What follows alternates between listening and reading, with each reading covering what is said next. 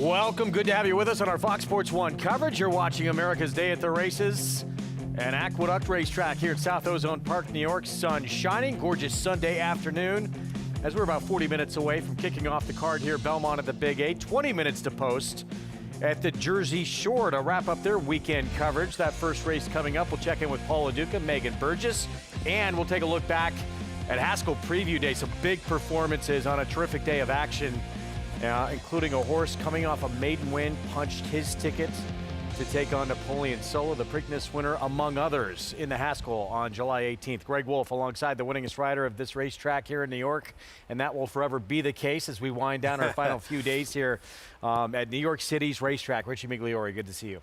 Thanks, Greg, and I'm very proud of that, although I'm going to be very sad when this building and racing is done here at Aqueduct, but I'll take comfort in knowing that forever I will be the all-time leading rider, which is, listen, you think about the great riders that have competed here over the years. Just to be in and amongst them is an honor, and I feel very privileged and blessed that I got to ply my craft in New York pretty much my entire career. Well, we're going to take a look ahead to race 8 later today. 6 furlongs. This will be on the outer turf, part of our FS2 coverage coming up later on this afternoon. And allowance optional claiming field that will line up. And you have several contenders, but Griselda for trainer Chad Brown, not that far off being graded stakes placed, going a little bit longer. Returns for her 4-year-old campaign now, coming out of back-to-back graded stakes exclusively against 3-year-olds last year. Yeah, she's never raced this short since she's been imported here from France, but she did run 6 and 7 furlongs in France, and I've always felt like that the European horse people have such a good handle on how far their horses want to go. I think this is really going to make her closing kick that much more effective, the turn back. And one of her 2 wins was at 6 furlongs in the second start of her career. That was over in France. 4-year-old return. She's been off since mid-October. Manny Franco will ride for Chad Brown, Madacat Stables, and sure to just the races she's coming out of that barn to take plenty of support. Oh, absolutely. You're coming from a barn that wins, is high profile. Manny's been riding tremendously, in great form. Winning at 24%. I mean, you're winning at 24%. You're making the right moves, as well as your agent is making the right moves. The only thing I wonder, there's not, to me, true turf sprinter speed in here. There's some speed, but I don't see that blazing 21 and change kind of speed. And I think the one horse from the Dave Duggan barn, Delightful Flame, has a chance maybe even to shake loose here. Katie Davis will ride that one, making her 4-year-old return as well. That's a good one again later on our Fox Sports 2 coverage. Right now, we're going to send it out to the Jersey Shore. Check in with Paul LaDuca and Megan Burgess to set the stage for Sunday from Monmouth. Well, happy Sunday, Greg. Happy Sunday, Mig. Happy Sunday, Megan. We're going to focus on race number 3. We do have 8 races on the docket today for a Sunday card in Oceanport, New Jersey. It's hot, it's humid, and a little windy. And yesterday was Paco Lopez Day. 6 wins on the card, Megan. We have a maiden special weight race number 3. This will start off the Jersey Shore pick 6. Now, we'll take a look at Alma's Law for Sammy Marin and Jose Jimenez. Good race last time out at Aqueduct. Yeah, this horse is taking a step up in class off maiden 35 foes, as you'll see this race last time out, where she was decisive. She was coming off of the pace that day, well off a slower tempo sprinting, where she trailed early. Kind of picks up her knees to me a little bit like a turf horse, and it was a weaker field. But I do wonder, you know, she's a taller, leggier filly. I think she's going to appreciate getting back to the stretch out. I just wonder, as far as the class and her recents, if she's going to be able to measure up in a compact field at a probably likely short price here from the inside. Well, Chad Brown has 2 runners in the race. He has a Saratoga Party who's already run 5 times. She does have a second 2/3. First-time starter Epic Sell-Off for Clarvich Stables. A little bit of an X factor being the lone firster in this group is a very beautiful pedigree, a daughter of Curlin out of Special Honor, who's actually a half-sibling to multiple Grade 1 winner Gina Romantica and Gift Box. So there's some pedigree support by Curlin. Wants the distance here on debut, but only $275,000 they paid for this filly. So kind of a more modest price tag considering the pedigree. So could need the start, but I thought she was interesting looking at some of those works down at Payson Park. You know, it's not the most intriguing card in the world because we had such a great card yesterday, Greg, but I think it's a good betting card. I think you can get some chances today. So we'll see what happens. 8 races, like I said, on the docket. The pick 5 will start in about 15 minutes. Thanks you to Fast and Firm, both here and the Jersey Shore. Here's what's ahead, presented by Claiborne Farm. We're going to bring you the entire card this afternoon. That pick six carryover. That happens in race 4, 36,700 plus. Good luck if you're tackling that. We talked about race 8, part of that sequence. And we look forward to our Sunday action ahead. Our first race of the afternoon will set up shortly. You can play, of course, all the action of the pick 5 right off the bat in that first race at NYRA Bets. $200 deposit match, new customer bonus when you punch in that code at sign up, match 200, and bet any track, anywhere, anytime at NYRABets.com. The pride of New Jersey going to be returning to the Jersey Shore for the first time since July 19th of 2024. Bookham Dano back at Monmouth. We'll have that story for you when we come back.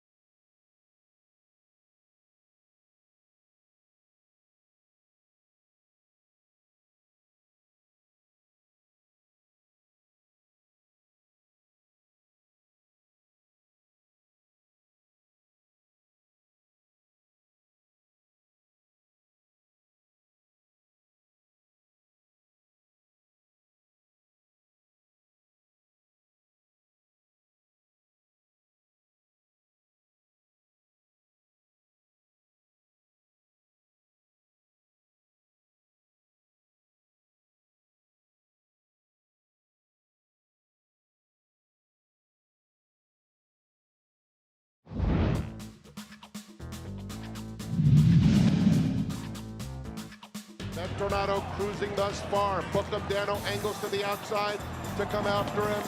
And there's an eighth of a mile to go, 43-2. And on the inside, listen up, Shantz has something left. He's fighting bravely with Ben Tornado. Bookham Dano is 2 lengths back as they come past the 16th ball. Bookham Dano's going to breeze on by and defend his title in the True North. That was a huge effort in the matchup that everybody wanted to see that we didn't get to see in the Breeders' Cup Sprint. And Bookham Dano proved who's best. Derek Ryan said, look, I knew I had to have him at his A-plus effort. I haven't trained a horse that hard in a long, long time.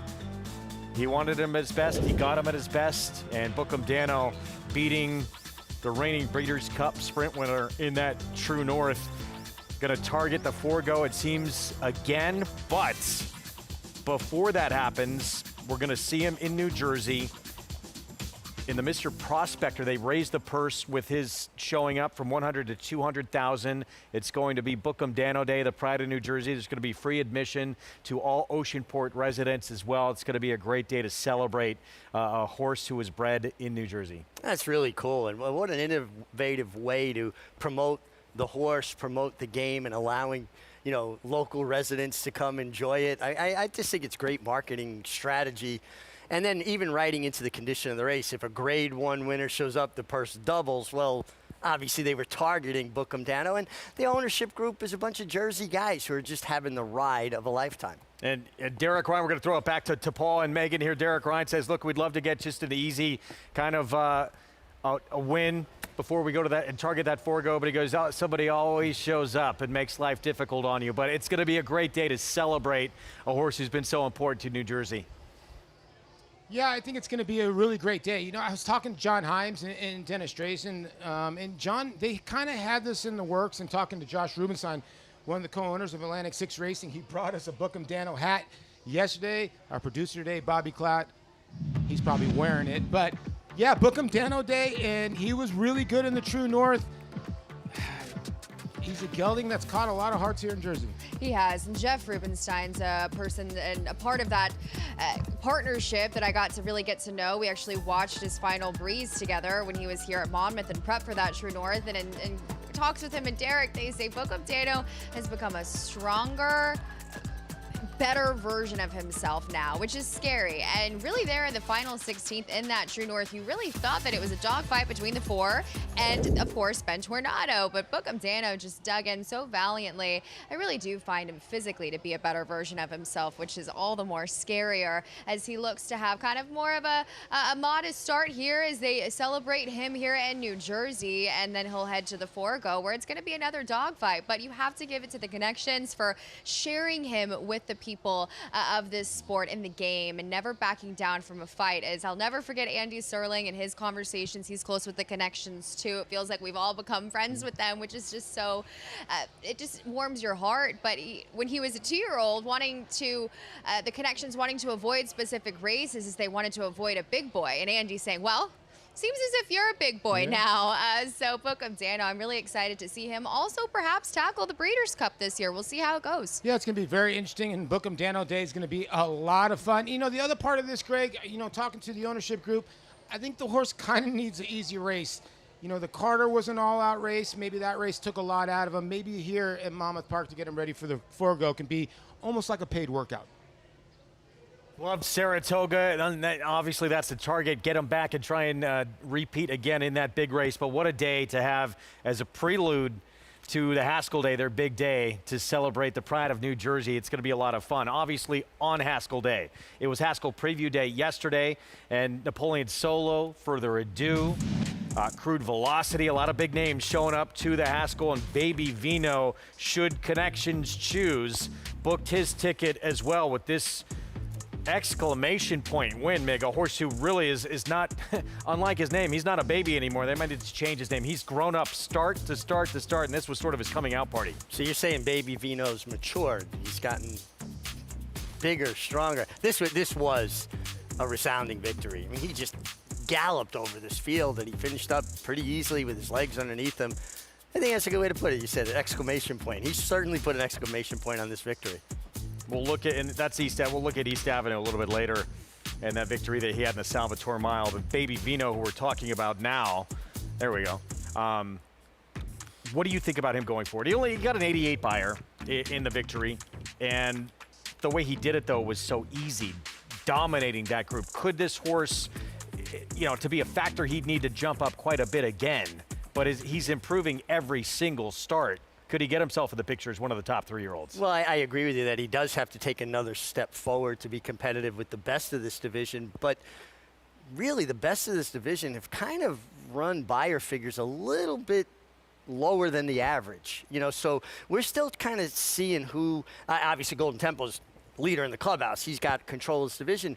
But it still feels like there's things to be settled on the racetrack, and someone still needs to take a step forward.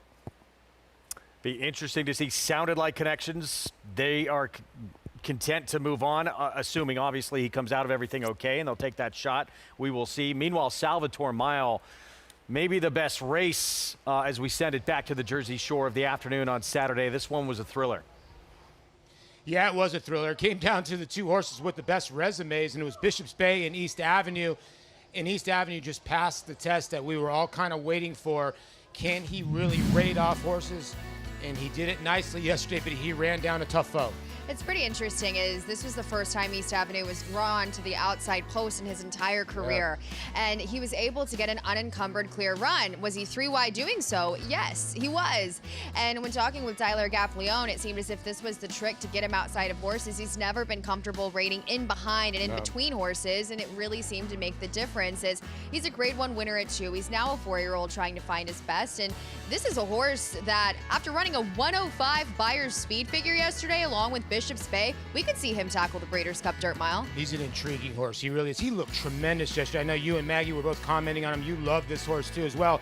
I think he's growing up. He could be a horse that can go around one turn. I think he's really going to be a dangerous player at age 4. You got to forget, he won a Grade 1 at age 2, so pretty accomplished horse. I think he's going to have a big year. That was his best career effort to date. I know he won that Grade 1 at Keeneland, but he did so all his own way on a speed-favoring racetrack on the lead. He showed tenacity, he showed progression, he was able to unlock a new dimension as an older horse and run his career best Buyer's speed figure. Very interested to see if East Avenue can put multiple performances like that together. He'll have a say in the Dirt Mile division, at least in the Breeders' Cup potentially later on in the year, as Godolphin's patience and Brendan Walsh's training has certainly paid off with him. Yeah, congratulations to them and all the winners yesterday. We'll go over a couple more races, but we got race 1 here. Post parade starting off. This is a little bit on tape delay, but we'll start the post parade. Mile on turf for maiden $16,000 claimers, and the first horse you're going to see is a mare, Classic Cara. She's probably the benchmark in here and the one to beat. Is she going to turn around here? About right now, she's even money. She is the horse to beat. Lowest drop yet of her career, second off of the bench. And I do like she was able to show a little bit more early speed finally. We'll see if she can do the same in here. Ronda World for Kathleen O'Connell. Late debuting, didn't see the track until a 4-year-old and had a very bad experience last time out. We'll see if she can wake up and break a little bit better with some early speed. That's for Ensley Oaks Farm. The 3 is Refined Elaine, a mare by Winchell. She just kind of appears plain slow in this group up there at 19-1. Max Power, Louis Rivera, they're wheeling this horse back in 7 days. This horse I'm intrigued to see stretching out in distance as she has been able to show more early speed. Maisie Blue and Rudy Rodriguez and Jose Gomez teaming up here. We'll see how Jose plays it aggressively. As far as the early pace, she'll be involved early. Balatia, Charlie Marquez and Joe Mazza. I really like the blinkers off for this filly, as she's been very keen in some of her races. Mike Deeney has a couple horses that are going to be factors today. Joe Martorez and Enchant. This horse actually does have the form lines to compete here. As far as the outside runner Munchkin, this horse is going to need a hallelujah. Transferring here to, looks like she's actually staying on the turf course, but hasn't really done a lot of running. When you look at this race, it really looks like 3 females can win this. I mean, actually the 1 or the 7. Maybe you can take a look at the 4, Max Power, because she showed a little speed and she's a 3-year-old. Maybe she can improve in here. Because the 1's a 5-year-old. Maybe we've seen her best, but do you see it any different in here? I really like the 4, Max Power, at a little bit of a price. And this horse is getting it to the turf for the first time routing, which I think is incredibly interesting. Now, she's had some wider trips and been a little bit flat in some of those, but I liked her last time out where she was able to show more speed. And if you remember that day, Paul, that was a chaotic day. She had to go back to the paddock, and then she had to change riders. There was a loose horse, and was very much on her toes. She was sharp, and she showed that early speed, and I just wonder if she's going to be able to get a little bit more of a settled trip. Luis Rivera Jr. can get aggressive, get her on the front end on the stretch out and distance, and while the pedigree is not overly turf, the dam side, though, has some turf in there. The second dam was black type placed on the grass routing, so I like her in this spot. I think if she runs back to her last race, she's going to be very competitive. And she's got at least pedigree to go long. No matter what's turf or dirt, Maxfield out of a Warfront mare, so I don't think going long will be the issue. And she might pop these horses early, and they might have to catch her. Now, the 7 Enchant, we already know that Classic Cara is the one to beat. The 7 Enchant, I ran into Michael Deeney running in, and he said, I'm live in the last race. I said, what about your other 3 that are running? 0 for 25 second place finishes. You take a look at this May the 17th race where she showed good speed. It was a very slow pace at that 1.16 mile distance where she had she closed late with a nice finish here down the lane. And Bello Banker came back to win a $40,000 claiming race with a 58 buyer speed figure here at Monmouth last weekend. And she always runs similar races. We know what her ceiling looks like as she kind of gets out there down the lane. She has obvious quirks as a 5-year-old mare that she's just never been able to break upon as she's still looking to break her maiden that could get in her way, but she's tactical. I think that's the key with her. She needs to be involved. Yeah. It's too back. It was too fast of a pace that she was involved in at Tampa. Then she's trying to come off of a slow pace there. So I'm hoping maybe she kind of gets the right kind of setup because we always know she brings some kind of run. About 30,000 in the early pick 5 pool. Again, 8 race card. The Jersey Shore pick 6, race number 3. Also have the late pick 5. So the pick 5s will be crossing today in race number 4. 3 to 5 on Classic Care. Is that about right? I guess you could say so, right? Going back from a maiden $55,000 race there at Belmont at the Big A on the turf, where she's now taking a pretty significant drop down in class, where back on May the 1st, she ran well off the bench. It wasn't a crazy fast pace. Mo Complex came back to win a starter optional claiming race with a 76 buyer speed figure. So she was certainly flattered by that. She's got a little bit of pedigree in there, half to a grade 3 winner in Hong Kong and Market Town. So she makes a ton of sense. Mitchell Friedman's horses always look fantastic and always do well. So she's the obvious player on the drop down in class. I'm surprised Paco's not aboard. 3 to 5. You know, I was going to mention something. Yeah, Andy made a good comment yesterday. Paco won the first 3, and he said you can't sweep the card unless you win the first 3. Well, he can't win race number 1 today. He had 6 and 7 mounts yesterday. What a Had 6 day and he about had. 9 mounts or something like that. No mount in this race. He does have a mount in race number 2. He has a couple. He's not really heavy favorite on a lot of his mounts today, so just when you say that, Is he he'll gonna have a probably win like breather? 4 or 5, Yeah. right? He's crazy the way he wins races. But these horses still got to go all the way up the chute here. Well, not up the chute. They're at the mile distance right here. There's the gate. If you're playing a pick 5, do you just need the 1? I mean, the 1 and 4, or do you need the 147? I would probably take the 147 in here just because with these horses and these maiden races, lower level, I feel like, especially on the turf, I think you want to cover yourself a little bit. I know the number 1 is the horse to beat, but I would spread a little bit. Yeah. I don't know about you, but I was a little bit interested in a huge bomb. 6? 24 to 1, the 2. The 2, Ronda okay. World. Stretches out in distance. Last time out, late debuting, a 4-year-old that didn't see the track and backed up and was just completely outrun. So maybe she gets to stretch her legs a bit underneath type play. The second dam was a winner on grass, black type placed routing. She is the first foal to race. So huge price, maybe makes some noise underneath. Yeah, listen, I'm kind of a guy that likes second start anything, and you just can't fault a horse when they just don't run first time out, especially against a group when Especially at 5/8. a 50, I mean, yeah, and a 60-some-odd buyer is going to win this. Listen, the 1 Classic Care is the benchmark. Jorge Vargas and Mitchell Freeman teaming up here for race number 1. 3 to 5. Let's go to Matt Dinnerman. Good luck in all your wagers today to start off the early pick 5. Race number 1 from the Jersey Shore. Max Power goes in. Balatea forward, 2 back. Enchant.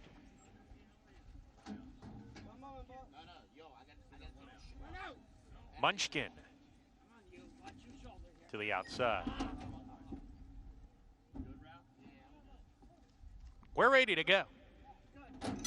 We're off and running at Monmouth Park. Refined a lane away sluggishly at the back of the field early.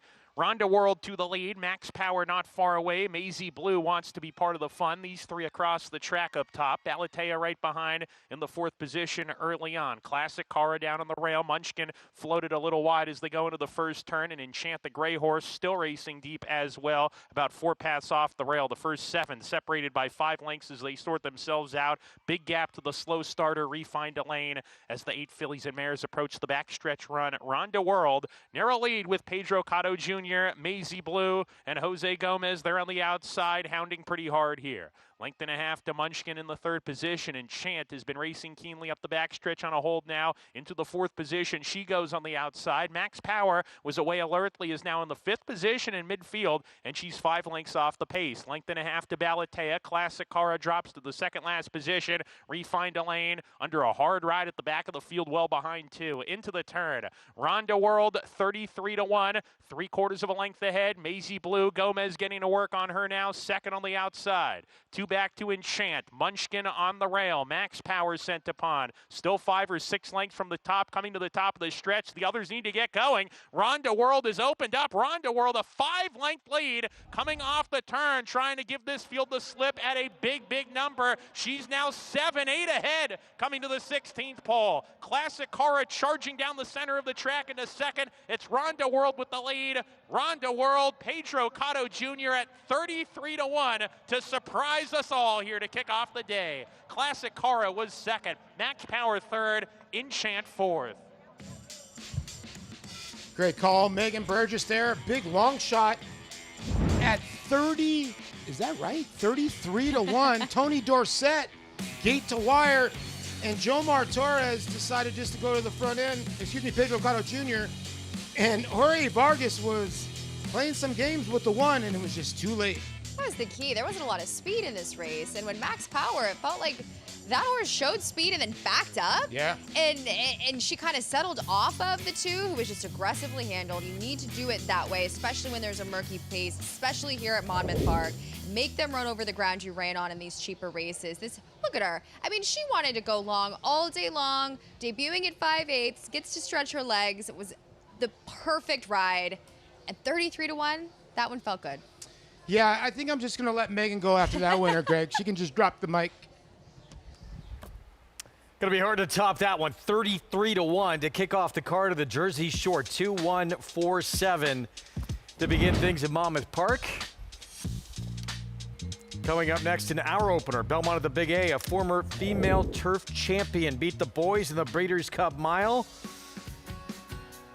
Blackfin, the daughter of Uni, making start number 2 next.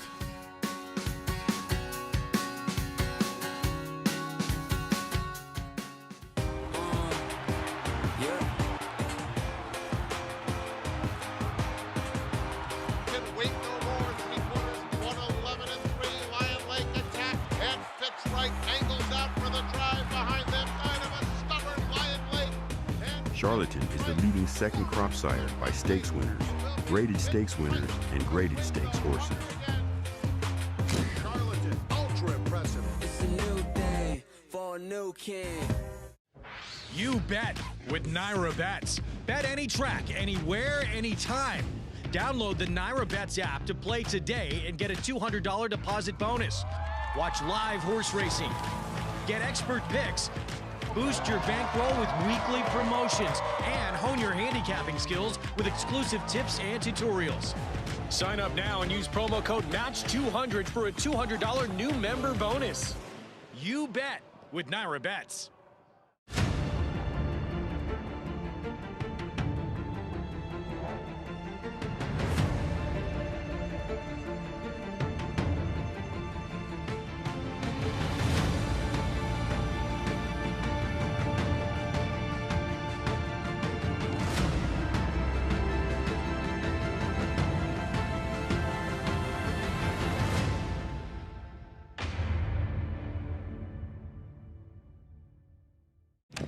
This is a special place where champions from around the world aren't just celebrated. They're made into legends.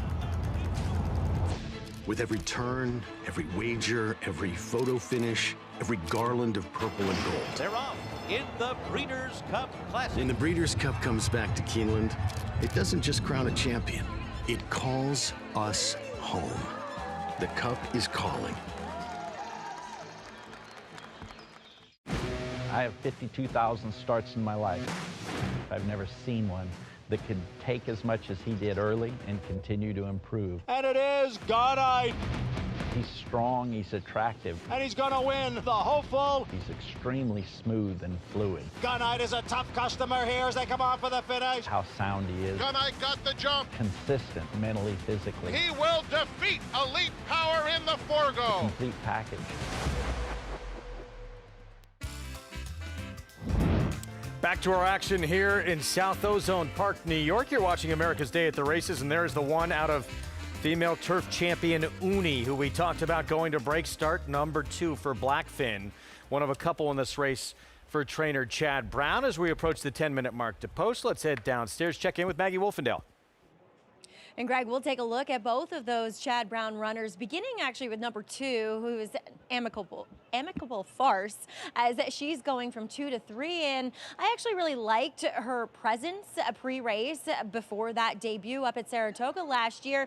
And, you know, she got a little bit rank going into the first turn in that amount of 16th on the inner turf course, and then kind of was switched outside to the 2 to 3 path. And I always find that that type of trip generally doesn't lead to success, whereas Fil de Oro was one that was able to save ground throughout, the eventual winner of that. Now, I like her here, but I really feel like she's going to benefit from a start. She just could be a little bit more tucked up overall, and you know, considering she has the addition of Lasix, I was just hoping I would see that a bit more. She's still got a lovely presence here. She has been working nicely. I watched her one breeze up at Saratoga on May 30th, and albeit on the dirt in a slow time, she was really hard on the bridle while outside of a more accomplished mate, Griselda, who we'll see later on in the card. So at least it looks as though she's been working well into this one. We'll see how fit she is and how that bears out on the racetrack. Now, one going from 3 to 4 for her second start is number 6, Blackfin. And she actually broke really well from the outside post in that 10-horse field in her debut. But then, you know, Flavien Prat decided to drop anchor a little bit and see if he could take back and get over. And ultimately, I'm not sure if that, you know, played out to his favor as she continued 3 wide throughout the running of that race. And she was able to make up a little bit of ground late, but she's going from 3 to 4. So that 69 buyer, I wonder how much more are we going to see her step up? However, I didn't particularly love her in the paddock that day just because she looked as though she needed a race, looking at her from a fitness perspective. And furthermore, she kind of has a not so athletic hind end to her, at least back then. And now it's so much stronger, so much more developed, and she just looks more fit. So I really think that maybe there is actually a forward move in her, as she does have a pretty nice pedigree too, Greg. Yeah, indeed she does. 4 to 1 right now. Thank you, Maggie, on Blackfin. Start number 2 coming up, and this is what Mom was able to accomplish on the racetrack, beating Boys Breeders' Cup Mile. Came from so far out of it, and that potent closing kick earned over $2.3 million in her career. Such a fun mare to watch. And her legs like pistons. She just would hit in other gear, an overdrive, if you will, through the stretch and finish the deal. It's really hard, though, huh? You're a foal of one of these such accomplished mares, and it's like there's a lot of pressure on them, a lot to live up to. There is indeed. And we'll see if Blackfin can start to take that journey. She debuted Belmont at Aqueduct last year as a kind of a late start to the races. That was towards the end of her 3-year-old campaign. And, of course, the winner of that race wound up becoming a Grade 3 winner in the Pebbles and was just lined up in the Grade 1 Justa game. Yeah, so we were talking about quality there. I thought Maggie made a great point, though. You know, out of the 2 Chad Brown runners, Amicable Farce, ran a 65 in August of her 2-year-old year, and there's supposed to be more forward movement in her from her 2-year-old number to a 3-year-old number than it would be, let's say, Blackfin, who went from a 3-year-old number now is going to a 4-year-old number. There should be improvement as well, but usually you see a more marked change or improvement from 2 to 3. Both very dangerous in this spot, but it is neither of those two who are favored. It is this one right here. For Shug McGahee, River Ride, who will be making career start number 4, 3rd try on the grass, beat by a Chad Brown runner last time out. Had won back-to-back starts, right timing, and apparently working sharp for the return race as well. You know, one thing we've seen over the years from Hall of Famer Shug McGaughey's horses, they get better with racing, and she should be primed for her very best in her 4th start, 3rd overall on the turf. Here's Fango Creek, a first-time starter. The Dam was actually a first-out winner sprinting on synthetic, did produce a first-out winner on dirt, and a turf winner as well. Yeah, and the mare herself did win on debut. You like to see some of that precocity in the family. Taking a bit of money at 7-1. First of 2 for Chad Brown. Here is Amicable Farce, start number 2. This is who I like. I just think that 2-year-old number is strong enough, and if there's just natural development going forward, she's the one I want at 4-1. Productive field she comes out of as well. The second place finisher was second in a stakes race, her next start. Majestic Moonlight, Jorge Abreu. Yeah, nice effort. I thought it kind of ran on evenly, a bit one pace through the stretch. The even money favorite, who we just saw here again, River Ride for Shug McGaughey. Yeah, there's a lot to like here, and her turf races are good, and Shug's horses improve with racing. Devilish Grin, it was against softer company, but she ran a very good turf effort, a figure that stands up against even the even money favorite. Yeah, and that race would be good enough certainly to put her in the frame here. I guess maybe people see Maiden Claiming and they shy away a little bit. And here's the other Chad Brown runner. Kingman out of the Champion Uni. Blackfin start number 2. Yeah, just an incredible pedigree there. Kingman, Uni, ran okay on debut. Maggie talked about the trip she had. Would not surprise me in the least. Pick 5 pool approaching $200,000 here as we take a look back to the 5. And Amelia Green getting this one back. Let's go back to May 15th, the most recent start. Yes, softer 55 Maiden Claiming Company. Just misses, though, and runs a good figure in the runner-up finish, and a sign of confidence, you would think, stepping up to tougher company. You know, and right before that video started, there was just a stride or two before that. Actually steadied, lost a touch of momentum, and didn't really find her best stride until she got well out in the clear and then came running. Horses are not like cars. You don't step on the gas and they accelerate. You don't tap on the brakes and they come back to you. It's a process. It's a 1,000-pound animal, and if they lose momentum, it takes some of them a long time to regain it. And 9-2 right now, and this is a filly who had actually broke her maiden. She got DQ'd, though, in a race on this racetrack. She was also stakes placed, I should say, Saratoga, back as a 2-year-old. So she has some real positives on the resume. Yeah, no doubt. You know, and she already is, like you said, stakes placed. She already has that roadmap to the winner's circle, although she didn't get to keep the lion's share of the purse. I mean, she's a player. Like I said, I really like the 2. Like last night, looking at everything, that was the horse that kept coming back to me. But the 2, the 4, the 5, and the 6, none of them would surprise you, would they? Not at all. Not at all. And yeah, back to the 2 for just a moment. We talk about the race she's coming out of. So the second place finisher would come back, run second in a stake in Maryland, her next start. And then the 4th place finisher, Stablemate, another runner from Chad Brown, would actually win her next start. So productive debut that she actually comes out of. And as you said, taking that step from 2 to 3, again, and now the price is starting to come down on the 2, 5-2. You expect to see that move forward. Yeah, you really do. Also, you know, getting Lasix for the first time. 2-year-olds are not allowed to compete on Lasix. She gets Lasix today. It is a hot, humid day today, though. The humidity is really, really tough. I want to see horses get a little sweat on today, Greg. Meanwhile, the only first-time starter in this field is Fango Creek for Bill Mott with Junior Alvarado. For more, let's go to Maggie. Mig wasn't here Thursday and Friday. This is a luxury today. It is blissful out here relative to what the temperatures were earlier this week. We actually do have a nice breeze out here, Mig, so you won't be suffering too badly when you come out a little bit later. But this is a field where, honestly, looking at them, I felt as though I could make a case for nearly every horse, as we'll check in with the lone first-time starter, and that's number 1, Fango Creek, as Bill Mott will send this daughter of Candy Ride out. The Dam, she did win her first start, albeit on synthetic, in England. There has been 1 turf winner from 2 to try it within the family. Not, you know, a whole lot to sink your teeth into, but is European bred on the bottom side. But Fango Creek, she's a very good mover. You know, she kind of caught my eye when she walked into the paddock based upon her walk, and it spilled over into watching her warm up through, you know, a jog and into a gallop. So yes, I think she'll benefit from this start. She needs to get a little bit stronger as she's not incredibly live on the board by any means, but one that I will watch with interest and at least draws well from a ground saving perspective in this field. As number 3, Majestic Moonlight, maybe I'm totally off base here, but when I originally handicapped this race and doing the simulcast show with Andy Sterling, I had Majestic Moonlight there in second behind the 2, because last time, which was her turf debut, she was beaten by 2 Chad Brown horses, and she was the one that through slow fractions was chasing the widest throughout, and I thought stayed on evenly,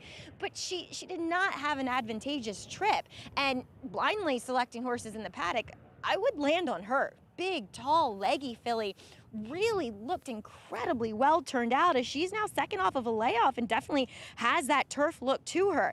The negative, and I suppose people are seeing this as she is by far the outsider when it comes to the wagering, is that nobody out of that race has come back to run particularly well. But like I said, I thought she had the worst of it in that trip that day and really paints a lovely picture here second off the bench. Greg?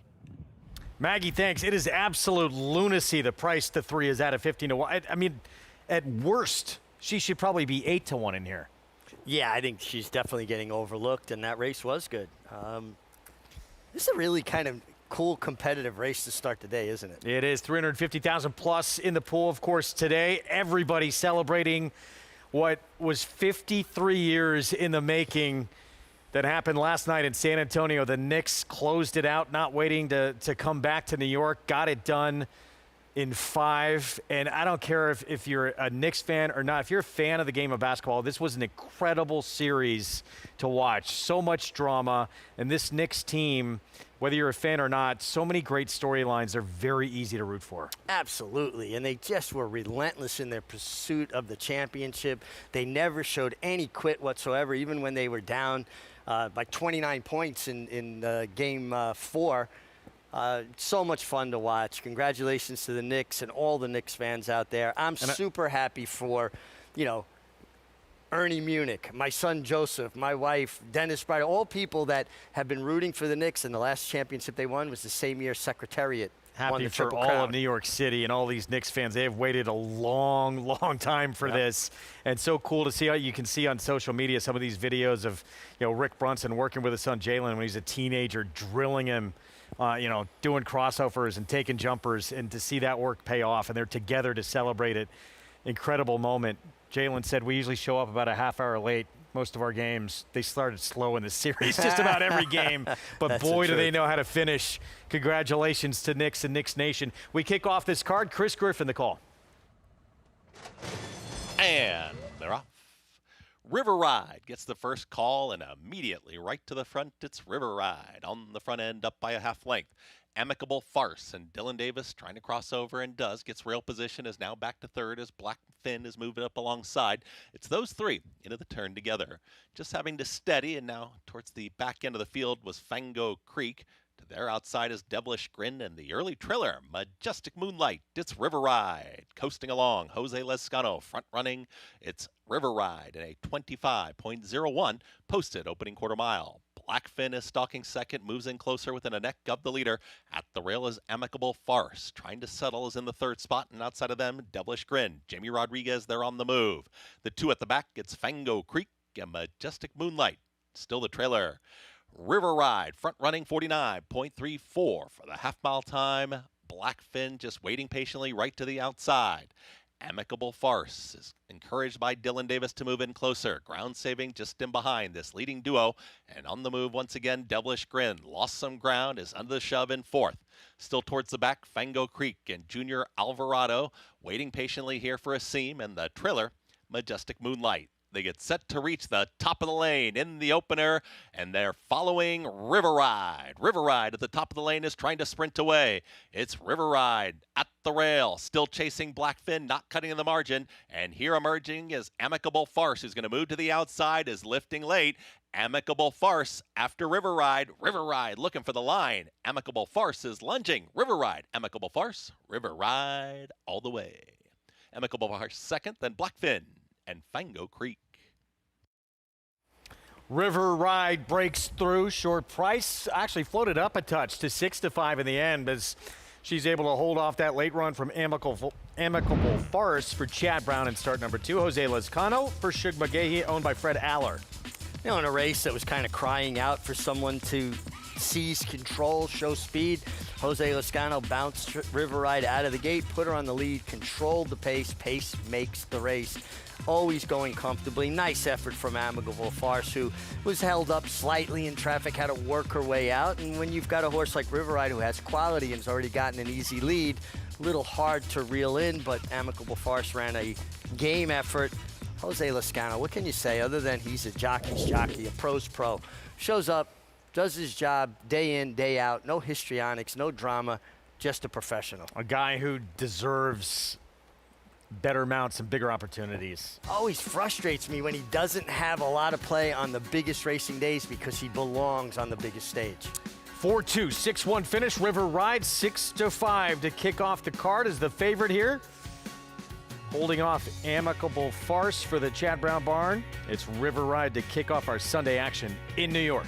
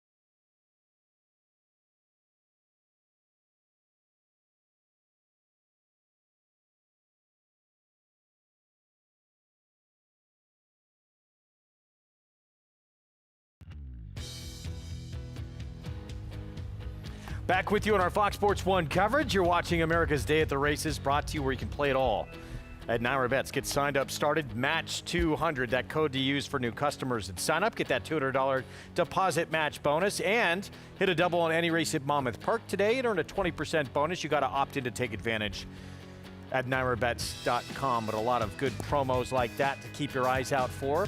But again, keep in mind, you always have to opt in. Underway in both Monmouth and Belmont. Huge start to things in the Jersey Shore. See what happens here in the second with a pick 4 coming up. Let's go back to Paul and Megan.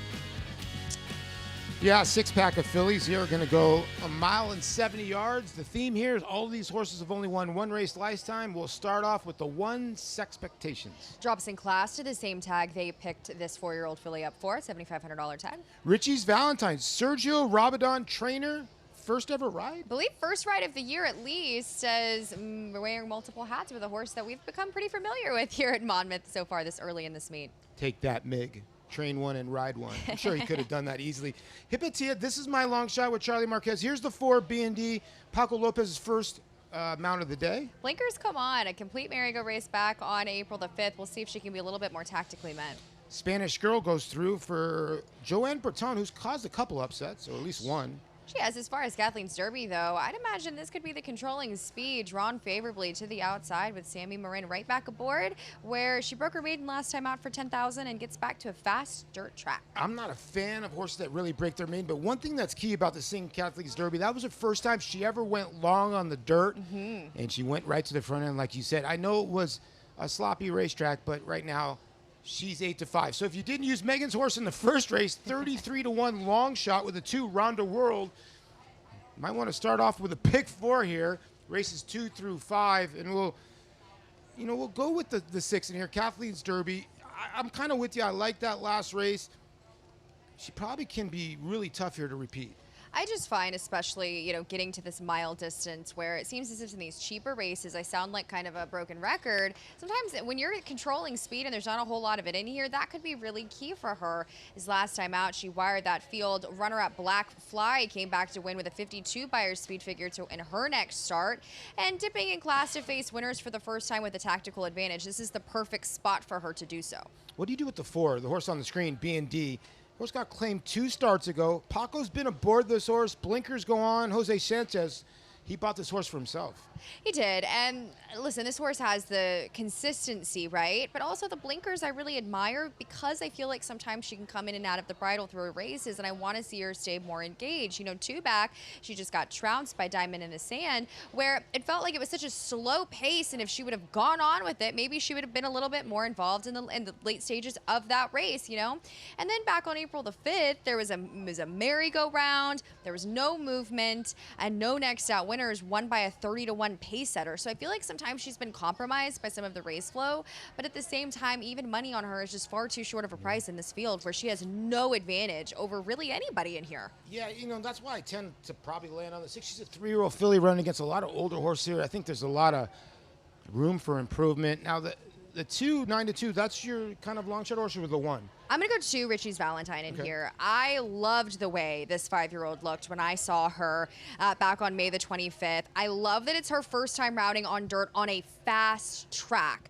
Last time she routed on dirt, she broke poorly and trailed. And I do find that, the cutback off of the bench is something she's done before. I like her being able to stretch out. I'm not surprised she didn't run all that well at a 5.5 when we first saw her, and she was doing so much against much better horses. So I like the drop in class, the route. She was in chase mode and did some better running on those aforementioned efforts sprinting. So I think she's unbelievably interesting and could be a little bit of a double whammy there with a jockey trainer combo. Yeah, I would think look for Paco to try to push. I would think with the blinkers going on, and I think Sammy Marin on the 6 probably sits towards the outside. Can the 1 push from the rail with a better break, or the 2 with a better break? I find the 1 has no real early speed. When you go back to the form lines where she was forward at Tampa way back when, that was a glacial pace. So I think she's probably going to be a little bit more tactical and likely up against it.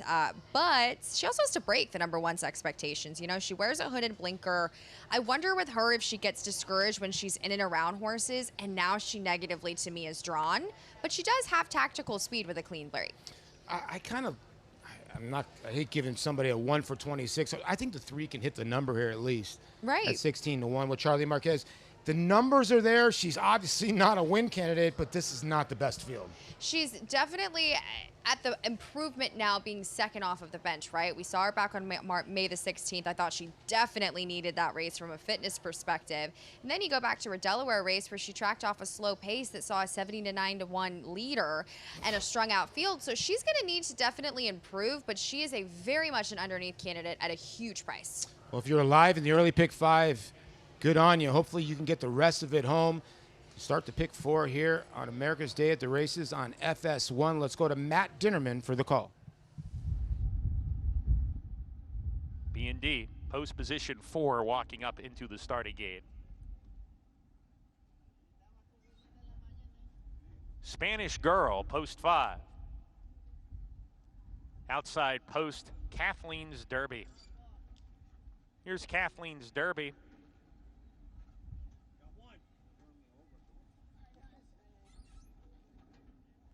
We're ready to go. And we're off. Uneventful beginning.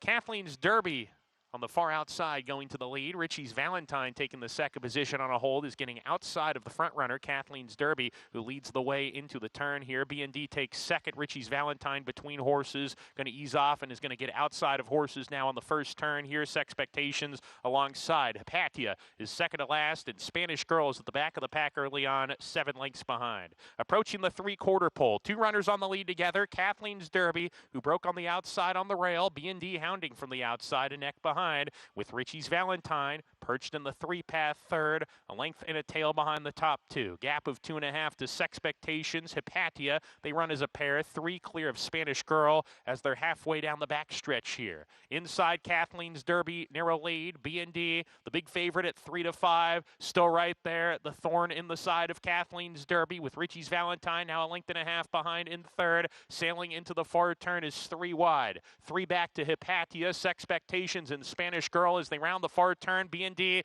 putting away Kathleen's Derby, who calls it a day. Richie's Valentine coming on into the second position. B&D has the lead, hitting the quarter pole length. Richie's Valentine in an all-out drive second. Spanish Girl alongside, making her move on the outside of horses coming to the top of the lane. B&D off the turn with the lead. Spanish Girl second. Richie's Valentine altering course, ducking to the inside. Final furlong looms here. Spanish Girl putting up a challenge to B&D. Spanish Girl on the outside, nose in front. B&D inside is stubborn, but Spanish Girl and Francisco Martinez have got the edge, and they start to shake clear late. Spanish Girl to win it by a length and a half. B&D was second. Richie's Valentine third for Sergio Rabadon as his first ride of his career completes to round out the trifecta. Hypatia was fourth. Spanish Girl. Joanne Bertone has caused one of the biggest upsets at 40-some-odd to 1. Another one here. My goodness, this horse. A $500 double for $1. Spanish Girl, and mare by City of Light. Seems like that kind of day, right? I mean, they went slower in the early quarter. They picked it up a bit around the half, and this horse was in that tactical position, chasing the pace there of Kathleen's Derby, who managed to just completely stop. And this horse has not really gotten strong paces to run. I don't want to call this a strong pace because it technically wasn't, but it was a semblance of a moderate one. I didn't find this horse, but if you did, kudos to you. And good for Joanne Bertrand because she did. Her and Chantel Sutherland teamed up for a maiden winner that exploded the board. Now here at 26 to 1. And it, like I said, feels like that kind of day here at Monmouth as Paco and the 3 to 5 favorite gets beat. Well, Greg, a 1 for 46 runner, now 2 for 47, and she's now 1 for 31 on Fast Tracks. Congratulations to Spanish Girl. What a start in that early double, 33 to 1 over 26 to 1. Out at Monmouth. Meanwhile, back here in New York, a little more formful, 6 to 5 with the favorite to kick things off. Jose Lezcano for Shug McGahee and owned by Fred Aller. Career start number 4, the maiden win. Yeah, your favorite gets it done. Gate to wire fashion, controlled the pace under another stellar ride by Jose Lezcano for Hall of Fame conditioner Shug McGahee. Win yesterday, too, for Shug. Barnes heating up. Having a very good meet. Race 2 starts the early pick 4. Main track, 1-turn mile, New York bred allowance optional claiming field, and as the board reflects, very wide open group in this spot, including Fast and Frisky, claimed, Rick Dutrow Jr. barn, looking for career win number 6, and Linda Rice, meanwhile, she'll have 2 chances as she gets going on a very busy Sunday here in the second race. First of 6 races she'll send out contenders on this Sunday card, having a year where she's on pace to set yet another record. Stay with us.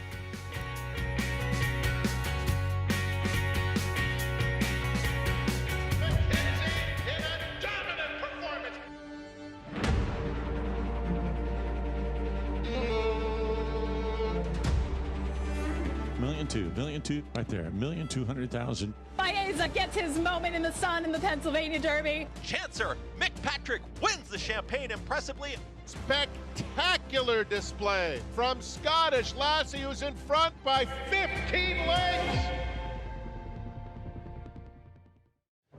You bet with Naira Bets. Bet any track, anywhere, anytime. Download the Naira Bets app to play today and get a $200 deposit bonus. Watch live horse racing. Get expert picks. Boost your bankroll with weekly promotions and hone your handicapping skills with exclusive tips and tutorials. Sign up now and use promo code MATCH200 for a $200 new member bonus. You bet with Naira Bets.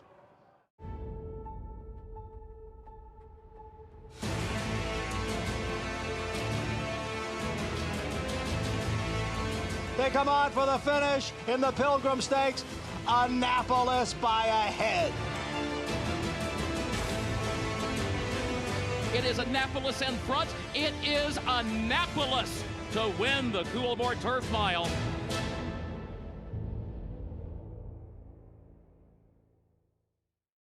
Get with the New York Bred program that supports farms across the state and puts more babies on the ground.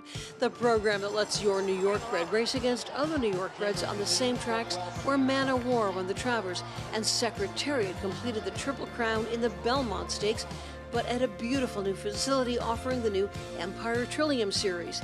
Get with a program that respects thoroughbreds from the foaling farm to the starting gate to the second career. Gather your group and head to Saratoga Racecourse this summer. Enjoy a private suite in the 1863 Club or take advantage of flexible seating options in the Trackside Rail Restaurant. Head down the stretch to the Casamigos Spa Verandas for casual gatherings of up to 50 guests, or bask in the view of the historic paddock from the Paddock Suite and nearby Surfside Party Deck. The Mia Netto Easy Goer features world-class Prosecco with sparkling views of the backyard. Book your group outing today at NYRA.com/groups. Back with you on our Sunday coverage on Fox Sports 1. You're watching America's Day at the Races, brought to you in part by America's Best Racing, making the sport easier to follow. Explore stories, betting tips, and race day insights at americasbestracing.net. Race 2, it's the start of the early pick 4. Main track, one-turn mile, and a look at Tough Street. Had been with Chad Brown the first 25 starts of the career. Start number 2 coming up with Rob Atras. And ran well off the layoff for Rob Atras. Could take a step forward as well. Rob's horses usually look, just tremendous. Well, she got a hard ride, though, from Manny Franco. Huh? Manny's a rider that doesn't ask. He insists. He tells horses, no, this is what we're going to do. He's a pilot in the truest sense of the word. Comeback effort off a lengthy layoff in this spot. Had been off since August last summer, Saratoga. This was May 7th. And nearly gets ripped for second, but able to hang on. And we'll see. Could certainly, 7-year-old mare, second start back, could benefit off that. Yeah, she certainly could benefit for it. She does have 7 wins compared to 10 seconds, but particularly in that case off the bench last time, she was just second best. It wasn't a matter of her trying to hang with horses. Meanwhile, Linda Rice, again, she'll be in 6 races on this Sunday card. She has 2 in race 2, including one that's a reclaim for her. With more, let's go to Maggie. Yeah, that's number 6 in here, Sweetest Princess, guys. And I think, she has enough tactical speed to keep herself close and not allowing Fast and Frisky to be loose on the lead. But she's, unencumbered from that outside post position. And boy, does she look tremendous here. Last time I saw her back on May 1st, I didn't think she looked particularly great in her coat.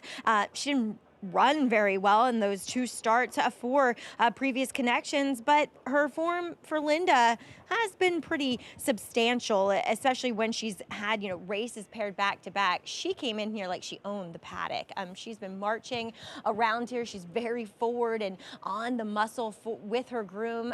I am really happy with what I see from Sweetest Princess in here, and maybe she sits the right kind of trip today, Greg.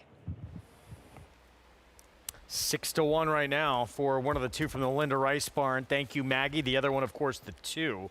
Mama's Got a Gun, who just missed by a neck at the one-turn mile distance back on May the 1st, and there is Mama's Got a Gun. Jamie Rodriguez will ride. Let's go back to that last effort. It was back on May the 1st, Meg.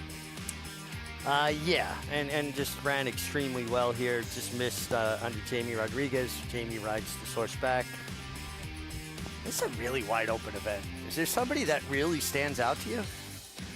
I thought this was one of the toughest races on the card. And the board sort of reflecting that, although the public starting to lean a little bit pretty heavily to Tough Street. But yeah, Mama's Got a Gun certainly has the form. Third start off the bench for this 5-year-old mare, and this barn has a knack of moving them forward once she gets them, Linda Rice. Doesn't it seem like also watching that replay that Mama's Got a Gun didn't really find her best stride till she was out from behind the leader, like got out of the kickback? Because then it was like she settled and kind of came with that late finish. Trying to crack through this level. She's had a lot of opportunities to do so. See if today's the day. Here's the favorite, though. Leg Up, Manny Franco. And those Silks on Michael Dubb, owned in part by Michael Caruso as well. Again, start number 2, Rob Atras barn, as we kick off our post break with Carol T from the rail, trained by Jose Jimenez. It comes off of a good effort right behind Tough Street last time under Dalila Rivera. Now you get Edgar Zayas. Yeah, just the head behind that one was closing to just miss second. Back to the one we just showed you in that May 1st race for Linda Rice. Here's Mama's Got a Gun. Yeah, ran extremely well last time, stretching to the mile distance, which is today's distance, and felt like she ran her best when she got out from behind the leader. Former Linda Rice runner, claimed by Gustavo Rodriguez back in March, and the form's kind of tailed off. Yeah, I mean, has races previously last year, going back to 2024, that would be competitive. The last couple, gonna have to step forward. Ricardo Santana Jr. on Fast and Frisky. This is who I like. I just think this horse will be forward, if not on the lead, and consistent, hard-knocking start. First start for Rick Dutrow. Tough Street, some big wins on the resume. 17 of 26 starts has been first or second. A lot to like here. I mean, she did run well off the bench, but she also was extremely hard-ridden. And sometimes I think horses hard-ridden off the bench regress the next start. And the other Linda Rice runner, again, she claims this one back again. Had this one previously. All 6 of the career wins have come on this racetrack. Well, and here's the other horse that could have speed, and obviously Linda has 2 in here. They would be complementing styles because Sweetest Princess could keep some pressure on Fast and Frisky. It'll be interesting to see. She also got high marks from Maggie from her physical appearance. Let's go back to the 4. So here's Fast and Frisky, 5-year-old mare, now with the Rick Dutrow Jr. barn. Been pretty popular in the claim box. We see Jorge Abreu, then goes to Brad Cox. Charlie Baker claims. Okay, Cantermachi now just claimed, goes to the Dutrow barn. So veteran professionals like this, these are ones we love to see on the circuit. This one usually runs per race. And when you see a horse that's been claimed multiple times on their form, to me, it's a vote of confidence because obviously, horse trainers are looking at this horse and going, I like her in my barn. They probably watch her train in the morning. She's attractive, catches their eye, and she shows up. She's hard-knocking, consistent. You got to like that. What I like is that she has natural speed, but she doesn't need the lead. So let's say Sweetest Princess is on a mission for the lead. She can easily put herself in a good position tracking. With more on the 4, let's go back to Maggie. Yeah, taking a look at Fast and Frisky here, she just seems as though she is in pretty good form. Mind you, she did some of her best work as of late for the Charlie Baker barn, as Rick Dutrow will take her for the first time. Rick does have decent numbers, though, with these types. First after the claim in dirt routes, he is 8 for 36. Negative ROI, but not bad. I mean, they're solid numbers overall. And the fact of the matter is, like Mig said, she just seems like she's meant to be the speed in here. She's meant to control. If that doesn't happen, it's not the end of the world for her either. She is getting a nice warm-up here with Ricardo Santana. I just feel like with Ricardo aboard too, it kind of ensures that she's going to be aggressively handled from the gate. While I'm going to pick her, the one lone knock, it could mean absolutely nothing, is that she just doesn't look great in her coat overall. It's something that I've noticed from her, honestly, throughout her career. But sometimes when she is doing her best running, she just shines, and that's just not the case today. Moving on to her outside with your favorite, Tough Street. I thought it was a promising return to the races. Sometimes taking horses from Chad Brown is not the easiest thing to do, yet Rob Atras seemed as though he had Tough Street ready to go. It's just he ran into Helen's Revenge, who was in a pretty good form at that time, and Tough Street, she looks phenomenal. The same Tough Street I've come accustomed to seeing. She always, has that great coat. She's always dappled, carrying her weight well, good energy, moving well on the racetrack. And maybe at the end of the day, off of that layoff, she just ultimately needed a start to kind of get things going, get things moving again. And I think she sits that tactical trip possibly behind the early leaders in here.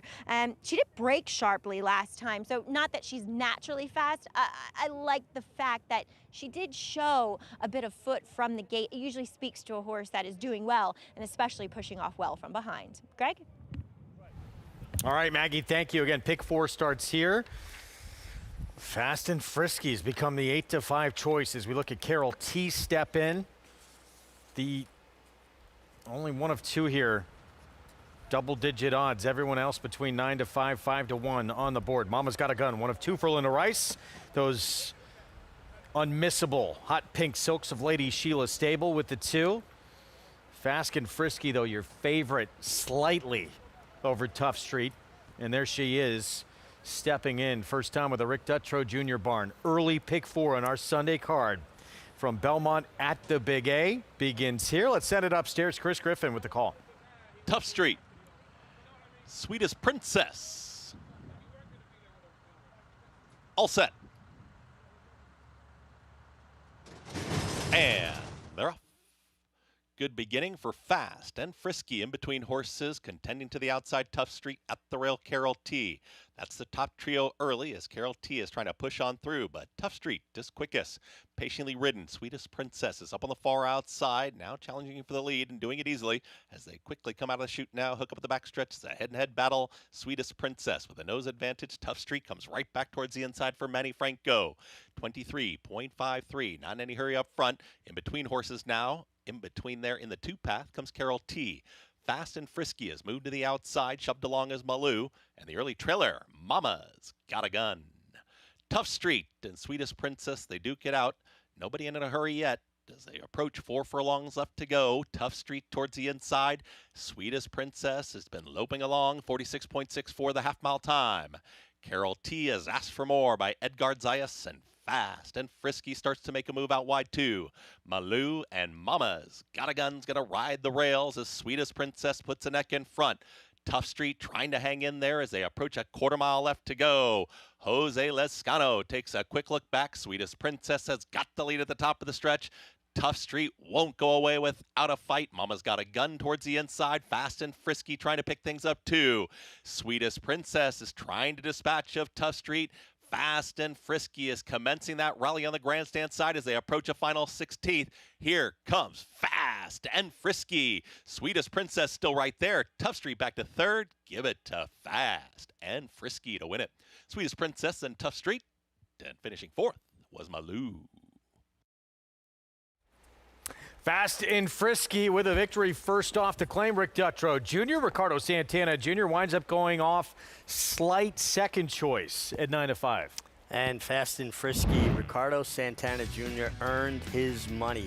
She was kind of running in place around the far turn from the 3/8 to the quarter pole. She was under a hard and insistent drive and was not making up any ground. And finally in the stretch, she got over to her right lead, and she kept grinding away and was able to run down a perfect trip Sweetest Princess, who just came up second best. But well, this is one when you're happy you got a really fit rider, because Ricardo Santana rode her for at least half the race. And probably one of the most fit riders in the game. Yeah, he's fit, he's strong, he's a very physical individual. Fast and Frisky wins for the 6th time in her career. She's off to a pretty good 2026. 3 victories from 6 outings. Again, slight second choice at 9-5, but rolling by Sweetest Princess and Tough Street, the 5, who did go off your slight favorite to kick off this early pick 4. So still pretty formful Sunday afternoon to this point. It has been a completely different story out at the Jersey Shore. See what happens in the third coming up. Here in New York, Shug McGahee kicked off action with River Ride. He'll try and get on the board. At Monmouth, he'll send out Tehanita, trying to break through in career start number 8 in the third for Monmouth when we come back.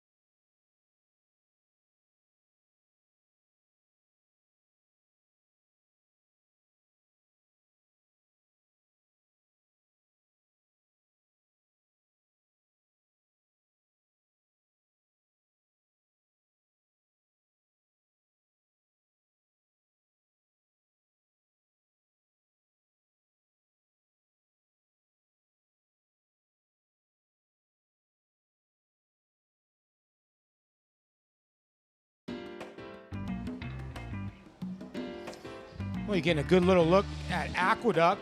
It's American Day at the Races rolls on here at FS1, but we're over in Oceanport, New Jersey. Myself and Megan Burgess, and we're getting ready for race number 3, some 3-year-old fillies.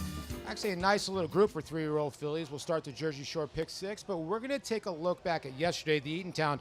It was race number 4 on the card yesterday. It was a grade 3, and it was billed to be a kind of a 2-horse race between Gimme Another and Whiskey Decision, and Gimme Another showed up. She really did, as now she's a 6-year-old, and this was an interestingly run race, Paul, where the pace was glacially slow. It was actually set by 100-to-1 shot, where I thought it would be more of an honest one. Gimme Another is so tactical, though. She managed to sit right off of that pace setter. When Whiskey Decision confronted her with the run further back, she just had the tactical edge, where Gimme Another looked fantastic off of the bench. She was coming off the layoff from back in September, where we hadn't seen her since those grade 2 tries, and she ran a 95 buyer speed figure as a 6-year-old now. That's her best domestic figure she's ever run. First off of the bench here for Graham Motion, and she was running behind Champion. She feels pretty, she's a grade 1 caliber type that I do find we'll see running in the big races over the summer in Saratoga. And she's very interesting. She's obviously a South African bred, and a lot of breeders want that kind of crossbreed with that different kind of pedigree, but man, she has been something special since she's that's her best effort. She's come over to North America, Group 1 winner over in her native South Africa. I think you're going to see some bigger and better things. Race number 3, like we were talking about, is a good little group of 3-year-old fillies, a 6-pack in here, and this is a post-breed on tape play. You got about 2 minutes to get to your Naira Bets app to make some wagers here. Like I said, the Jersey Shore Pick 6 starts here, 20-cent variety, and they're going to turn in Alma's Law, probably the best last race at least. Yeah, she's a tall and leggy type. That was against Maiden 35 Company last time out, as she will take an uptick in class to Maiden Special Company, stretching out in distance. Dark Blue Water for Russell Cash. Stretches out to first time on dirt, 5.5 furlongs on turf, where hopefully this horse can have a better beginning from her last start. Epic Sell-Off. Interesting horse for Chad Brown and Klarovich. Actually was bred by Colts Next Stable, who has a runner in here. First time starter. Very interesting with the pedigree that reads distance. Tejanita for Shug McGee and Sonny Leone. You kind of have to look at her two-back effort and question just how good she is. It was a bit of an outlier there. Here's the Colts next runner, Miss Sophistication, and then Saratoga Party for Mr. Dub in the Elkstone Group, the other Chad Brown filly. She's had her chances. I feel like she hasn't really taken a formative step forward, as last time out she was at the 7 furlongs off a bit of a freshening. While I will say the runner-up that day came back to improve her Beyer speed figure, I wonder if she's just kind of always shows up with the same run. She's definitely one that others can come and catch in this field. Interesting field, right? I mean, the 3, 4, 5, and 6, if you look at the kind of the fixed odds, it looks like the 4 is going to be right there at 5-1, but the 5 looks like she'll be the slight favorite. Did you kind of see it that way? I did. Miss Sophistication has been running. She's been second 3 times. She's always the bridesmaid. Back on May the 27th at Delaware, she caught an off track on the slop where she did run well. She was game when she was confronted with a duel late, where she made that middle move on a pretty contentious pace. And then 2 back when we saw her here at Monmouth run behind Monreeve. I don't like that Monreeve came back to regress so badly in her next start. And she was a bit green that day. She kind of veered off, and you could kind of see she was still figuring things out. But she does have a nice pedigree. The dam was a grade 3 place router on dirt. The second dam was the accomplished multiple graded stakes winning dirt sprinter Classic Elegance. So she's a lovely mover when I've seen her. She definitely wants the distance. I just find she's a little hard to trust, but you could say the same about many of these fillies. No, that's true. If you just joined us, they flashed the prices in race number 2, Spanish Girl, at a giant price for Joanne Bertone. And then race number 1 was Ronda World, Pedro Cotto Jr. and Kathleen O'Connell, a $1,000 double for $2. That's what started off our card so far in the Jersey Shore. Maybe we'll get back to at least some normalcy here, and it looks like it. You know, the 3, 4, and 5 to me are interesting. The 6 is very interesting. We'll go back to Alma's Law. We were talking about her last effort. It's not bad, but it was for a maiden claiming effort. It was a slower, tepid pace. She was well off of, trailing early. She kind of picks up her knees like a runner that perhaps would benefit to the grass. And then she made up ground into the turn 3 wide, where she was well off the winner and closed on well. I just find it was a weak field, and she really hasn't taken a formative step forward. Now, if you go through her races, Mo Complex, Point of Reference, those are horses that have come back to win that she's had to confront in some of those tougher spots. But I just wonder, she kind of runs in her sprint races like a horse that struggles, and maybe she just does need a little bit more, in her route races, I should say. She looks like she's always struggling. So I honestly liked the cutback for her. And then when she didn't quite get it done that day, I will say she was a little bit up against it. I just feel like last time was the time for her to win. And I know she's a big price you're obviously getting here, but this is a little bit tougher for her. Well, the 5 Miss Sophistication, when you take a look at her, she is the only filly here that's gone around 2 turns. They're coming up to the gate.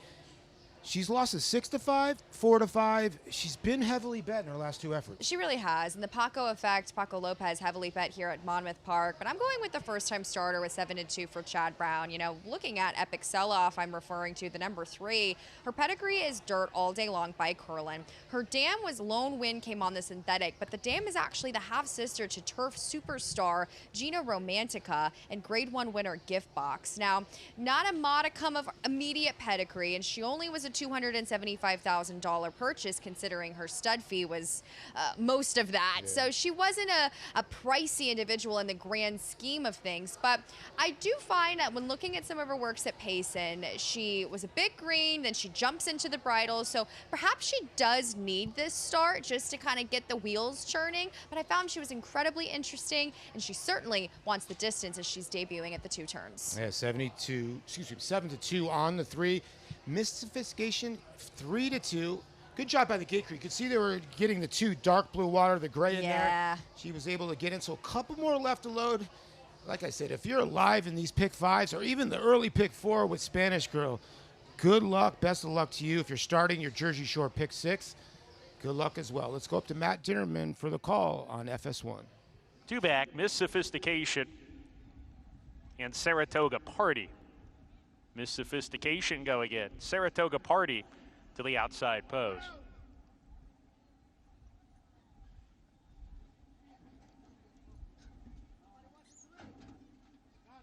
We're ready to go. And we're off. Miss Sophistication blasts out of post number 5 like a rocket, but she's on a hold to ration her speed. Deep Blue Water, Almond's Law kick on together. Deep Blue Water has the lead from Almond's Law, who takes a hold. Will track in second. Miss Sophistication in a good spot stalking. 3 wide going into the first turn run. Deep Blue Water with the lead, a length and a half or a length and a 3/4 lead here. In the second spot is Miss Sophistication. Alma's Law down on the inside. Tejanita is moving up 3 wide, trying to pass horses here. Saratoga Party's between horses. And 2 back to Epic Sell-Off. The first-time starter can only see backside, but she's only 4 lengths behind, getting outside for the backstretch run. Dark Blue Water is the pacemaker at 26-1. Neck in front of Miss Sophistication. Tejanita moves up 3 wide to come and challenge the top pair. They're all pretty much across the track. These 3 on the lead, with the other 3 right behind in a line. Epic Sell-Off getting closer, joining stablemate Saratoga Party and Alma's Law down on the inside. 6 runners separated by 2.5 lengths. Deep Blue Water is giving way on the rail, and Miss Sophistication's a neck in front, but here's Tejanita on the scene. Tejanita outside, going to the lead. Miss Sophistication, nickel along, sticking to her, and these 2 have pulled 4 lengths clear of Saratoga Party and Epic Sell-Off, both under rides, the other 2 well behind, hitting the quarter pole. Miss Sophistication looks like she's got plenty for the final 3/16 as she turns for home. Tejanita back in second now. Miss Sophistication down the lane in front, opens up 2 lengths. Now it's 2.5. Tejanita still behind. She's trying in second, but Miss Sophistication has too much run. Paco says go, and she does just that. Miss Sophistication will win it and break her maiden here today. Tejanita second. Epic Sell-Off third. Saratoga Party fourth. 5-4-3 as Colt Next Stable gets her first win of the meet. Filly by Into Mischief just crushes here. And Paco Lopez, it kind of looked like the other horses were going by, but you could tell Paco had a ton of horse. Had a ton of horse, got a great trip. The pace was incredibly slow. I'm honestly surprised Paco didn't just send her straight to the front end. She had plenty of horse to do so, but didn't matter in the end as he had the best horse in the race. Has been the bridesmaid. 3 for 4 second place finishes as she is now the bride today, getting the job done. Third off of the bench for Jorge Duarte. And again, a lovely pedigree. I also think the stretch out in distance, Paul, was the key for her. Yeah, 5-4-3 is Epic Sell-Off. I think she's going to be a lot better in her next start, but Paco Lopez, second choice, Greg, gets the job done. So back to a little bit of normalcy here in Oceanport.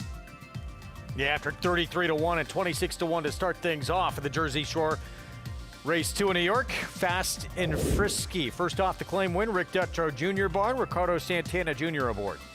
Got it done with a strong, insistent ride by Ricardo Santana Jr. and ground down Sweetest Princess, who had a really good trip. Tough street, surprisingly on the lead. She's usually more of a stalker, right? Not where we're used to seeing her. Going to be swapping over our coverage to FS2 here in a moment. Set up race 3 before we do. Start of a mandatory pay pick 5. 1 turn mile, New York bred, 40,000 starter allowance. Egyptian taking a lot of money as Rick Dutrow Jr. looks to go back to back. Yeah, horses 1 for 12, has to work out a trip from the rail, but obviously the Dutrow barn doing well coming off that win. We're going to see you reporting a little bit later on. Andy Serling stepping in on the desk with me when we swap over to Fox Sports 2 after this break. We will see you there after this timeout as our coverage of America's Day at the Races continues. Stay with us.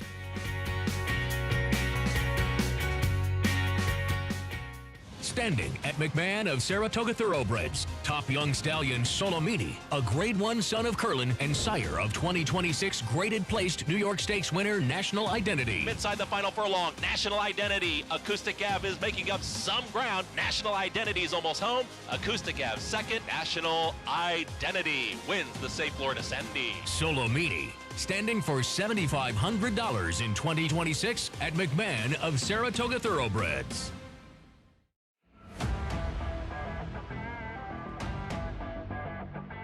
44-4 for that hot half-mile time, and now Solitude Dude is down to business. And another terrific display from Queen Maxima. And a very special performance indeed out of El Potente. Crude Velocity, a sharp 3-length winner of the Pate Mile.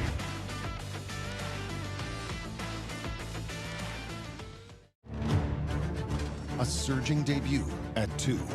An international tour de force.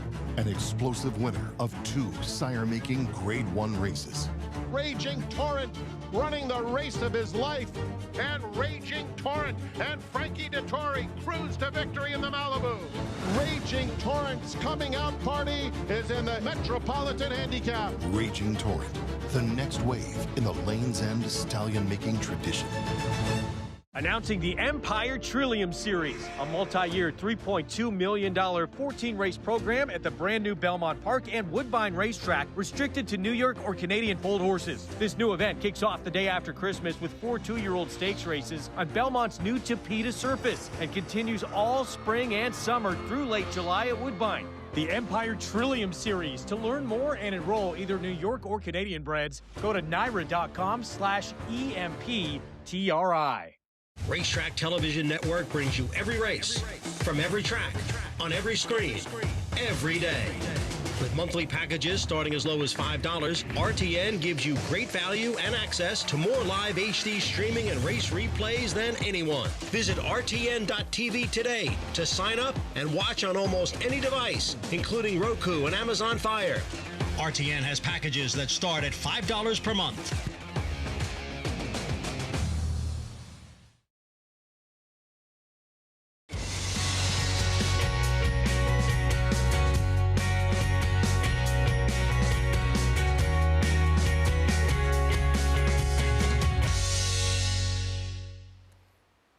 Good to have you with us on our Fox Sports 2 coverage. You're watching America's Day at the Races.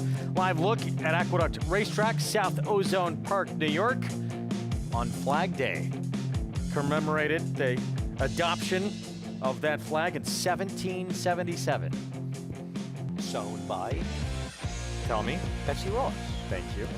Greg Wolf alongside New York Racing Association handicapper Andy Serling. We have a lot still to come, including a pick 6 carryover today.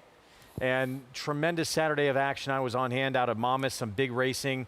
It was exciting. We have a lot of big races to come this summer, but the wind down here for these final few days at New York City's racetrack. Yeah, this is now 8.5 days basically left of racing here at Aqueduct, and we're going to miss the Big A. It's been a home to many great races, many great afternoons, I've spent many here, and we'll miss Aqueduct, no doubt.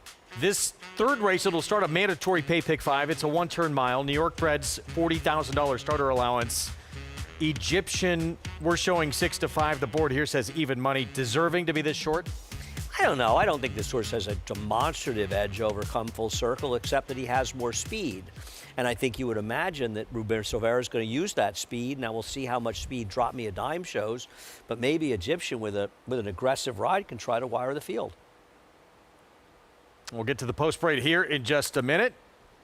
There is Solo Jim coming off a maiden claiming victory. Mark Hennig. That was a wet track, though, but it was an improvement off the bench as a 4-year-old. Well, I think he found some of that form from earlier in his career. He kind of went bad before he went in the layoff, and he found the right field last time. This is a tougher field. Here is the favorite. So Rick Dutrow Jr. looking to win back-to-back starts on the card. I'm not proud. I picked this one on top. I decided to give Come Full Circle a chance to win without me on his back. Resilient Hero, huge price. Dalila Rivera in the irons. Yeah, I mean, this horse on occasion has run well enough to be competitive, but not with frequency. Small change Jeep as Dylan Davis for Jimmy Ryerson. 1 for 14 and not the most consistent type, but I think you'll agree, Greg, if he can find his race 2 back, he can absolutely win this race, and he's probably the best pricey alternative. Biggest price on the board this one, first pitch. Yeah, I don't know what race he has. I guess a couple sporadic races give him a chance to get a piece, but one race was at Finger Lakes. 10 to 1 on Drop Me a Dime. The maiden win came mid-December last year for State Bred Maiden 30. Obviously, he's not competitive off his form on paper, but he's a lightly raced 3-year-old. Perhaps he has some room to improve, and he should be forward. Here's the one we just mentioned from Mark Hennig, coming off a maiden win on a wet track. He has the same problem that Come Full Circle has, and that he doesn't have much speed. And I wonder if he's more of a closing sprinter type, where the mile might be not as good for him as shorter distances. And Come Full Circle, Joe Sharp-Barn, he's got ammunition certainly in the nightcap tonight as well. And Manny really was aggressive, and he had to be last time because of the lack of speed. The problem was it muted his closing kick, which is his key. And I kind of wonder if he's better once again, 6 to 7 furlongs. This assumption that because you're a closer, you want more distance is not always true. But I am a big fan of Come Full Circle, and Manny did everything he could to ride in the race. The problem is that Egyptian is naturally faster than him. Now, Egyptian's even money, he's 2 to 1. So you're not exactly getting compensated at the windows, but Egyptian's a horse that has more natural speed, and I think you're going to see Silvera use it more than the speed was used last time by Flavian. But last time he had to deal with a speed in New York Scrappy, whereas there isn't as much pace in here. Short price, even money. Ruben Silvera for Dutrow as we go downstairs for the first time on our Fox Sports 2 coverage to Maggie Wolfendale.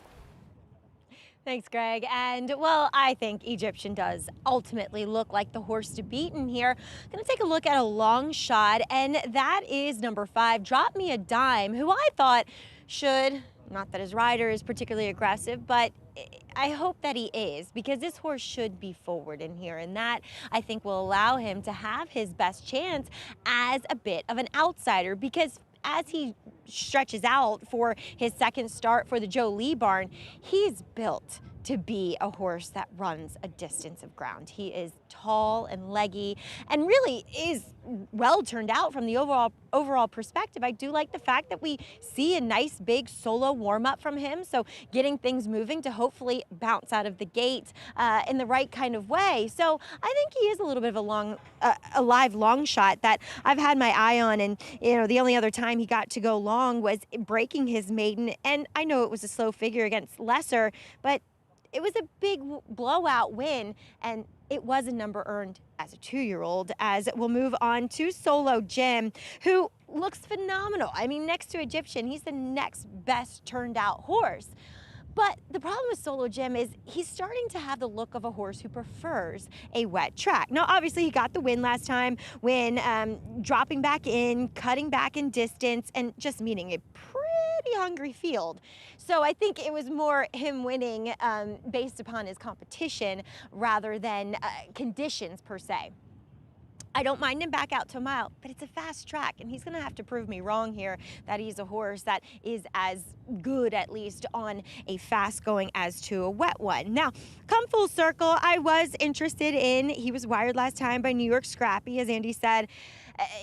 Taken out of his element a little bit. I wonder if there is a little bit more speed in this race, like I mentioned with the 5. Obviously, Egyptian is going to be forward in here as well. But Come Full Circle, I thought he looked so good first off the claim for Joe Sharp, and he's just kind of waned a little bit. He's a little bit light behind. Wish he just looked a bit stronger there overall. But again, I'm hoping that things set up for him today. I don't know if they will. And again, he projects to get a bit of a wide trip, which I thought was a bit of his undoing, coupled with being taken out of his element last time. Greg? All right, Maggie, thank you. 3 to 5 on Egyptian now. Wow. That's a little excessive, no? This is going to be the shortest price horse in the entire card today. I mean, 3 to 5, and I picked him, but I'd rather bet Come Full Circle at 3 to 1. Frankly, I'd rather bet Small Change Jeep at 10 to 1. I mean, wild. I'm a little old school, I am old. And I come from the day when horses like this would never be 3 to 5. You know what I mean? Where's the race that makes this horse 3 to 5? I don't see it. I see him as the horse to beat, and I don't think you disagree with that. But I don't see the race that makes him 3 to 5. And, another argument is back in the day, before, computer wagering, horses, but there isn't computer wagering in the win pool. Horses, odds on horses return better than long shots, but this is odd, Greg. And he may win. I picked him, but 3 to 5, wow. Ruben Silvera, again, Dutrow Junior Barn looking to go back-to-back. That victory back in race 2, fast and frisky off the claim, but yeah, this is wildly short on, yes, the horse to beat, but not at that price. See what happens here. Mandatory pay pick 5 begins in the third. We send it upstairs here as we kick off our FS2 coverage. Chris Griffin, the call. First pitch goes in. Drop me a dime.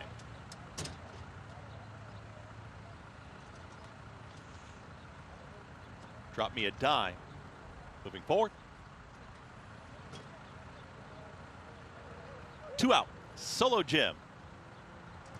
Come full circle.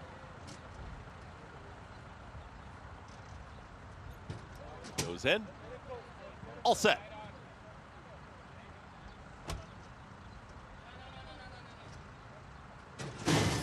And they're off. Breaking sharply was Resilient Hero towards the inside and first pitch in between horses. They are lined up. Solo Jim's in that early fray, and here's Come Full Circle up on the far outside. Egyptians trying to hold that rail position. 4 of them going for the front. In between horses, still Resilient Hero. Now with the head advantage as they hook up at the backstretch. Egyptian at the rail moving forward, and Ruben Silvera says, let's go. It's Egyptian now with the head in front, 23.10, pressured opening quarter mile. Resilient Hero in the 2 past second, 3 wide is first pitch, 5 wide. Here comes Come Full Circle and back to 5th, but only a length off him. That's Solo Jim, who's now going to back off of this early kick. At the rail, Small Change Jeep is second to last, and the early trailer, Drop Me a Dime. No easy leads as Egyptian, still with a head advantage, has been ridden along throughout. 45.65, the half-mile time, and trying to get some separation. Egyptian with a neck advantage now. Resilient Hero's been there the entire journey. Very wide all the way around the racetrack has Come Full Circle, but in the red cap is making a 3-wide move. First pitch has dropped out of it. Solo Jim is trying to re-rally. At the back, Drop Me a Dime, and Small Change Jeep is the trailer. Still game and gutting it out. It's Egyptian, and here's the new challenge. It's Come Full Circle down the center of the racetrack. Egyptian's finding more. Egyptian continues to battle on. Come Full Circle just will not go away. Solo Jim is slowly making up ground. A furlong left to go. Solo Jim picking up momentum. Egyptian is fending them all off so far. A 16th left. Egyptian almost home. Solo Jim in the last stages. Egyptian, a hard-fought victory, won it. Egyptian, Solo Jim, then came Come Full Circle and first pitch. Egyptian able to eke this one out at a short price. Back-to-back, Rick Dutto Jr. wins it 3-5. To be fair, he did all the dirty work, right? Sure. I mean, I know the 7's a little bit wide, but he did all the hard work, working up front, down the inside. But as you and I both agreed, and I think we all would have agreed, 3-5 was a bit short on this horse, and he didn't win like a 3-5 shot should. I got to say, a nice improvement for Solo Jim. He worked out a decent trip, but, you know, he finished at a mile. And the other thing I'd say about Come Full Circle is 2 things. Arguably, he didn't finish at a mile, right? And also, his running style, his lack of speed. I think Manny did a great job getting him engaged. I wonder if Manny looks back on this and thinks maybe I should have sat back a little bit more, but that's easy in hindsight to say, right? Because the horse you have to beat is the speed. 1-6-7 finish. Odds on favorite. Continuing what has been a very formful beginning to the Sunday card here at Belmont at the Big A. It has. It has. I smoked out this one at 3-5. Had him right on top. Well done. Got that 9-5 shot in the firm. I'm telling you. Good to be on the board. Getting those chalks home. I got 2. I got 2 big winners here. Egyptian, Ruben Silvera. Not proud. Dutch Robarn again, back-to-back winning races 2 and 3. Paco Lopez, 6th win Saturday afternoon at Monmouth. Incredible, and already on the board on this Sunday card as well. There's more to come. Stay with us.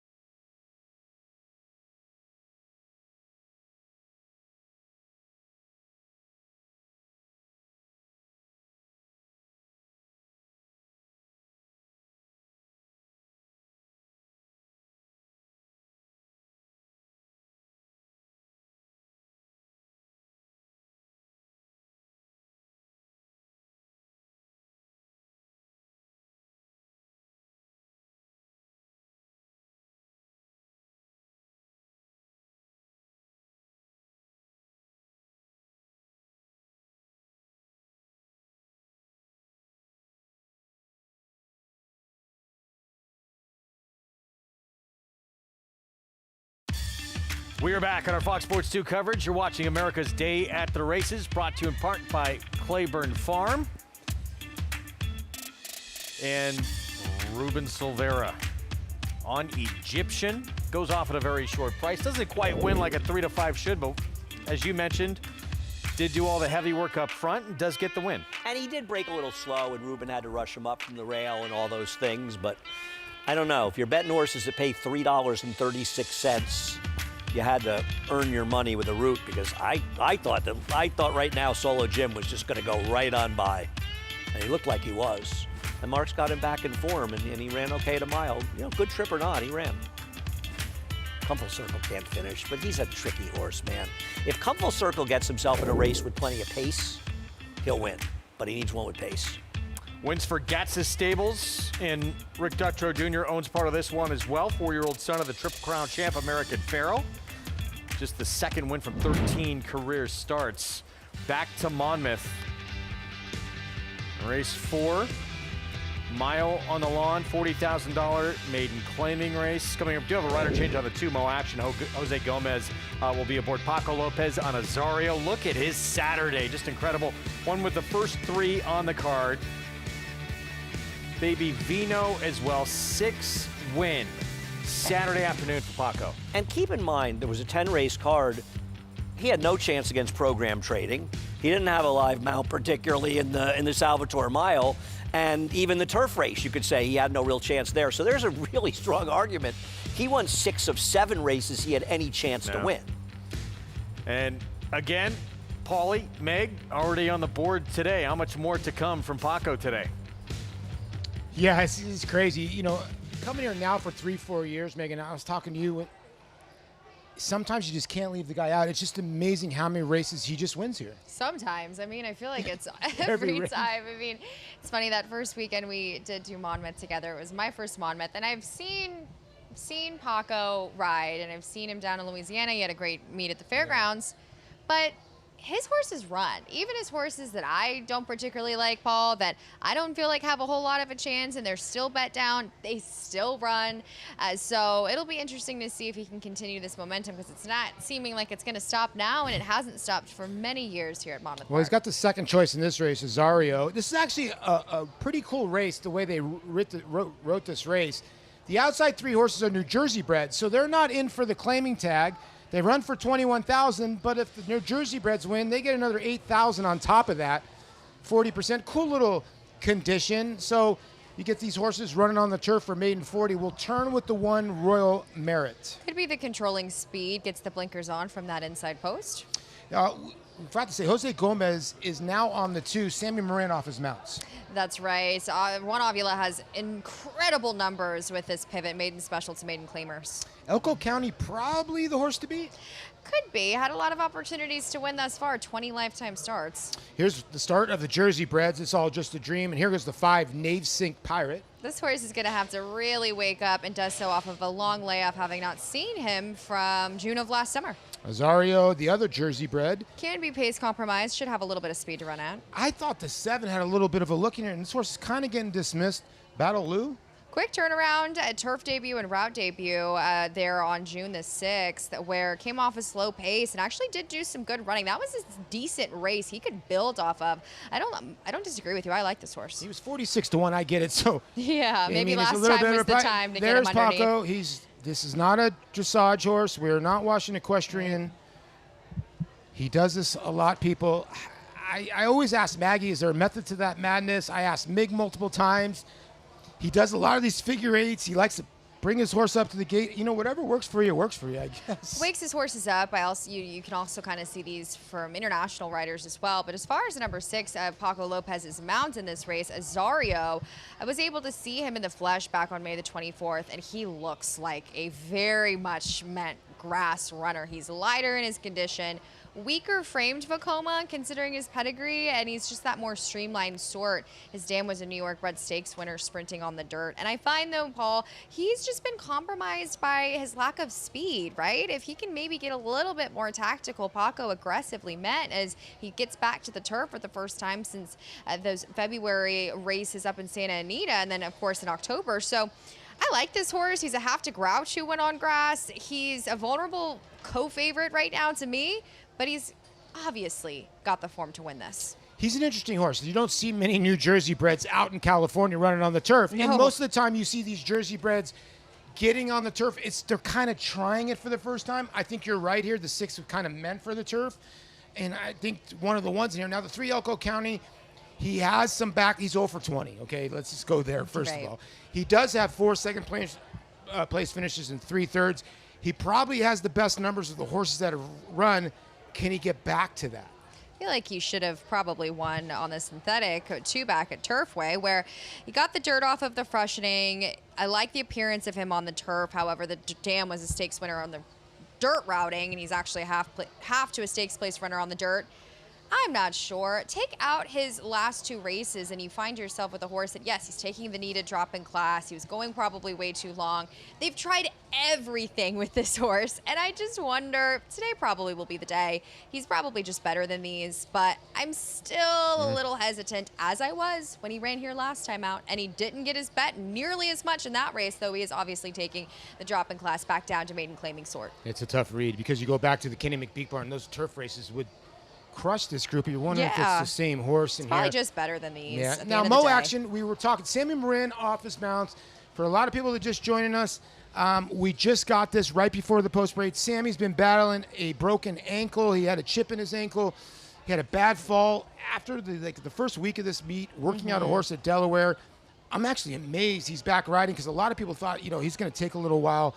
He's obviously experiencing some pain, so we'll see what's going on. I think he's going to be off the rest of his mounts today. You get Jose Gomez aboard. Do you think the 2 Mo Actions got a shot here? I like this horse to win. As won Avila the past 4 years at Monmouth, maiden special weight to maiden claimers. He is 7 for 13. He's 54%, 77% of those horses running in the money. The first time this horse has ran for a tag, his last time out there on May the 25th, the blinkers came on. He showed more speed, tracking a slower pace on the inside of that sealed surface, where then he just kind of weakened badly. He showed the early speed and then kind of came apart in the late stages of his races. So now adding blinkers, maybe that will kind of give him that added finish. I'm still a little hesitant because blinkers are not the cure-all. But then you go back to his April the 18th race, and it was just kind of a merry-go-round up front where nobody really made a whole lot of ground. So I think he's incredibly interesting. He's going to have to get faster, obviously, to meet the better races of the number 3. I'm with you. I think the 2's a good bet in here just because I like to look at field sizes. I do think sometimes when you look at a horse like the 6 Azario, I get that horse is coming in from turf barriers, but the 2 Mo Action comes from a decent field size races. You go back and you look at Elko County, if she can get back or he can get back to those races, he's going to be tough in here. Any price horses you like in here? Yes, the number 4, It's All Just a Dream. Getting to the turf for the first time, has a little bit of turf pedigree, ran protected off of the bench, now dropping back down to that, now a New Jersey bred is not offered for a tag, so they could be at the advantage here. Yeah, I thought this was a tough group. I think the 7 Battle Lou, Alicio Ruiz, good little turf rider too. Again, maiden claiming 40,000. This starts off the late pick 5. Good luck everybody in FS2.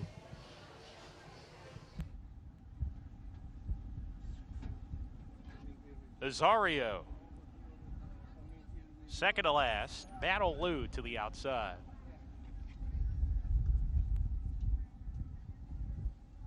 Here's Battle Lou. We're ready to go. And we're off. Azario, a little bit slow to go, drops to the back of the pack. Navasink Pirate like a rocket ship, getting to the rail and right to the lead. Scampers 2.5 ahead early. Mo Action runs in second. It's All Just a Dream third. Battle Lou in the 4th position with Royal Merit. Azario passing Elko County at the back of the pack early as they're strung out going into the first turn. Navasink Pirate clear on the lead and goes quick. Leads by 2. Mo Action in second. A similar margin back to It's All Just a Dream. Running in the 3rd spot. Battle Lou finds himself on the rail wall a little bit eager. Gap of another 2 to Royal Merit. 5 more to Azario and 2 clear of Elko County at the back as they head down the backstretch here. Navasink Pirate on the lead with Christian Barrage. 2.5 clear. Mo Action happy to track behind in second. 2.5 more to Battle Lou runs in the third spot. Then Royal Merit, It's All Just a Dream, is plummeting back and not being persevered with. It's All Just a Dream. A length clear of Azario trying to get underway here, and a big space back to Elko County as they go into the four-turn run. Navasink Pirates still clear 2.5. Mo Action sent upon now from second. Battle Lou. The alarm gets sounded with him. He's 4 or 5 lengths behind with a quarter mile more to go. 2.5 ahead of Royal Merit. Then comes Azario. They're off the turn. Navasink Pirate trying to see this out. Leads by 2. Mo Action right there in for the fight here. And Battle Lou behind that leader here trying to get outside here. Mo Action gets the jump on him. Mo Action now surging past Navasink Pirate under Jose Gomez and pulls clear late. It's going to be Mo Action to streak away for a 3-length score. Navasink Pirate holds second, Battle Lou third, and Azario was fourth. 2-5-7 and Mo Action. Good call. Megan here. This horse, the other favorites didn't run in here. The 6 and the 3 were so far out of it. The long shot Navasink Pirate, first time on the turf, actually ran pretty well. Yeah, and the pace was not slow, which I liked to see, and the pace held. It is the number 5 at a huge price, held on, but the number 2, Mo Action, just really got back to the grass here, made all the right moves in a tactical position just off that pace setter, saving all the ground, being able to angle out there. Juan Avila now 8 for 14. Astronomical numbers in that maiden special to maiden claiming pivot as this horse breaks through. Jose Gomez with the pickup mount. Greg gets a job done in race 4. The start of the pick 5. We'll have races. The late pick 5 is, excuse me, I'm sorry. I'm hearing some. Oh, it's 2-5-7. I'm sorry. Somebody was in my ear. Navasink Pirate was second, and Battle Lou was third. Back to you, Greg. All right, Paulie, thanks. We'll have those prices when we come back. Race 4 is next. Todd Pletcher, terrific Saratoga summer season last year. Looking to dial things up again as we get ready to head upstate. And he'll have one of the contenders in race 4 when we return. First again and again and again. First Mission, 4 graded stakes. He made finishing first his mission, and all with big buyers. Now he's a Darley Stallion, and breeders are falling in love with him. Here's fabled horseman John Williams. First Mission is an eyeful. He's beautifully balanced, and I love the way he uses himself as he moves. Come to see First Mission and tell us your first impression. Consider it your mission. The official Belmont Stakes Barstool Sports Collection is here. Check out the hottest styles of the summer. Shop this limited drop before it's gone. Get yours at shop.naira.com. Get your ticket to the longest season in Saratoga history. Season tickets and season passes are on sale now for 46 days of action at Saratoga beginning Friday, July 3rd. Lock in your summer plans at naira.com/Saratoga. You bet with Naira Bets. Bet any track, anywhere, anytime. Download the Naira Bets app to play today and get a $200 deposit bonus. Watch live horse racing. Get expert picks. Boost your bankroll with weekly promotions and hone your handicapping skills with exclusive tips and tutorials. Sign up now and use promo code MATCH200 for a $200 new member bonus. You bet with Naira Bets.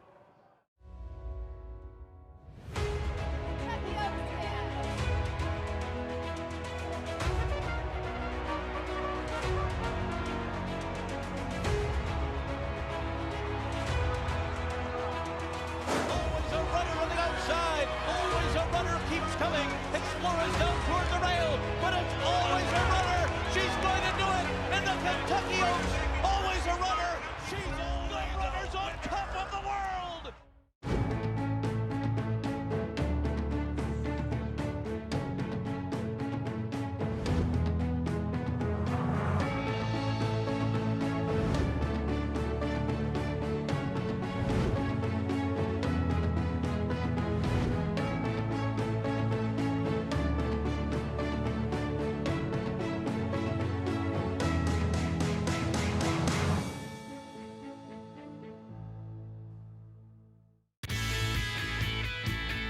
Back with you on our Fox Sports 2 coverage. New York in celebration mode with the parade to come. 53-year wait is over. They ended on the road in San Antonio.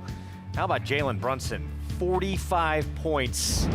The rest of the team had 49 points. What a performance as he wins MVP honors. They have a good team, but without Brunson, I don't, and I'm not a Knick fan, but I mean, how many big shots has that guy hit during the course of the year? And I don't mean one a game, one here and there. I mean 2 or 3 big shots in games. 15 in a row at one point. He just put that team on his back. And he has carried nerves of steel. It doesn't matter. Game 7 to the finals or game 5. He's phenomenal. Incredible signing by them. Great moment, and everyone in this city who is even marginally a fan and celebrating what feels like a lifetime. I definitely think 1 out of 30 or 40 of them actually rooted for the Knicks when they won 25 games. Maybe 1 out of 60. We got a post-parade coming up. We're going to kick off this pick 6 carryover. You see the additional 90,882 bet into the pool as its riders up on the turf sprinting to start us off. Yeah, I think the 5 may be the horse to beat. I think the horse to beat's Channel View, the 3. But I'm not going to go hog wild over a horse that lost last time at 5 furlongs. In fact, has lost 2 5-furlong races at Gulfstream at 6-5 and 4-5. I want others. Here is fraudster Todd Pletcher trains, Kendrick Carmouche rides. Finished second in a race back in November. This is an important discussion point for this race because the 3rd horse was best. Amended Dreamer, blinkers go on, Jana Antonucci trains. I'd say the best thing this horse has going for her, because it looks like she may be a little better going longer, is that Jenna's barn has been very hot. And a good effort, too, at Gulfstream. It was a 7.5 furlong race. Here's Channel View, the other George Weaver. We'll expand on it, but this horse actually shouldn't be a maiden anymore, and I think won't be a maiden in about 15 minutes. Beau Hill, going to cut back and sprint on turf for the first time. I want to talk about this horse, too, a little bit. This horse is better than she looks. Not saying she's going to win, but her turf debut is better than it looks, and she should appreciate the cutback. Here's the favorite, Emerald Ember Dylan Davis for George Weaver. I will agree that this is the right surface, but I don't know what the big excuse was losing that race at Gulfstream back in March. I'm not going to be surprised when she wins, but she's going to beat me when she does. Turf form does not really jump out at you from Bengalese. But you would think that she could present a little bit of pace up front. Indeed. Dalila Rivera rides, and then second-time starter, Toon Timer gets turf for the first time. McLean's Music's 14% in turf sprinters. Quality Road, certainly turf influence. There's really no turf on the dam side. It's a dirt family, but switch to Bruce Levine, you never know. All right, so let's get back to the George Weaver discussion, specifically Channel View, the 3 here. Well, this horse comes out of race November 8th. You can't watch the replay because there was an incident in the race. And the short comment bump stay start is true. This horse had significant trouble at the start. The short comment is electrically done. It's not somebody going, let me use this, let me use that. What's left out of it, and if you read the chart, you'll see it, is this horse also had to be steady to be pulled up around 2 horses that had gone down. So this horse had massive trouble in that day and still finished a good 3rd. I'm hoping with Manny, this horse can maybe be a little bit closer, and I think Channel View's the horse to beat. The bigger price of the 2 from the same barn. Meanwhile, Beau Hill, 18-1. Well, this horse is a half to 2 turf winner. Saffron Moon, who's a stakes winner for Chad, 2 out of 5 to try it. And Bo Liam is sort of unexposed as potentially a turf stallion. I'm talking about the 4 Beau Hill. Last time out, this horse broke a step slow and rushed up and chased 4 to 3 wide the entire way around the racetrack, going too far.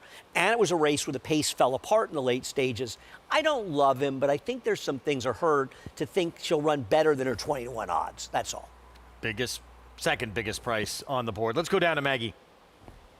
Take a look at the 2 George Weaver runners, beginning with the 1 coming back off of a layoff. That is number 3, Channel View in here, as she does look incredibly fit. I mean, more so than what she did going back to her debut. She's just fitter, she's stronger. However, she has not changed much from her 2 to 3-year-old season, at least from my eye. I know she deserves another shot, as you heard Andy talk about in her second race, and I totally agree with that. And I really do think she's a turf sprinter overall. It's just, I wish there was a little bit of a step forward, as I do like the favorite in here, number 5, Emerald Ember. I agree, she looks so much more like a turf horse. She's got a very flat foot to her, and she is a bit bigger and leggier. I just feel like the 5/8 is not her cup of tea. She looks so much more suited to a bigger course at 6 furlongs that she'll get here at Aqueduct than what she did going that 5/8. And, you know, she kind of had to steady back approaching the turn, the last one back in March. And she did get bumped by the eventual winner. No doubt about it, the winner was Best, but it just felt like a race where she was a little bit run off her feet, then had to check back. She just never got her momentum in a fluid type of way. So not to wax poetic about a short price horse, but I am going to land on her because I do like the 6 furlongs. As we'll check in with number 4, Beau Hill. And, you know, I was so excited to see her switch to the turf because, as Andy mentioned, there's pedigree, and boy, does she look like a turf horse. But she looks like a distance turf horse, and I just think because she fluffed the break last time, they wanted and thought she would be forwardly placed, so therefore it just didn't work out. I think she could be a horse that's, you know, very dangerous going a mile if she would break and get to the lead. That's not going to be the case today, but I still definitely am behind Andy and giving her another shot here on the turf because she definitely looks like a turf horse, and at 25-1. Why not? A horse that is another big price in number 7, Toon Timer. I always pick up my head a little bit with Bruce Levine and these turf sprinters. Watching her first race, which was meant to be 5/8 on the turf, it rained off and they contested it over the Tapeta. Now, the favorite, Chance to Party, was able to wire the field that day, and Toon Timer, she was checked early heading into the turn. Then she swung really wide and she actually made up a little bit of ground. Now, I didn't love the way she moved, but that was on the Tapeta, and this could be a totally different kettle of fish here, as there is some turf pedigree. Although the one sibling to try it did not perform particularly well. I remember the Dam, Mamma Mia Maria, trained by Dave Canizzo, ran some fast dirt sprints in her day, but she's small. She looks quicker than what that first race would suggest. She draws that outside post position. How many times, Greg, have we seen Bruce Levine steal the show with a horse that's, you know, getting to the turf, that's going to be forward, and they deliver at a big price? Certainly would be a big price here. 17-1 from that outside slot. Thank you, Maggie. 6-5 favorite. One of 2 for George Weaver. Emerald Ember, who, as we were talking about off air, and most could see it. They're going to read the past performances. Going to have first run, certainly on the 3. Yeah, but I will say about the 3, she wasn't that far off of a fast pace in her debut, and then she got eliminated in the start. So I'm not sure that she doesn't have a lot more speed than people might expect in the turf, but I guess we'll find out in a couple moments. Pick 6 carryover starts here on this Sunday card. Belmont of the Big A. Let's go upstairs. Chris Griffin to get us started.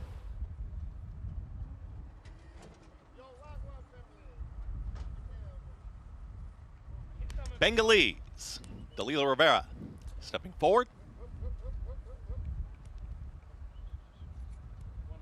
Goes in. Almost. Just hesitating briefly in behind the gate. Bengalese. Toon Timer.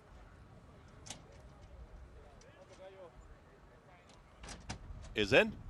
All set. Pick 6. And they're off.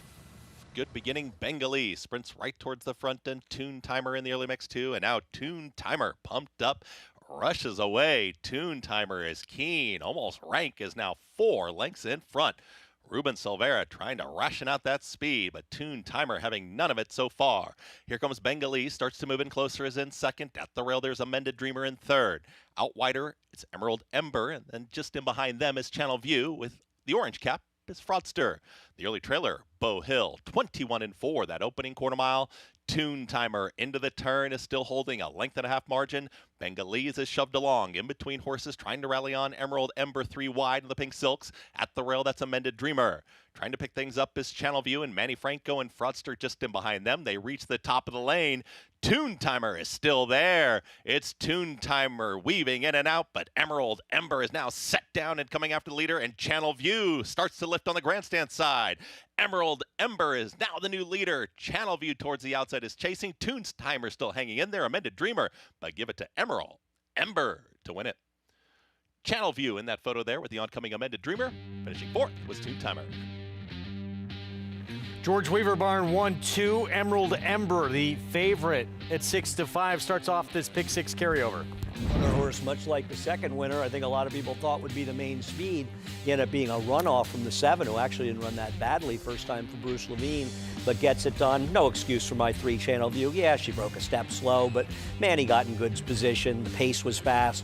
She moved to me. I thought she was a cinch top of the stretch, the 3, and she got nowhere close to her stablemate. The winner was best. Photo for place? No, the 3 was second. I think the photo might be for third. It's the 1. It's 3-1-7. Maybe they just want to make sure they have it right. Emerald Ember, George Weaver, Dylan Davis, Randy Hill Stable, Leinster, 3-year-old filly. It's pretty darn good on the grass, sprinting. And the maiden score for this one, the winner we were just told, moving to a new barn. It's a double win for them. Claimed for $55,000. So yeah, the W, winning purse money and that $55,000 claim money as well. 5-3-2-7 is how it finishes here in the fourth. We'll have the prices for you when we come back. We'll continue to look back to Haskell Preview Day, Saturday at Monmouth Program Trading. Class of that Monmouth Stakes prevails at a short price. We'll take a look back next.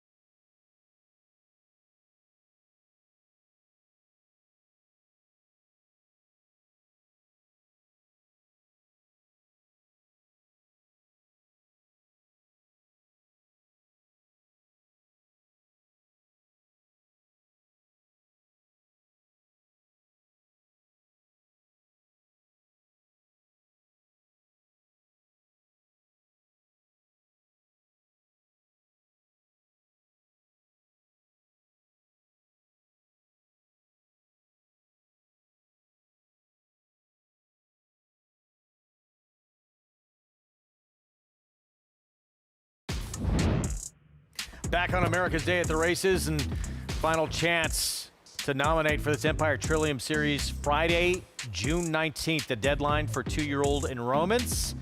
Take advantage as we have that connection with Woodbine here and that synthetic track that has been installed at the new reimagined Belmont Park. I love this. I think this is a really great idea. You know, you're taking 2 tracks that have a very symbiotic relationship in the sense that we're putting in the Tapeta, they have Tapeta, and they're sort of a natural partner for ours. And Woodbine's been a partner with NYRA and things in the past, and I love the idea of this. It's going to be great for racing, get bigger fields as well during some of those rough weather months of the winter. Right. I mean, listen, neither one of us is going to sit here and say we're giant fans of synthetic racing. You've dealt with it much more than I have being out west. But first of all, you have to be willing to try new things. And if anybody's been watching our winter racing and thinks it can't hurt to try something different, then they're lying to themselves. Yeah. So excited about that to come as we get set to move into the new digs. Not that far away now, September 18th, opening day at the new Belmont Park. Emerald Ember, George Weaver, Dylan Davis, Randy Hill team up to start off this Pick 6 carryover. Yeah, you know, didn't win the way you might have expected. The 7 ran off that big lead and frankly ran okay, but did end up getting a good trip and getting it done. The other George horse who ran second, who I really liked in this race, thought she was very likely winner. She had every chance in the world to win this race and just simply was second best. Slow early again. Yeah, but you know, she got a little pace to run at. She got Manny waited behind horses before angling out. She just wasn't good enough. George Weaver won 2 in the end with Emerald Ember and Channel View. Amanda Dreamer, Jenna Antonucci completes the trifecta, but a favorite to start the Pick 6 carryover. Race 5, mile on the turf. The late Pick 5 begins here. 30,000 claiming race. Non-winners of 2 life. This is a difficult race. Yeah, I mean, I ended up taking a shot with the 6 rules of the road because Bill Morey has insanely good numbers off the claim on turf, particularly at Naira. But I don't think 5-1's a bargain on this horse. The horse I think is an overlay is Royal Brown, the rail. Yeah. I don't know why that horse isn't one of the ones that can win a wide open race. In agreement there, yeah, 10-1 right now from a 6-1 morning line. Yeah. Going to continue to look back at Haskell Preview Day as we send it back to the Jersey Shore with Paul and Megan. Yeah, and yesterday on the grass, Program Trading got back to where he kind of was. He hadn't had a win in over 2 years, but he had like a 13-month layoff, and he ran in the Monmouth Stakes yesterday. He was best. I thought Flavien Prat kind of handled him a little bit with care, knowing he had the best horse in the race. The blinkers came off of Program Trading yesterday, which to me could be key, as he did run a 95 Buyer's speed figure, pretty consistently on par with his races. But I thought he looked tremendous today. He was the class of the field. He was able to sit in a tactical position and angle out with a very beautiful ride by Flavien Prat. Nothing new there. And he just drew off impressively. Now, you know, Program Trading here at this mile and an 1/8 distance, being able to prevail and drive away. I remember when they were kind of hypothesizing, perhaps trying to get him to the mile distance, and then I do think that he's kind of right at home at the distance he went at yesterday, going the mile and an 8. But it'll be interesting to see. You know, he's a 6-year-old. He was a Grade 1 winner all the way back in 2023. So he's been around for a really long time. Really cool horse. We'll see if ultimately he can kind of return to that Grade 1 level. TBD. In my opinion, just judging from the state of the division and how kind of that Turf Classic played out last time out. So we'll see if he can take another step forward, but he was definitely much the best yesterday. Yeah, the Klarovich stables in the winner's circle. Chad Brown running 1-2. I thought Nebras first time in North American ran a pretty good second. I think you're going to see that horse running longer distances. As you see, race number 5, we still got 4 more races on the docket today. The first 2 races was just absolute chaos. 2 absolute bombs. Then some normalcy with Paco Lopez winning race number 3. Race number 4 was your second choice, if I'm not mistaken, right? With Mo Action, second or third choice? Yes. So right Still now, a decent price, though, 3-1. Yeah, the Pick 5 is a carryover to every horse except the 7. Somebody is alive with 1 ticket for $70,000 to Charlie's Express for Jomar Torres and Silvino Ramirez. Good luck to them. I mean, this horse is actually the lowest in the wheel pace than others, too. 5-1. I think the horse will actually come down. If somebody hits this early Pick 5, they deserve to. They do. They deserve to. That was a really hard horse to find in the first and second. I think the 33-1 shot in the first race was not impossible. Well, but that second, if I can find it, it's very possible for people to find it. The second horse was really hard to find.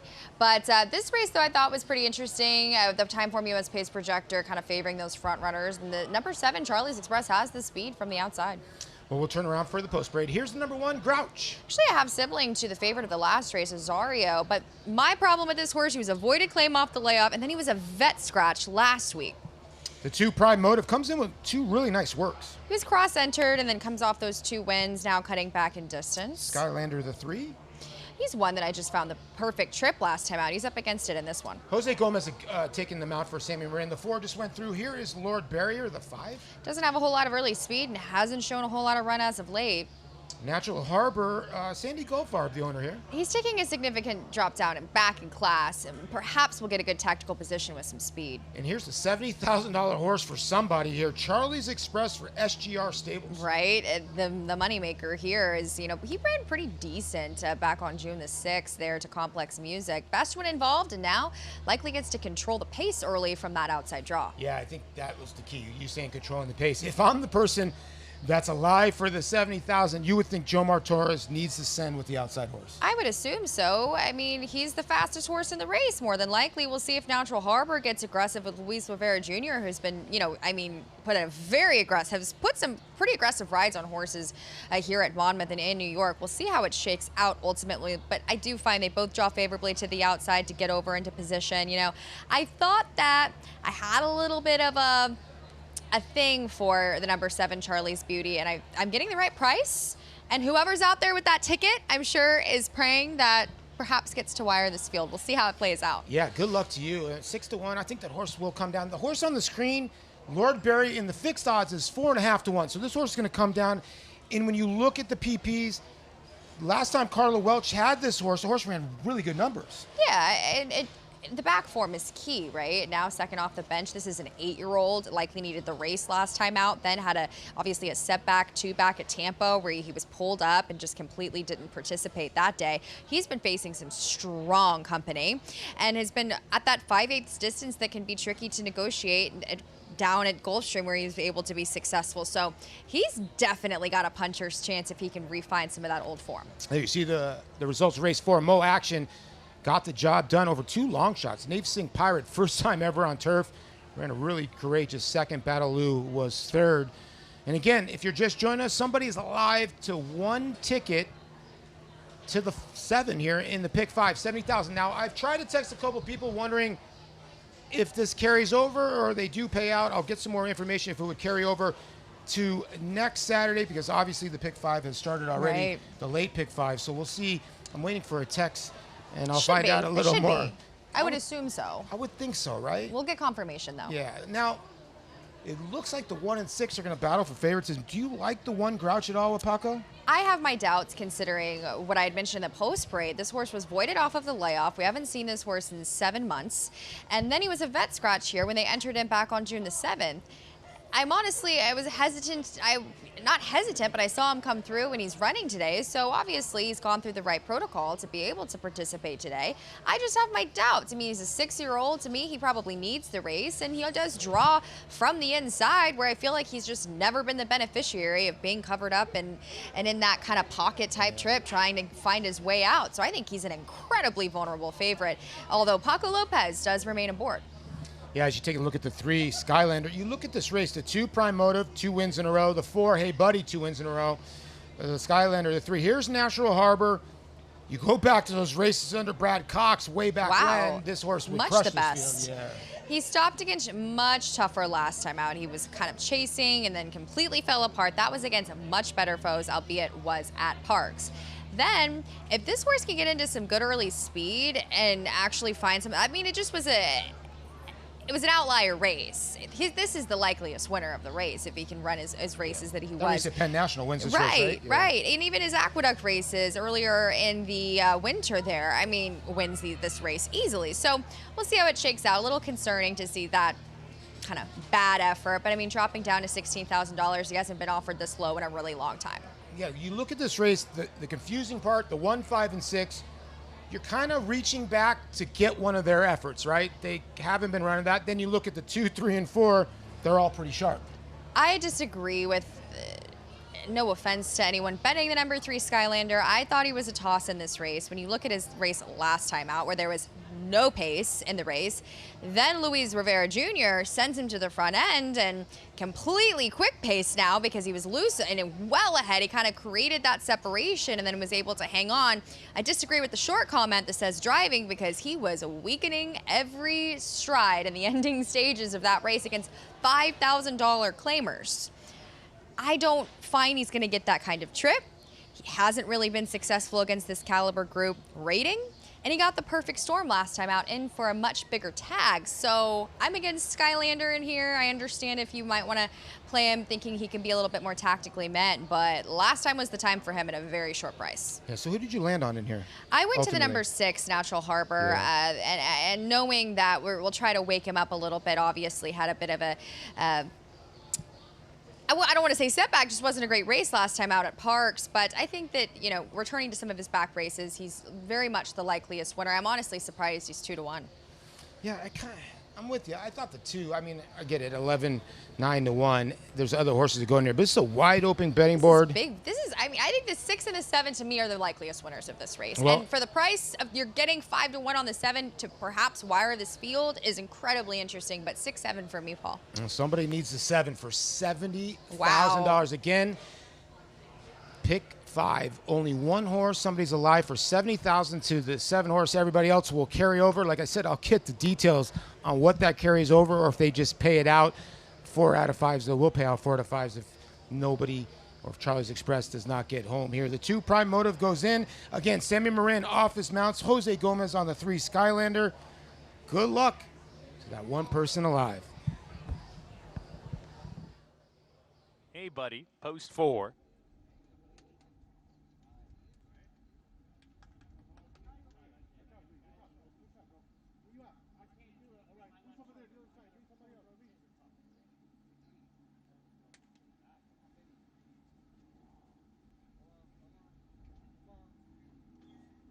Lord Barrier, post 5.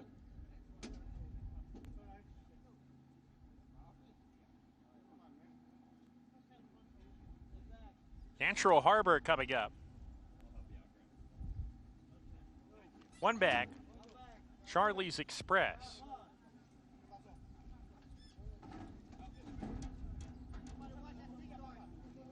We're ready to go.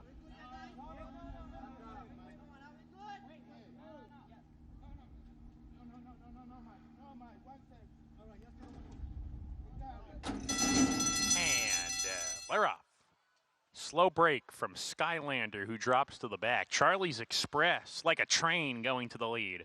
Opens up 2. Grouch on the inside, claiming the 2nd position. Hey Buddies alongside in the early part. Natural Harbor, deep, sent upon early on. Level 2nd down the backstretch run. We come back to Prime Motive, level 5th with Lord Barrier, and Skylanders at the back as they hit the half-mile pole. Charlie's Express on the lead with Jomar Torres. Length and a quarter clear. Natural Harbor, Grouch there together. A joint 2nd rounding the far turn. There's a big gap of 5 to Hey Buddy. Is called on for more, not responding at this point. Prime Motive inside, also under a ride. Lord Barrier is getting underway, claiming the 4th position without being asked. Now 4 lengths off the lead in the black cap, hitting the quarter pole. Prime Motive is given way, and Skylander never picked up his feet. Top of the stretch. Grouch inside, comes calling for the lead. He was 2nd early, hugs the rail to the lead now. Natural Harbor in the 2nd spot. Charlie's Express backpedaling, did not fire today. It's a battle on the lead between Grouch inside, confidently handled by Paco. Natural Harbor, Luis Rivera Jr. all over him, and Grouch has more. Grouch, happy today in victory. Coasts in. Natural Harbor was 2nd best, then Lord Barrier and Prime Motive, who is 4th. 165 in the Jersey bred by Hey Chub. Grouch. He's a cool horse. He's 5 for 30 now, and earnings near $300,000, and he comes off of the bench today from avoided claim and then was scratched last week, but was ready to run today. Kind of got that tactical type trip with Paco Lopez. No surprise. Right? Another winner. The 6 ran this race too. I thought Natural Harbor ran really well. I don't think the 6 had an excuse. No, I mean, you know, it's just the 1, just the best. And Paco Lopez not even getting bet here from 5 to 2 to 4 to 1. You got a huge price on Paco, considering. Yeah, the 1 will start off the late pick 4. And you know what, Andy and Greg, I wanted to talk to you guys about Jalen Brunson because, you know, I was looking back. I'm 54 years old now. I've been watching basketball for 40 years that I can remember. Besides Isaiah Thomas, I get it. Give me Steph Curry and Tony Parker, and I get their NBA Finals MVP. But did you ever know a guy that was under 6'3" where the whole team wants to give him the ball? Isaiah was the only other guy I could think of. Did you ever hear of Allen Iverson? He didn't win a championship, but this guy put that team on his back. 45 points of the 94 scored. Rest of the team had 49 points. Jalen had 45. Well-deserved. He's the MVP, the captain. Incredible. And to silence the doubters who said Brunson could not carry a team to a championship, all silenced. Becky Hammond would be one of them? Yes. She might have been a little biased for the Spurs, and I like Becky, but yes. Sure, she's taking that one back. 53 years waiting, and time for New York to celebrate now. Acacia Clement stepping on the desk after this timeout, along with Andy. More to come next week on this Sunday card from Belmont at the Big A. Late pick 5 is next. There's the favorite, Coolapot. Tough race coming up. Ricardo Santana Jr. with the mount on this one next.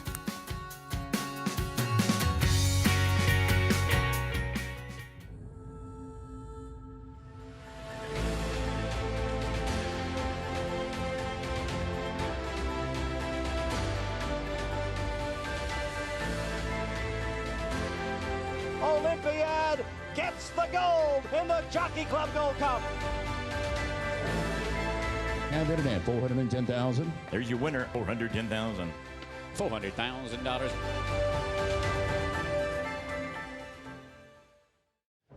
You bet with Naira Bets. Bet any track, anywhere, anytime. Download the Naira Bets app to play today and get a $200 deposit bonus. Watch live horse racing. Get expert picks. Boost your bankroll with weekly promotions and hone your handicapping skills with exclusive tips and tutorials. Sign up now and use promo code MATCH200 for a $200 new member bonus. You bet with Naira Bets. Some horses are remembered, other horses are passed down like an heirloom. He's the kind of horse that lives in stories, each better than the one before, hardened like a diamond and equally brilliant. He ran 3 straight years at the highest level, and he himself was elite. Putting on a show in the Preakness. Who's it gonna be? It's gonna be National Treasure. National Treasure would not be denied. National Treasure wins the Pegasus World Cup. In the blink of an eye has opened up a 5-length advantage. It's a 1-horse race. National Treasure. There's a brilliance in the way he moved and a tenacity in how he finished. By quality road with a wealth of family, and he raced like he knew it.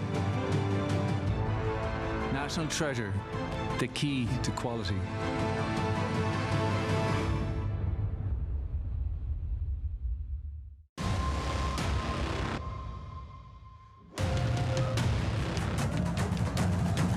Passion, performance, and the pursuit of excellence.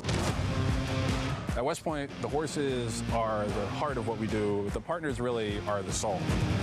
The bar that they set is different than everybody else. This starts and ends with the care of the horses. This is a real immersive experience.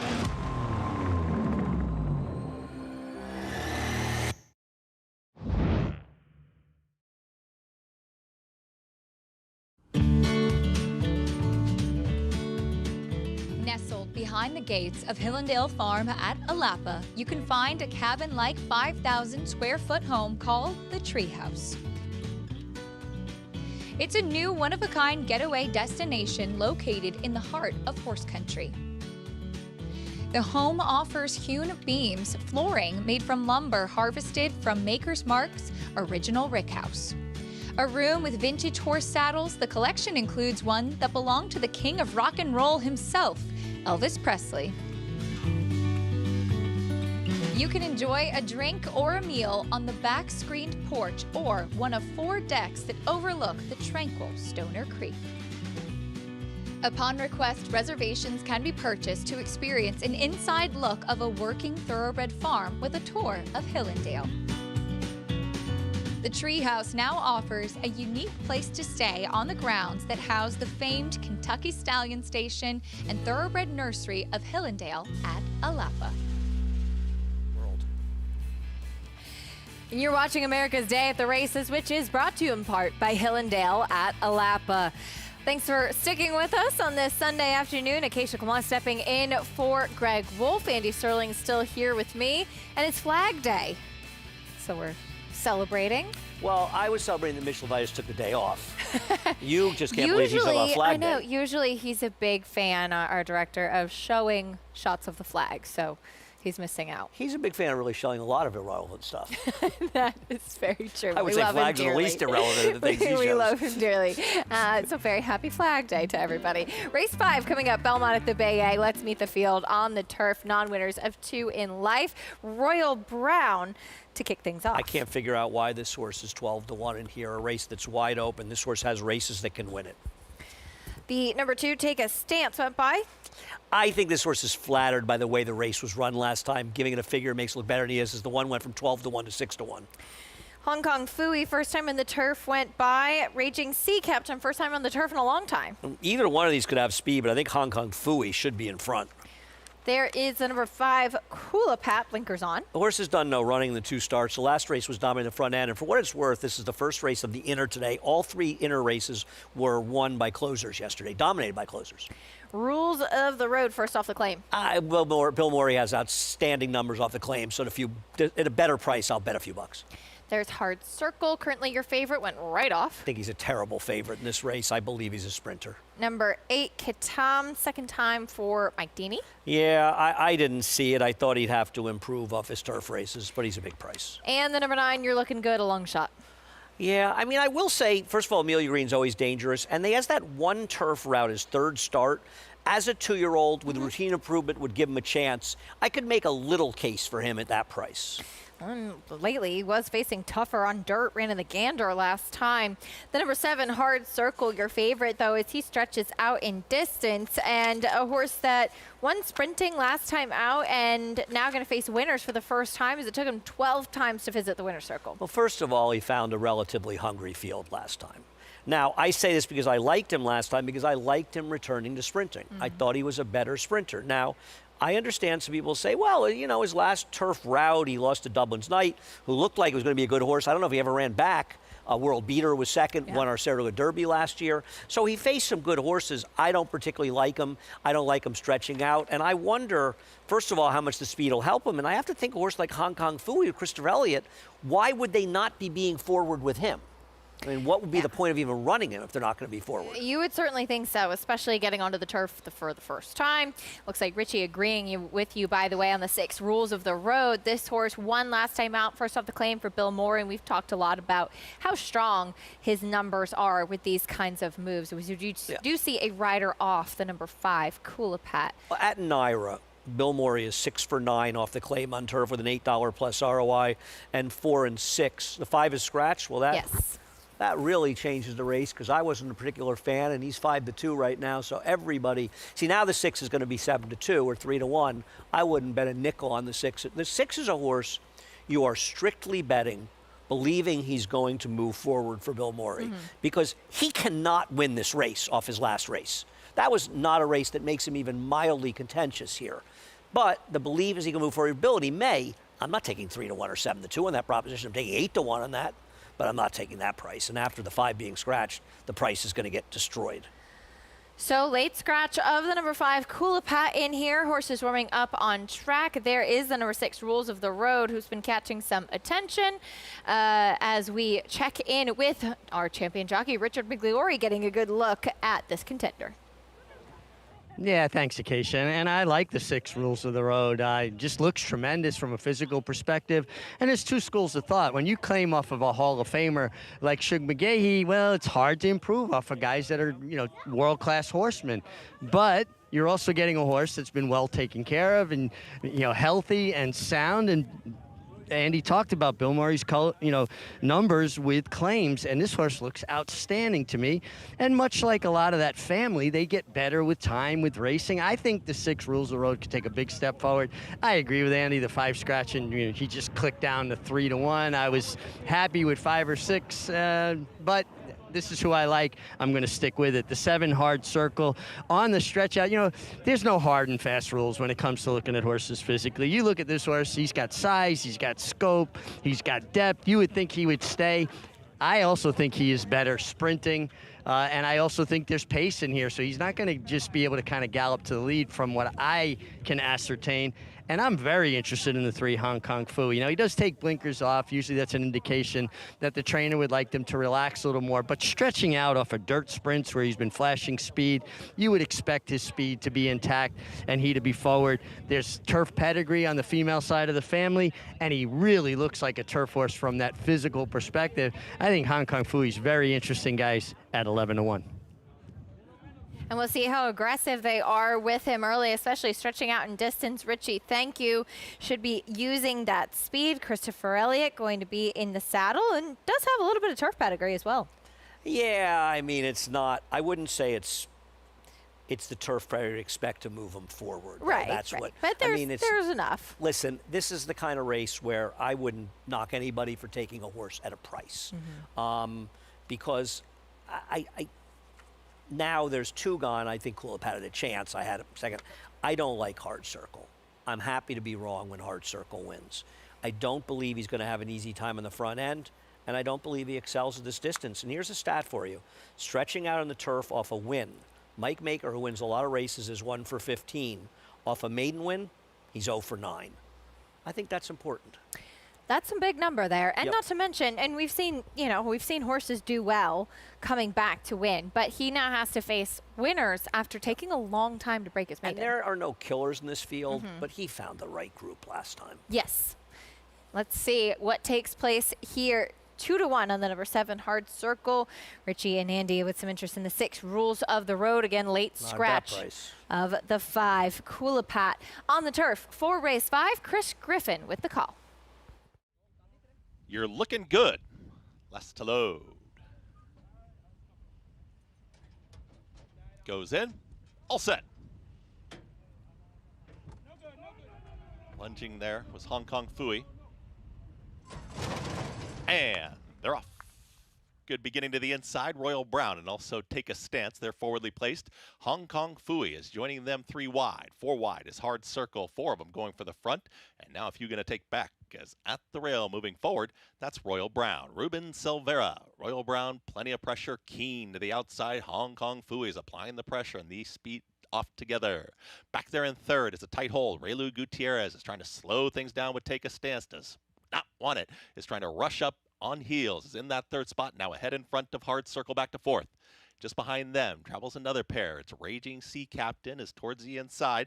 Rules of the Road. Those 2 head and head mid-pack. 23.72 for that pressured opening quarter mile. Second to last, You're Looking Good, and Katam is the trailer. Royal Brown is in front. Hong Kong Phooey trying to settle still towards the outside. Also moving forward, Take a Stance. Ground-saving Journey and Relu Gutierrez. They start to move in closer. Hard Circle travels well, is in 4th. Starts to move up alongside. 47.43 for the half-mile time. The rest got to pick it up as the front 4 have plenty of separation right now. Royal Brown's got the lead. Take a Stance is in behind this leader. Now finds a seam and tips towards the outside. Royal Brown trying to get away. Hard Circle, no excuses, down the center of the course. Just ducked in a little bit, but Hard Circle. Dylan Davis come calling for the lead. It's Hard Circle who now sees his command, and Hard Circle is sprinting away. Back to second, Royal Brown. Take a Stance didn't go on from the back. Katam late, but give it to Hard Circle. Dylan Davis with another one. Royal Brown second, Take a Stance. Late run, Rules of the Road for 4th. Well, Hard Circle ran to his favoritism as he went off at 3-2, and he was just bested here, making it back-to-back wins. Perfect trip or not, he was best. I agree. I didn't like him. Mike Maker's now 1 for 10 off the claim. Off a win, stretching out on turf. He found the right group. Of course, I finished 2nd and 3rd with him with a 1 and 6, but that's the way it goes in here. The 6 was, I would have lost a lot more money in this race if the 6 had been a bigger price. I actually ended up betting a little to win in the 1, but he was second best. Good call on the 1, by the way, though, Royal Brown. He went off at 7-1. He was too big a price for a horse that had plenty of back races. I agree. He should have been a much shorter price than the 2. Frankly, I'm not sure he shouldn't have been the same price as the winner. I didn't like the winner. I was wrong. 7-1-2 and a photo for 4th, 3-2 on the number 7 Hard Circle. Broke his maiden last time out, faces winner, stretches back out in distance, and does it again. So coming back, and it was the 6 that got up in that photo for 4th. So 7-1-2-6 in race 5. That's the 2nd win today for Dylan Davis, and Hard Circle gets his 2nd win in a row for trainer Mike Maker. We'll bring you prices and more live racing when we come back. We'll continue on from Belmont at the Big A and Monmouth Park as well. Stay with us on America's Day at the Races.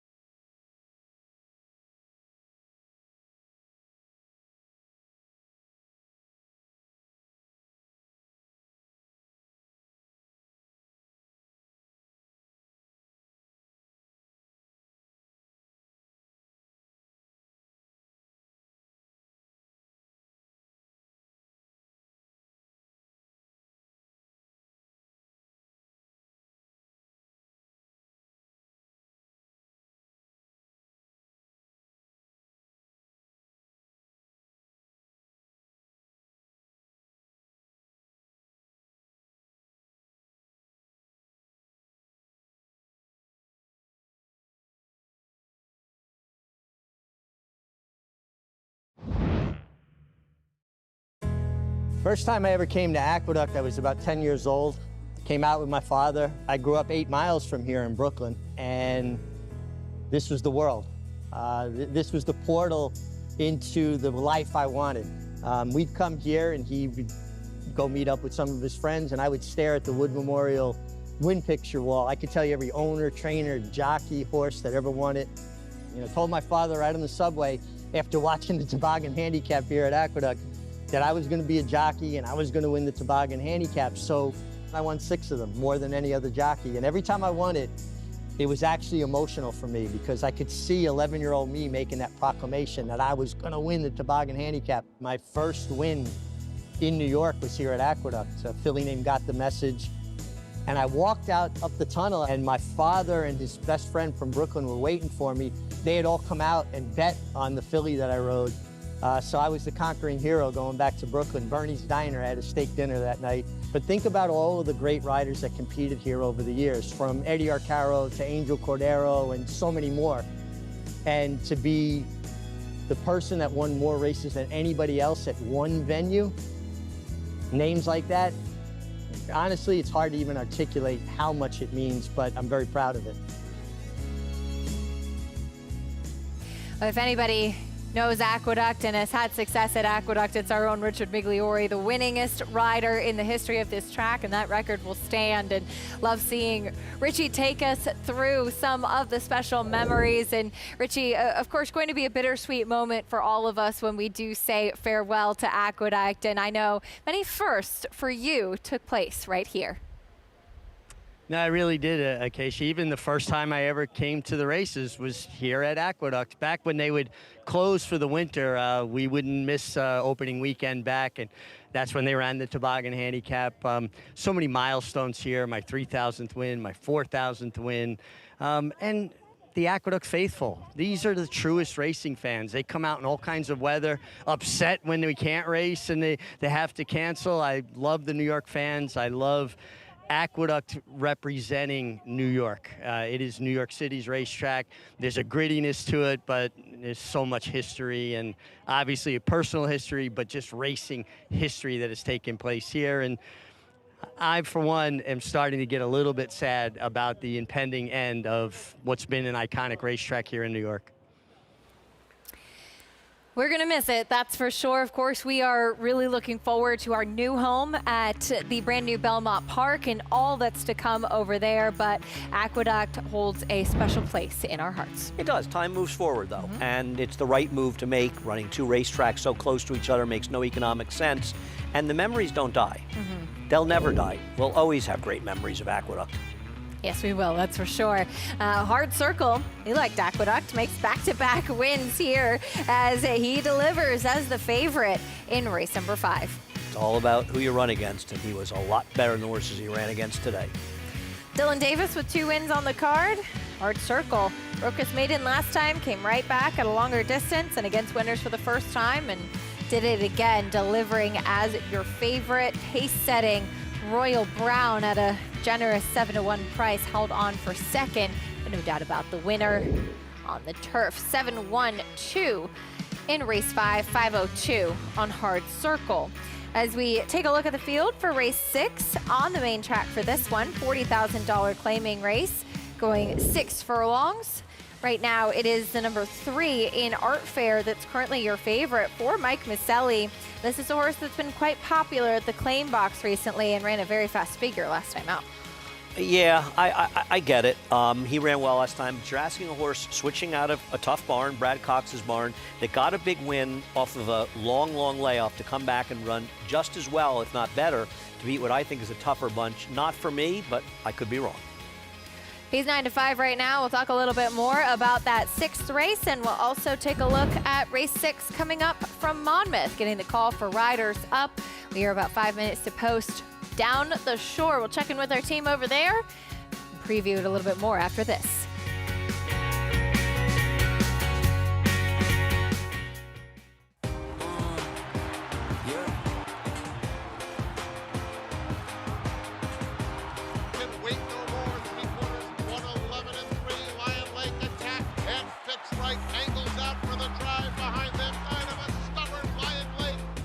Charlatan is the leading second crop sire by stakes winners, graded stakes winners, and graded stakes horses. Charlatan, ultra impressive. It's a new day for a new king. Gather your group and head to Saratoga Racecourse this summer. Enjoy a private suite in the 1863 Club or take advantage of flexible seating options in the Trackside Rail Restaurant. Head down the stretch to the Casamigos Spa Verandas for casual gatherings of up to 50 guests, or bask in the view of the historic paddock from the Paddock Suite and nearby Surfside Party Deck. The Mia Netto Easy Goer features world-class Prosecco with sparkling views of the backyard. Book your group outing today at NYRA.com/groups.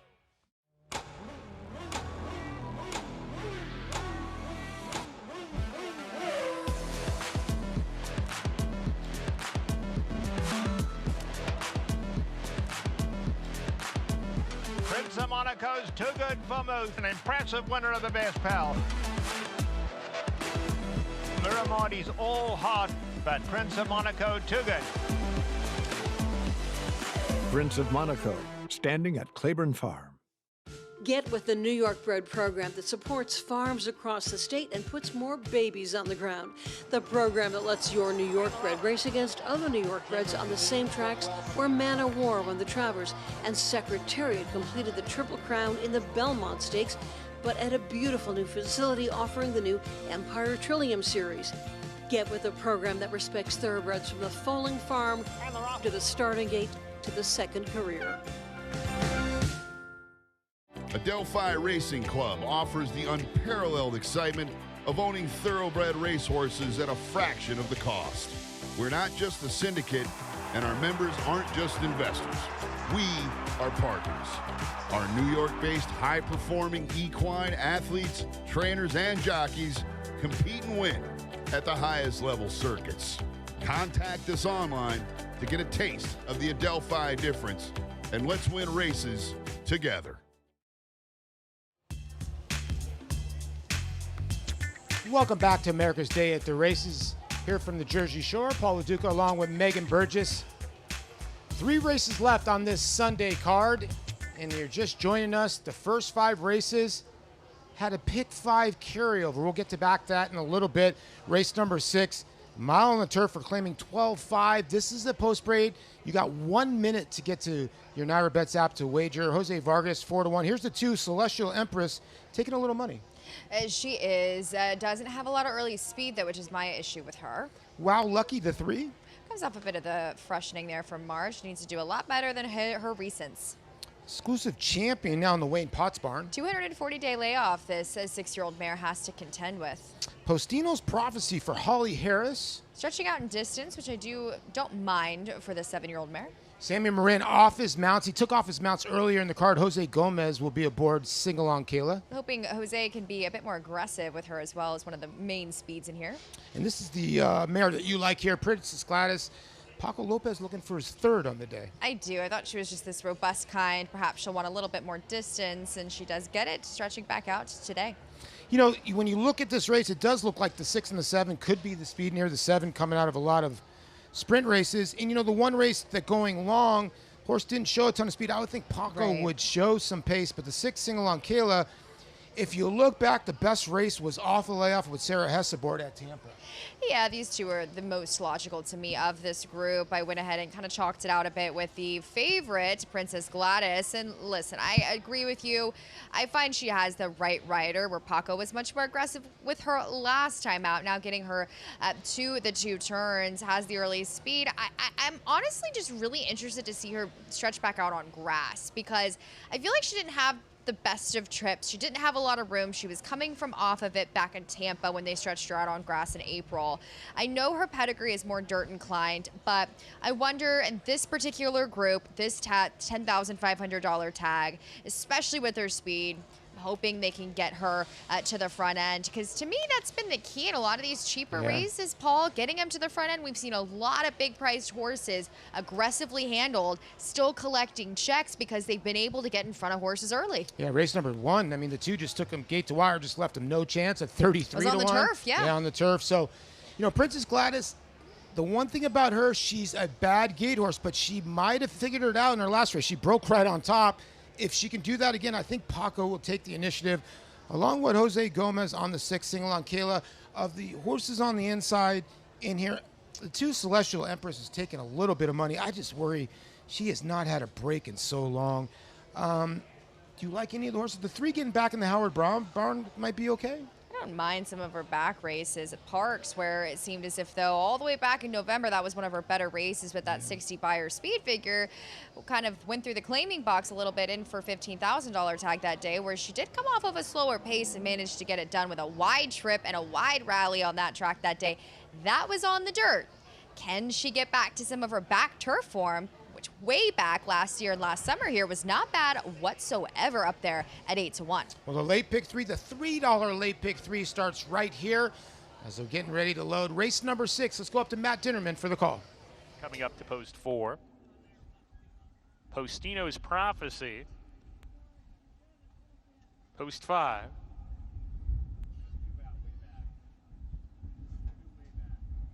two back, Sing Along Kayla.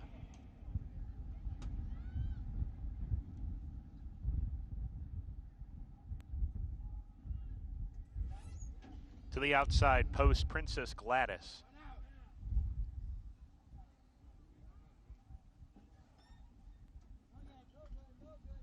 We're ready to go.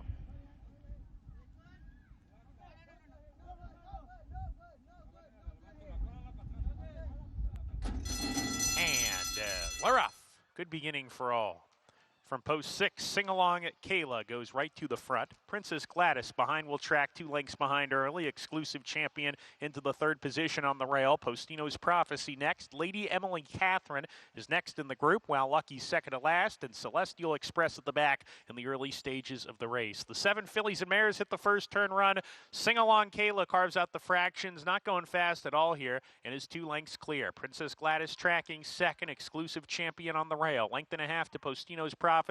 3/4 to Lady Emily Catherine, racing in the 5th position, 2 ahead of Wow Lucky and Celestial Express. 5 furlongs to go. Sing Along Kayla with no excuses in the first part here. Leads a length and a half, but is still comfortably clear. Princess Gladys in second. Postino's Prophecy's third. Exclusive Champion on the rail. Then comes Lady Emily Catherine, still on the rail 5th. She's 5 lengths off the pace in the red and white. 3/4 to Wow Lucky, and another length to Celestial Express as they go into the far turn.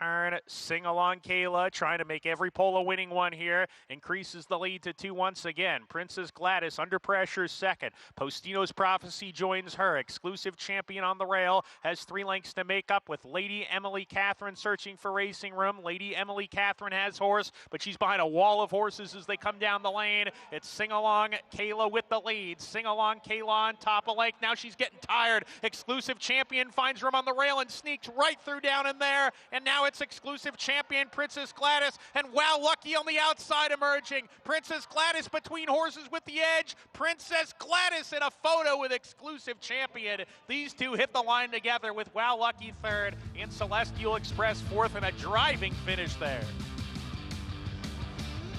Well, you want any proof that Paco Lopez is the real deal? I don't know how this horse got home. Good call, Megan.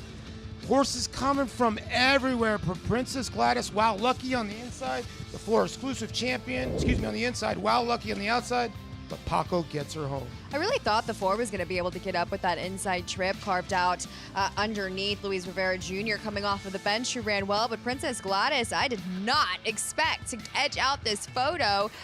But she had a nice trip. She was tracking in behind a slow pace, the Natural Harbor set, and it was a blanket finish. And a lot of times with these types of cheaper races, with a blanket finish, it's kind of indicative, maybe not the best in terms of overall form, but the favorite managed to prevail here in this Turf Mile event. $12,500 claimers, and that was a nail biter though. You almost got 7-1 there on Exclusive Champion, who arguably had the better of the ride and the trip. Well, 2-1 on Paco Lopez. 6 wins yesterday, 3 today, and we still got 2 more races left. When we come back on FS2, we'll get you back to Acacia and Andy for the late pick 4 at Belmont at the Big A.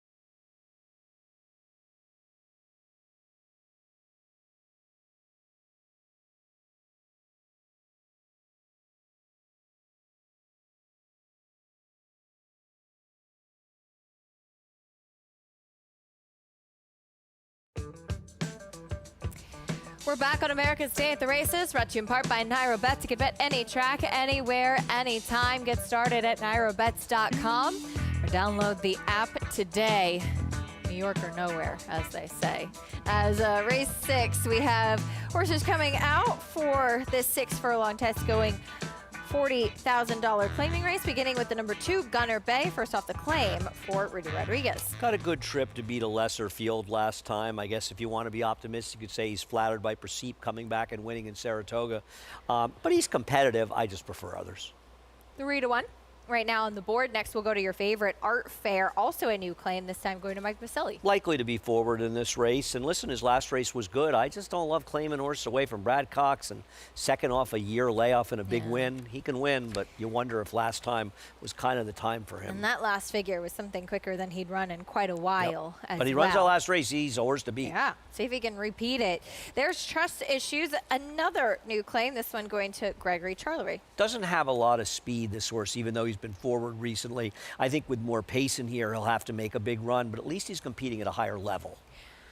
3-1 as well. 4-1 on the number 5, Mischievous M, second off the claim for Ilkay Kantarmasi. I think he's going to be a handful if he can run back to his last race. I do see they put blink flint bandages on this horse for whatever it's worth, but his last race, he got involved in the fast pace against a much, much better field and actually ran okay. I like him. There's a number 6, Big Hat Willie, Rob Atras reclaim. And Barnes been going very well. I think he is the main danger to the 5, in my opinion. Big, very generous price. Yeah, I agree. And Conniving hasn't run in about 11 months. Yeah, I just prefer others. It doesn't even seem like his best races are necessarily good enough to win here, but he's a big price if you like him.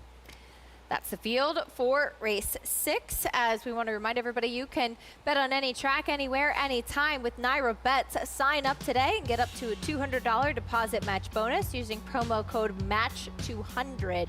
Enjoy betting on over 300 tracks around the world and start winning today. Join now at nyrobets.com. Also want to remind people, I don't think we ever officially said this, there will be a $53,000 carryover in the early Pick 5 next Saturday at Monmouth. I'd say you could get ready, but I don't think they draw it till Tuesday. That's right. Well, definitely take a look at that. That'll be pretty exciting. And we'll be showing the races. Absolutely. We'll have a live coverage for next weekend. There is a look at Art Fair, your favorite, prancing out on track. Love that. He's quite sharp, as he should be forward. Take a look at his last race. You saw third place finisher Freedance come back to win. This was off of a layoff. He was claimed out of this after dropping in class. And now we'll try to replicate this performance for the new barn. Now, to be fair, Freedance did win with a similar figure at Finger Lakes, so I'm not sure it flattered this race particularly. Listen, he runs his last race. He is the horse to beat in here, depending on how much pressure the 5 puts on him.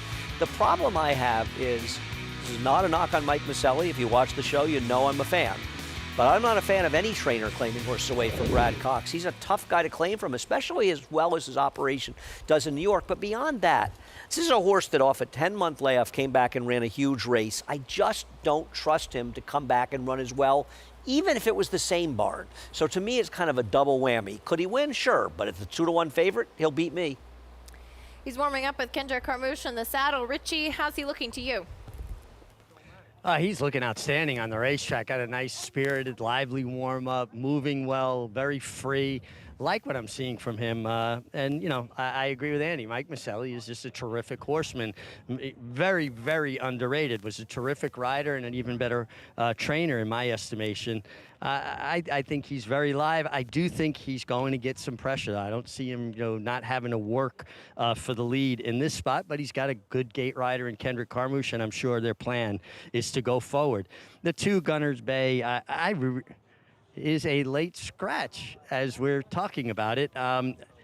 He ridden by Dylan Davis, Rudy Rodriguez claimed for himself. I was going to say a confident hike in class from 20 to 40, and he did look, as far as his coat in the paddock, good, but that's a moot point now, guys, so we'll just move on. The 4, Trust Issues, he'll be my top selection. I just think he's going to get the right trip. I think he'll be sitting just in behind the speed, and I think there's enough speed to sign on here to set up his late run, making a really nice physical impression as well.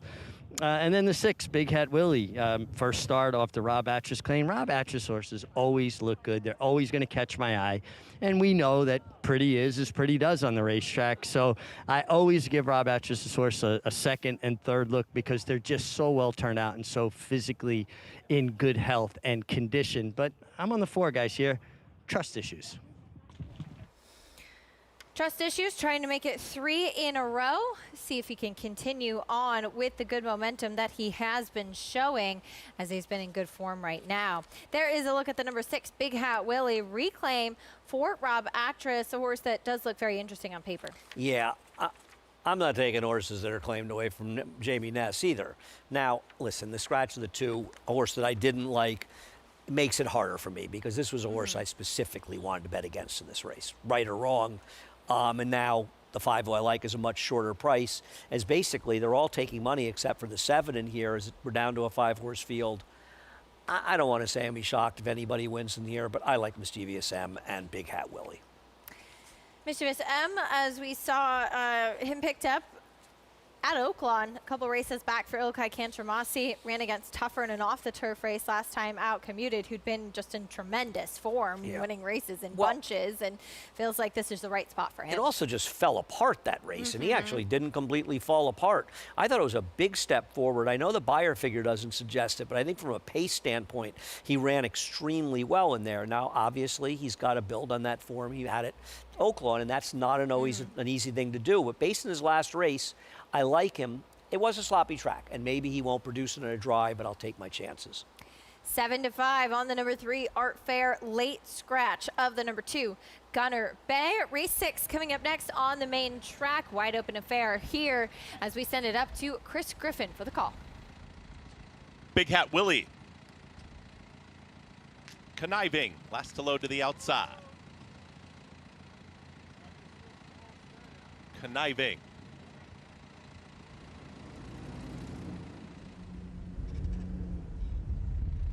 Goes in, all set. And they're off. Step slow was Trust Issues. Speed with Art Fair right to the front and chasing is Mischievous M. Conniving out wider is in 3rd. Now moving forward, Trust Issues was off a step slow but wants to get into the early mix as they're in 3rd, is now a length and a half off the leader, almost 2. Just off of them, towards the back end of the field, Conniving and Big Hat Willie. In a tightly packed field is the trailer. It's Art Fair, front running 22.09 for that opening quarter mile. Mischievous M has had a nice journey, is only a neck back in 2nd, shoved along Trust Issues, trying to make up some ground too. From the back, Big Hat Willie, Conniving is the trailer. It's Art Fair still in front. Kendrick Harmouche asking Art Fair for more, approaching a quarter mile left to go. To the outside, Mischievous M is ready to pounce, but hasn't run by Art Fair yet, who still battles on to the inside. They brush, and here's Art Fair finding more. Mischievous M is still chasing this leader. A final furlong to get. Trust Issues is trying to catch the top duo. Art Fair just won't give up that lead. A neck back in front. Inside the final 16th, Art Fair. Mischievous M will try one more time. Art Fair. Mischievous M. Art Fair. Won it. Mischievous M. Trust Issues in a photo. Conniving with Big Hat Willie. Number 3, Art Fair, wired the field. Looked like he was passed by Mischievous M, who ran a good race, and this one dug in to win is your favorite. Sometimes feel like they feel the weight of me because the 5, not only was Manny more confident, was Kendrick asking earlier on the 3 than Manny was. The 5 went by him into the stretch, but the 7-5 beats the 7-2 in the photo. 7-5 on Art Fair, as he, as you said, he was passed. He's also a much smaller horse, just physically, looking at the comparison in size between the 2 of them. He came back very gamely down to the inside. Number 5, Mischievous M, ran very well, was right on his heels every step of the way, got his head in front momentarily, and then in the end just could not get by. 3, 5, 4, 7. Art Fair at 7-5 gets the win, delivers as your favorite in race 6. First off the claim for the new connections from Mike Maselli, and he continues his good momentum as well as he makes it 2 victories in a row and does so for multiple trainers. Art Fair with the win. Kendrick Carmouche in the saddle. We'll bring you prices and more when we come back. Race 7 coming up next at Monmouth Park. Horses in the paddock. We'll check in with our team over there. Stay with us on America's Day at the Races.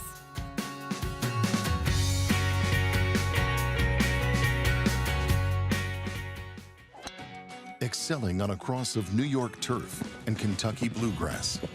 A 6-time graded stakes winner, including the Grade 1 4-Star Dave, Grade 1 Turf Mile, and the Grade 1 Maker's Mark Mile by leading champion European sire, Lope de Vega.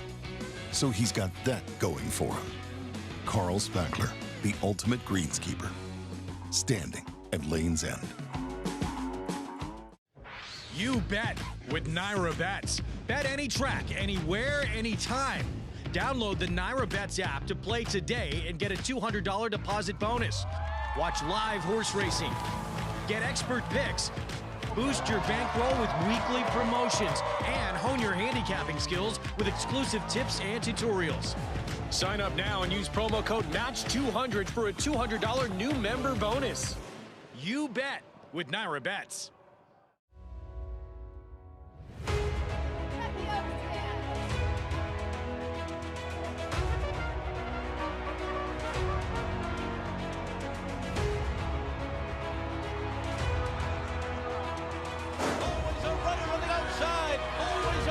Keeps coming. Explorers down toward the rail, but it's always a runner. She's going to do it. And the Kentucky Oaks, always a runner.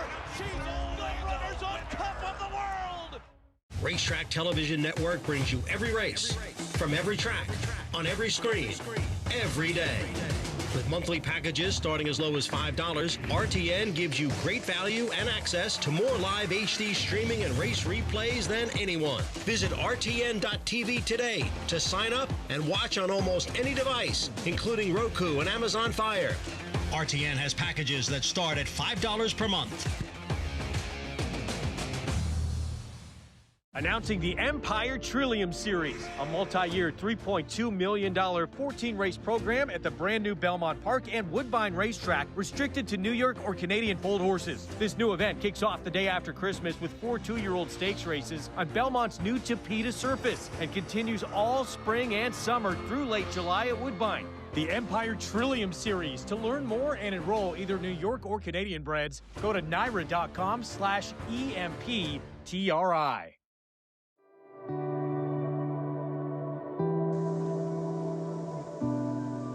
John Gaines started this back in the 70s, had such stallions as Riverman, Sharpen Up, Bold Bitter, Leafard, Blushing Groom.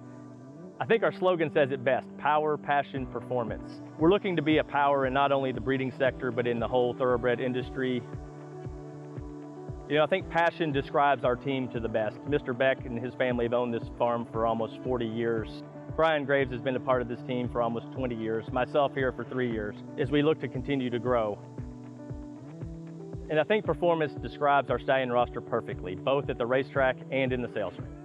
And obviously, Tappet was a huge feather in the cap of the farm. He's done well for the last 20 years at stud. We have McKenzie with 5 Grade 1 stakes horses in his first crop. We have Drain the Clock and Olympiad with stellar sales results with our first crop yearlings. We were very excited this year. We brought 4 new stallions in. We had Grade 1 winner Tappet Trice, son of Tappet, another son of Tappet, Mandy Pope, homebred Charge It, Muth, son of Good Magic, only stallion retired this year in Kentucky that was a Grade 1 winner at 2 and 3, and followed it up with Preakness winner and Pennsylvania Derby winner Seize the Great. We were very excited to have a son of Arrogate. We were a big believer in that stallion. We bred to him several times. We're bringing Grade 1 winner Locked, son of Gunrunner, into the stallion roster for 2026. Grade 1 winner at 2 at Keeneland. Grade 2 winner at 3, defeating older horses in the Cigar Mile. Grade 1 winner this year at 4. You know, Brian Graves, Anthony Beck, myself, and the rest of the team here, we look for these horses that are going to hopefully be breed shapers and trying to continue to grow the stallion roster here at Gainesway. And our program brought to you in part by Gainesway, Power, Passion, Performance. As we just saw a nice performance in race number 6 from Art Fair, who really dug in the stretch with Kendrick Carmouche in the saddle. First off the claim, for Mike Maselli. Makes it 2 wins in a row. Yep, gets the job done. Ran a good race last time, ran another one today. He went to the front end with Kendrick, did have some pressure as was anticipated from the number 5, Mischievous M, breathing down his neck and got his head in front for a few moments as well, and then the stretch just couldn't get by when it counted. Yep, shorter price beats the longer price. They made it exciting in the stretch. The number 3, Art Fair, digging in on the inside, second off of the layoff, first off the claim with the victory, delivers as your favorite for trainer Mike Maselli. 462 in race 4. That was the results. Wrong race. Race 6 was what we were looking for.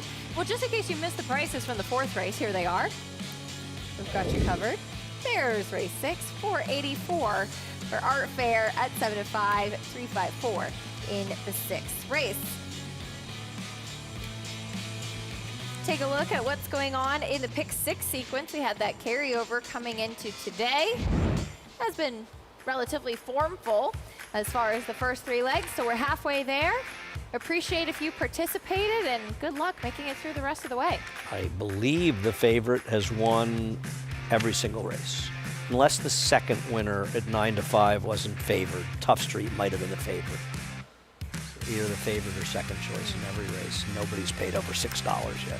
We'll see if that trend continues on to race 7, which is a pretty wide open race coming up. This one, 7 furlongs on the main track. Non-winners of 2 in life, and you have a tepid 3-1 favorite to the outside with the number 8, 13 G's for Linda Rice, trying to turn things around after a disappointing effort last time out. He is a tough horse to trust. I just want to expound on the short comment there because it says shoe repair. I was actually in the paddock for that. He had thrown his right hind shoe in the paddock going out and did it pretty aggressively. Then I found out afterwards that he'd actually been acting up so much that he'd had the left hind adjusted in the receiving barn as well. So it's very possible that that had something to do with his poor performance given how he was acting and what impacted him there. Right. On the other hand, to be fair, from a speed figure standpoint, he didn't run really substantially worse than he ran the time before that. And he's been a short price in 3 of the 4 races since Linda claimed him, and she claimed this horse from Chris Hartman. Not a guy it's easy to claim from, and I won't be surprised if he wins. I won't be surprised if 1 through 8 win this race.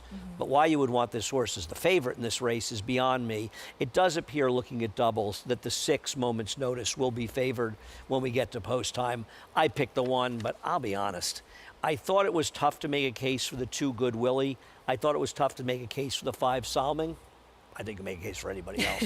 Yeah, or against like anybody else. That is very true. A very wide open race coming up in the 7th. We'll take a look, though, at Monmouth Park, which is coming up next, race 7 over there as well. This one sprinting on the main track in this claiming race as we check in with Paul and Megan. Thank you, Acacia. You're getting a live look as the horse is getting ready for the post parade.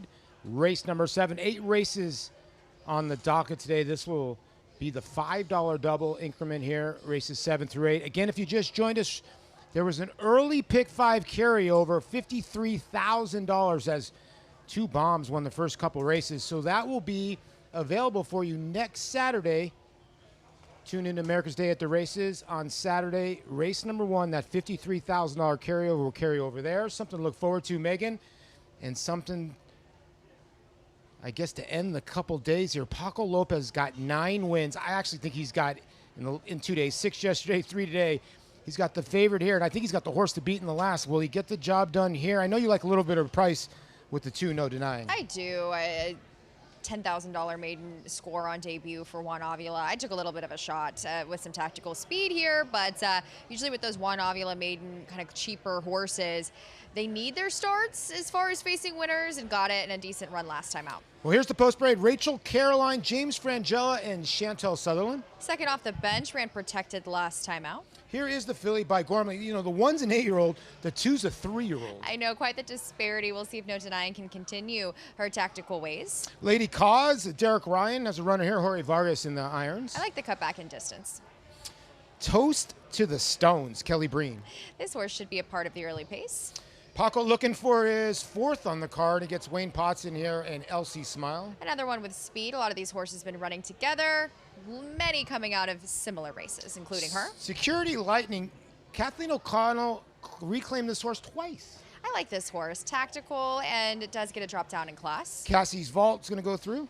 Could be the controlling speed on paper, at least. And then Emily Reward scratched the 9 in here. Kendry Rivera in the irons. Yeah, this horse from the outside is taking a little bit of a dip in class. Another to come out of a similar race. Did not run a bad race last time out. Was incredibly game. And you're getting 19 to 1. I think that's a complete and utter overlay, considering nobody lays over this field. Yeah, you see the favorite right now on your screen with Paco Lopez at 4 to 5. Let's take a look at her last race. You know, it was a 12-5 claimer. She was claimed the time before that. She actually lost to the 4, Toast to the Stones. She got the best of Emily Award this day. Does that make her, though, 4 to 5? I mean, that's my question, is I really wouldn't take 4 to 5 on anyone coming out of this race. If I want to take a horse, I would probably take Emily Reward that we just talked about in here, as she's the number 3. Incredibly game on the front end, where she did some of the dirty work along that pace early and then just barely missed to Elsie Smile, who obviously returns in the same spot. I prefer the run of Emily Reward, that outside runner, and the price disparity is enormous considering the way that race was run. So you could argue that Emily Reward, it was a little bit of an outlier for her, but ever since she's got to Monmouth Park for Holly Harris, she's been training well, and I like her in this spot at a big price along with the 2. I'm a little hesitant as far as Elsie Smile, the number 5, the current favorite, but it's Paco. This horse has speed. We've seen this story before. It has run well at this level. Well, no denying the horse she likes. She won first time out by a pole. She was much the best. This is the 3rd time she's going to run this meet. I thought she was okay, a little bit green, and you're getting 5 to 1 today. I thought she was interesting last time out on May the 31st. Again, a similar group. She ran 3rd that day behind the aforementioned Elsie Smile and Emily Reward, where it was a tepid pace. She chased inside, where, you know, she angled 3 wide coming off the rail to make her run, where they were kind of hustling after her around the turn before coming wide again. She actually kind of had a little bit of an interesting trip to me. She didn't, considering her post where she drew from the inside, she somehow found herself in a compromising position, unable to save any ground. So I'm hopefully she gets to break from the inside a bit more again today. Wears that hooded blinker, perhaps saves a little bit more ground, as she has faced some seasoned runners. You mentioned the age disparity. She's a 3-year-old facing much older horses, but she drops in tag now to an incredibly logical spot for her, as facing winners off that $10,000 score. And obviously that 49 Beyer speed figure, she was able to still run decent against winners, and that 50 Beyer speed figure puts her squarely in the mix in this group if she can improve. Yeah, it does. The 6 in here, Security Lightning, that's kind of where I landed, and the only reason why I keep wondering, I'm looking at the form, Kathleen O'Connell claimed this horse for 16. Horse got taken, claimed the horse back again for 8. So twice she's claimed this filly, and I'm kind of asking why. Now, she did lose to Naked Eye, a little flirt. They have come back to win. She's been running against a lot of next out winners. Been off since April. I think maybe the 6 furlongs will help her. I love that you picked this horse, because I'm a sucker for a turn back angle, particularly when Kathleen O'Connell did that with her while she wasn't quite good enough for those $16,000 non-winners of 2 she tried her in at Tampa. This is a much weaker field than that. Yeah. And if she can get back to those races, she'll be competitive. She'll be a tactical sort. You know, she's kind of lost that early speed she used to have earlier on in her career. She's a little bit more mid-range type nowadays, but I am a sucker for any kind of cutback, and I do find that she's going to run better doing so in here. Well, the 4 Toast to the Stones was the cutback last time from a mile to 6 and furlong. she ran well. She ran well, and you know what? She beat Elsie Smile, and you're getting, what, 9 to 2 compared to even money. Can she do it again? I mean, she's got some tactical speed. I know the story in a lot of people's minds for Monmouth has been Paco Lopez. It's also Kelly Breen. He's had an enormous start to this meet. He's at a 34% clip. It kind of is reminiscent of when Mark Casse went on a thunderous roll at the beginning of the Oaklawn meet, and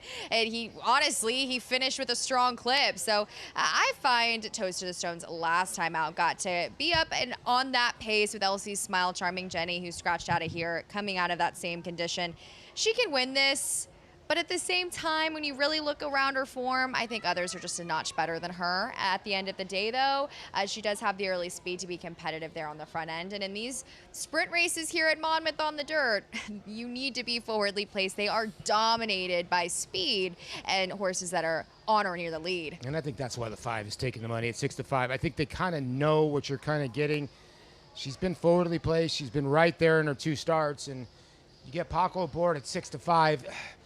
You know, I landed on the 6, you landed on the 2. Was there anybody else you kind of looked at a little bit of a shot here besides the 8? Maybe it's 8, Emily Reward? I think the 8. I'm going to stack her underneath. And listen, Toast to the Stones could just run her better race and just be better than these. True. And could be right there in the winner's circle. However, I wanted to take a little bit of a shot against her considering the trips. I just did not see very much separation in these horses, especially at this cheaper level. The problem with Emily's Reward is I want her to not get too far back, but at the same time, last time I feel like maybe she was a little impatient. So timing her right? You kind of made that move where she got the lead. She's not the best gate horse place, but she has speed when she breaks. She does. I want her to be tactically placed and a little bit more patiently handled as she does get a rider switch from her last rider to the to her 2-back rider. So Yeah. we'll see if she can make some noise underneath. But I am eventually going with the number 2 in this At one. 13-1 for starting line stable. Paco Lopez and LC Smile. Even money goes into the gate. The $5 late double. We'll go up to Matt Dinnerman. We still got a couple more. Let's get to Matt for the load in the call. See, Smile is loaded. No denying. Security Lightning coming up. Lady Coes, pose position at number 3. Cassie's Vault. Toast to the Stones. Post position number 4. Outside post, Emily Reward rounds out the group. Here's Emily Reward coming up. Go again. We're ready to go. And Laura. Tardy break from Lady Coes at the back of the field early on, now second to last. Toast to the Stones. Alert goes right to the front. Elsie Smile on her tail, second. Cassie's Vault, third. Emily Reward, fourth on the outside. Then No Denying. Security Lightning running 5 lengths off the lead in the lime green. 2 clear of Lady Coes and a big gap to Rachel Caroline, well behind with a half mile to go. Toast to the Stones leads the way 3 parts of a length. Elsie Smile, Loose Reins second. Cassie's Vault third, 3 deep going into the forward turn run. 1.5 lengths to No Denying. Emily Reward to the outside, claiming that 4th spot. No Denying, backpedaling in 5th, going in the wrong direction. 3 lengths back to Security Lightning. Lady Coes is giving way, and Rachel Caroline has yet to pass a runner well behind, hitting the quarter pole now. Elsie Smile up to challenge. Toast to the Stones, who's completely given way. Cassie's Vault on the outside, making a bid to the lead. Elsie's Smile hugs the rail, coming down the lane, counterpunches, reclaims the lead. Elsie's Smile opening up now, a 2.5 length lead. Now coming on, No Denying, finding a second wind here, but Elsie's Smile is kicked away. This will be 2 for 2 since being claimed by Wayne Potts, and it's just another day at the office for Paco Lopez. That's his 4th win today. 10 victories for Paco in 2 days. Unbelievable. No Denying was second. Cassie's Vault third, and then came Security Light. LC Smile 5-2 gets it done over No Denying and Paco Lopez. 10 wins in the last 2 days, and a lot of them have looked like this. Yeah, I mean, this is a great ride, tactically met, showed early speed. I tried to beat Paco with the number 2, who was just decisively second, trying to make a run from a bit further off of it, but there was no beating Elsie's Smile, just comfortably.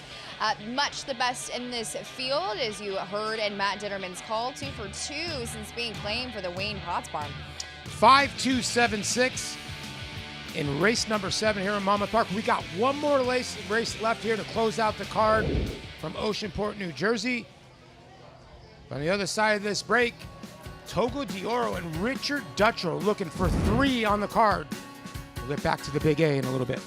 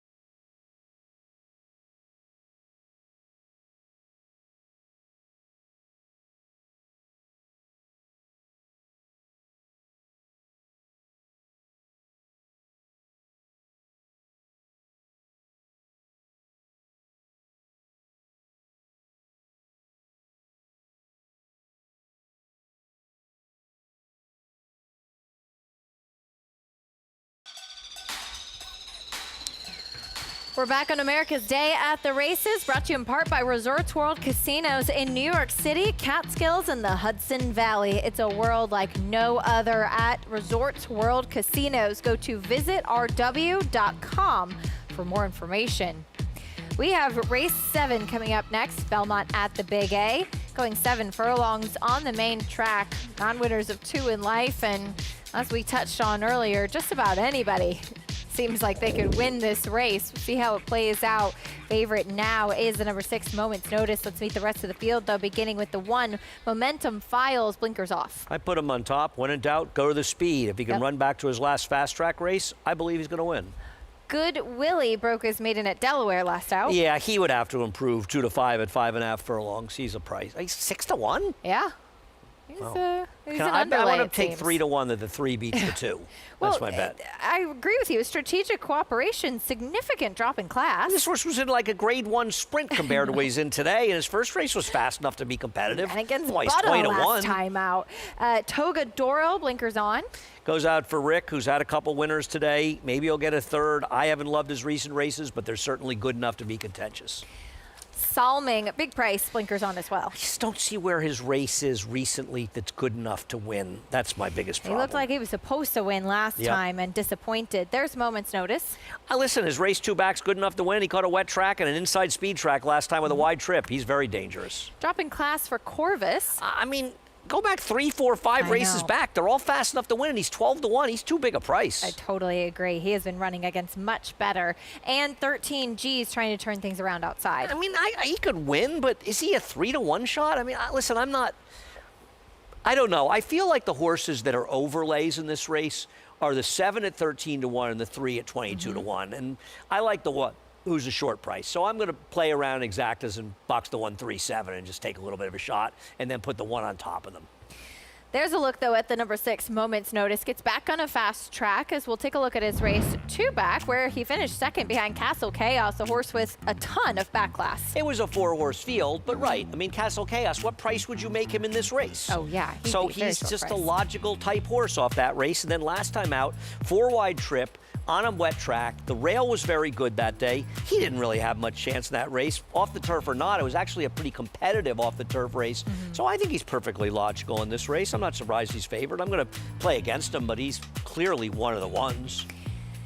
Gets back on to the main track, or I should say fast main track today at 5 to 2 right now. The number 1, Momentum Files, who you touched on liking. He too gets back onto a fast track, and it seems like Christopher Elliott's job is pretty simple from the inside post.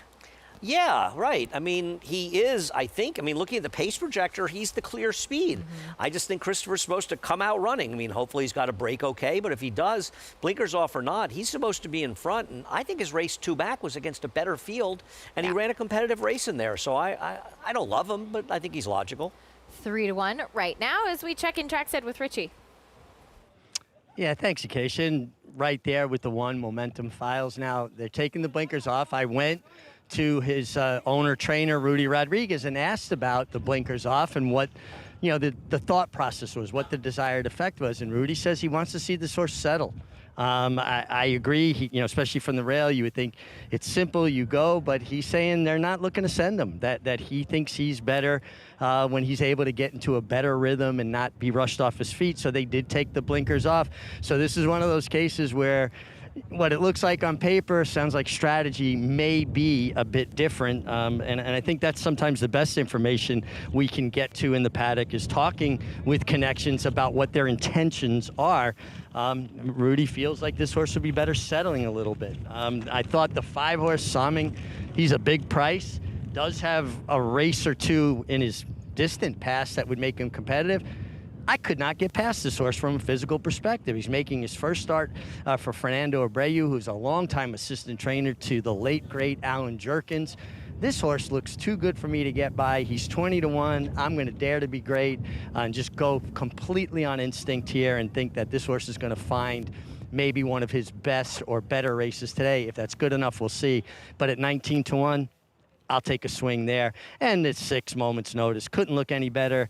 Ilke Cantermasi does a great job, warmed up beautifully, makes a lot of sense. I was vacillating back and forth between the 5 and the 6, but I'll go with that extra 20 to 1, that extra 0, actually 15 now, as opposed to the 2 to 1 there, because I think this is a very, very wide open affair.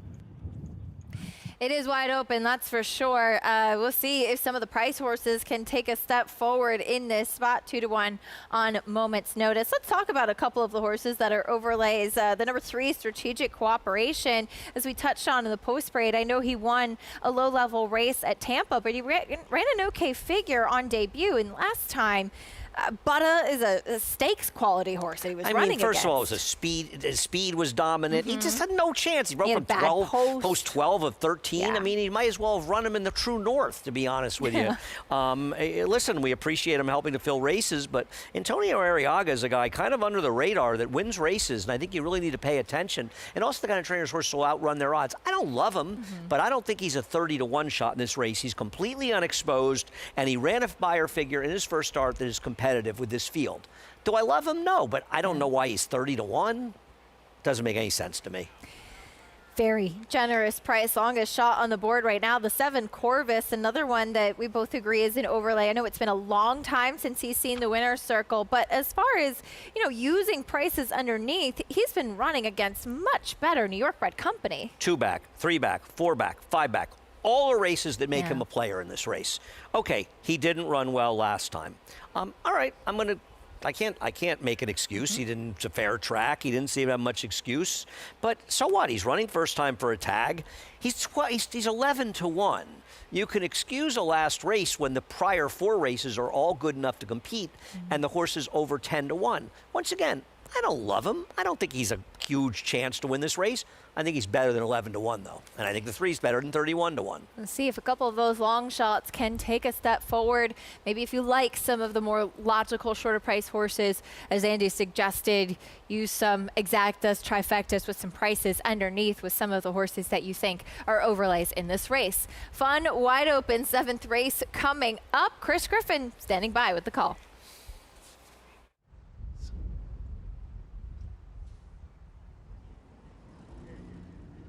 Going in. All set.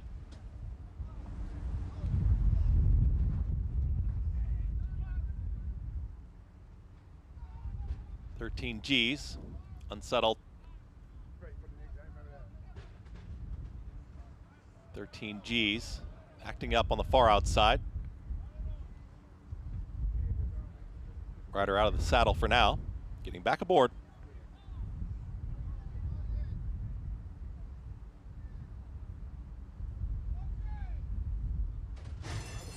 And they're off.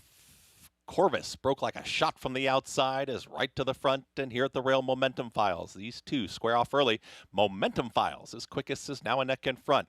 Here comes pressure from Strategic Operation. 3 wide is going to be Togadoro. On the far outside, that's Corvus, who broke on top, is back to 4th. Now a length and a half, almost 2, off the leader. At the rail comes Good Willie. Also moving forward is Salming. The 2 at the back, it's 13 G's with Moment's Notice. 22.47, the opening quarter mile. Momentum Files is the target. Gliding along so far. Momentum Files, with less than 4 furlongs to go, takes him into the turn. Strategic Operation is in pursuit, is to the inside here of 3 wide Togadoro. Corvus is back for more. 4 wide, just in behind them, Salming. Jamie Rodriguez, nowhere to go right now in those orange blinkers. Now asked to move forward. 45.08 for a half-mile time. Momentum Files is the leader. Momentum Files tries to stretch the margin. Togadoro is right there in second, now finding room here. Moving on the outside is Salming. Momentum Files is still there, and Momentum Files approaches a final furlong, is still up by a length and a half, almost 2. Once again, Togadoro, relentless pressure to the outside, continues to chase. Momentum Files, the 16th left to go. Togadoro going to try one more time. Momentum Files, front running all the way. Togadoro second, then Salming, and a photo. Moment's Notice with Strategic Operation. Momentum Files takes them gate to wire, 7 to 2. Andy's top pick. Nice call. Yeah, unfortunately, our 3 and 7. We got a little thrill with them. They were up close early. They just had no finish in here. But listen, Christopher did what you're supposed to do. You're riding the clear speed. The 7 broke sharply, but Christopher forced this horse up the lead, got the lead, and was able to hold off Togadoro. I guess Rick Dutrow can't win every race he's in. Sorry, Rick. 1, 4, 5, and a photo for fourth, the number 1 at 7-2. The horse that went off 9 to 5 moments notice just never really looked like he was traveling at any stage. Yeah, tough race to take a horse under 2 to 1. Not that I didn't think he was logical. I didn't have a problem with him as a logical horse, but tough to take under 2 to 1 in a race like this where anyone could win. 7-2 on the winner, though, as the number 1, Momentum Files. Digging in, didn't really look like the number 4, Togodoro, was ever going to get by, but they did put some separation, the top 2 and the rest of the field. They did. They actually both ran pretty well. Yeah. Richie's long shot was a distant third, but ran okay. Yep. At 20 to 1. Good race to fool around. I fooled around. Keyed the one with the 3 and 7. Got nothing. Well, at least you picked the winner. Momentum I feel Files. so good about it. I feel warm and fuzzy. You should. I do. 7-2. I'm still the worst handicapper in the world, according to Twitter, so keep that in mind. Aren't You should we be all? fired tomorrow. Aren't we today, all? yesterday. Momentum Files with the victory for Rudy Rodriguez. Owns and trains this one. Christopher Elliott in the saddle. 1-4-5 in the 7. Let's take a quick timeout. When we get back, we'll recap the stakes action yesterday over at Monmouth Park. Give me another as a 6-year-old picking up another one in the Eatontown. And how about the Salvatore Miles throwdown between East Avenue and Bishop's Bay? They made it a thriller. We'll talk more about it in detail after this.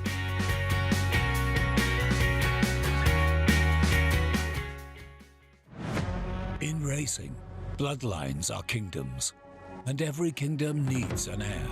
Sired by Uncle Mo, Kingsbarns was chosen for greatness. An $800,000 2-year-old built like an empire. He defeated champion Arcangelo on debut, dominated the Louisiana Derby in his 3rd start, and achieved a defining victory in the Grade 1 Stephen Foster. Kingsbarns, where the line of kings continues. You bet with Naira Bets. Bet any track, anywhere, anytime. Download the Naira Bets app to play today and get a $200 deposit bonus. Watch live horse racing, get expert picks, boost your bankroll with weekly promotions, and hone your handicapping skills with exclusive tips and tutorials. Sign up now and use promo code MATCH200 for a $200 new member bonus. You bet with Naira Bets.